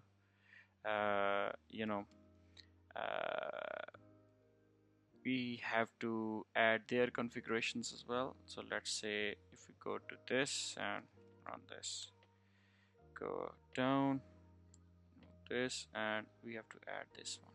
Okay, there it is, save it, and then restart the monitoring service. There we go, and I would say exit and close. And here as well, that's been done. Let's do 3-4 there to see how's it gonna work. And you see it's enabling the monitoring and it's accepting the connection from anywhere, which means that it'll be accepting the connection from the monitoring server. Okay, and we'll be just restarting this and just to exit out of it, all of them. And here again we have this, so let's say Ansible slave 2, and let's copy this one. Let's add 3 for now. You can add as many as you want, and let's restart that. And I think this IP should be there. Yes, number 10 should be there. Okay, now let's go back here and let's refresh this, and let's see if we're gonna get more nodes there.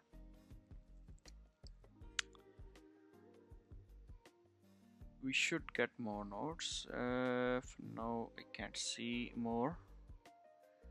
And the systems we have, you see that all of the matrices are here, and you can do a whole bunch of things here, but I think I have to restart this on the master server as well. So let's restart here. Let's see if it's gonna try to connect again. And if you go back again, it should, I don't know why, but it usually do that. So let's see, nodes here. For now you have only net data. You click on that, you will get all of the information about this, its disk and everything, and CPU and all those details there. For now I don't see the other nodes there. Anyways, let me check that. Okay, let's see if we have the Puppet master there anyway. IP space A, It's 12. Okay, so let's add number 12 here. And what I'm gonna do here is that I'm going to just add another line down there and make it 12. Okay, and escape and save that. And here I will be going in here. I'll be doing O, and see that. There we go. I'm going to restart the net data on this, and let's see if it's gonna.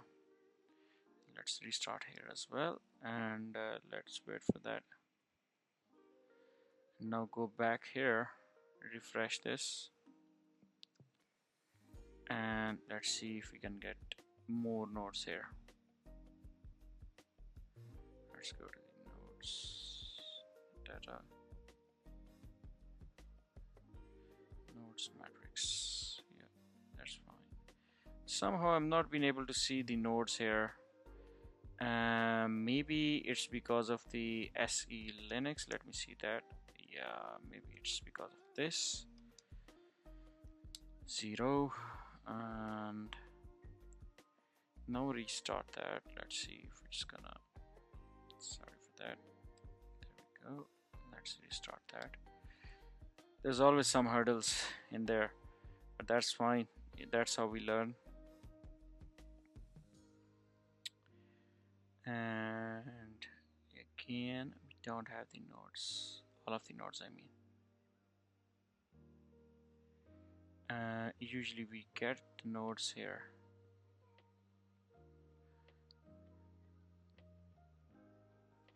Okay.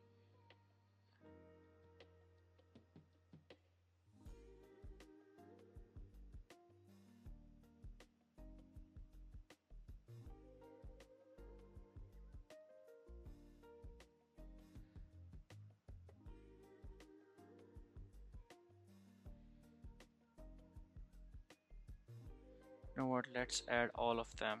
We have 16 of them, I think, so let's add all of them. All right, let's see, and then we'll see, I mean, which one it will be. Okay, that's fine. Sorry, cat. Let's see net data, and then netdata.conf. You can see that all of the destinations have been added there till 16. And we restart the node there. It should bring some node back.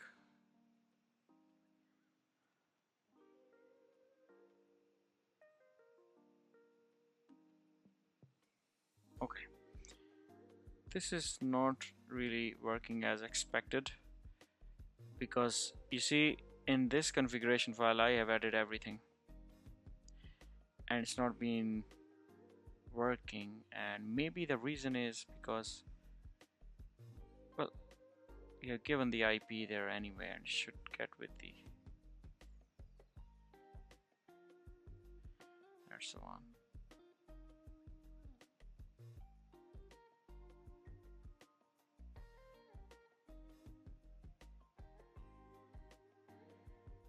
Yeah, that's not been working. Let's see how's it gonna be reacting to this. Now see that we have already added the GitLab, but the problem is, like, we haven't really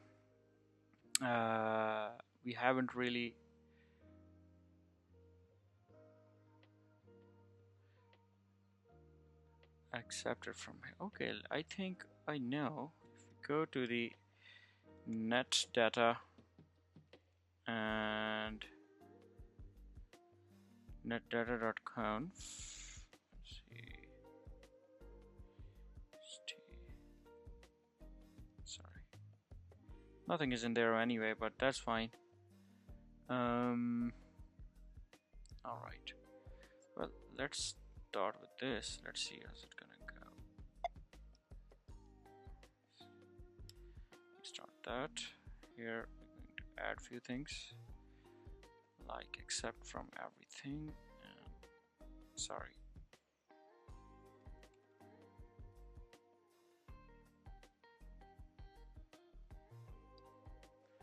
Okay, let me add the connection here.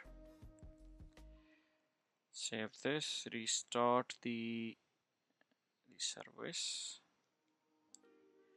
and let's go back here, refresh this. Let's see.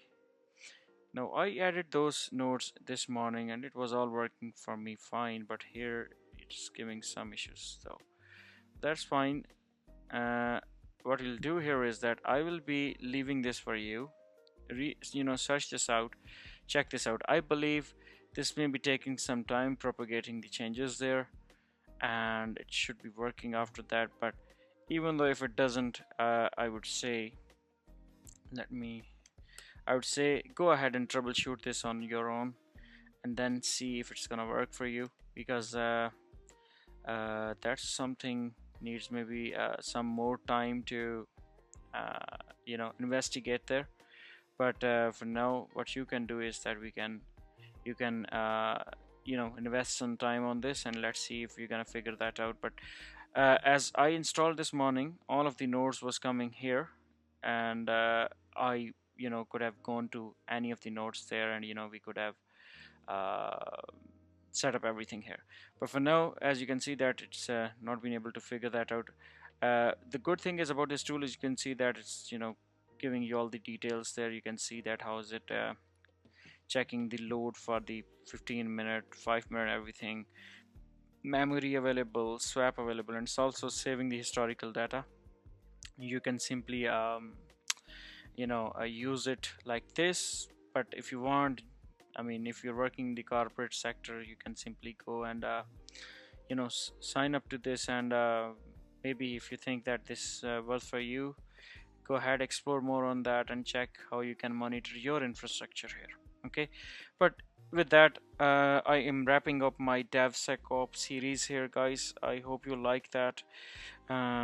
Please leave your comments and messages in the comment box down below, and if you need to ask anything, you want to reach out to me, you can always reach out to me via YouTube there. But till then, I will be creating few more exciting projects next, and till then I'll be taking your leave. Please share these videos with your friends who want to learn this kind of stuff, and please subscribe to my channel there. Until the next video, I'll be taking your leave, and that's the end of the DevSecOps series here. I hope you liked it, and have a good day ahead and happy learning on that. Thank you very much.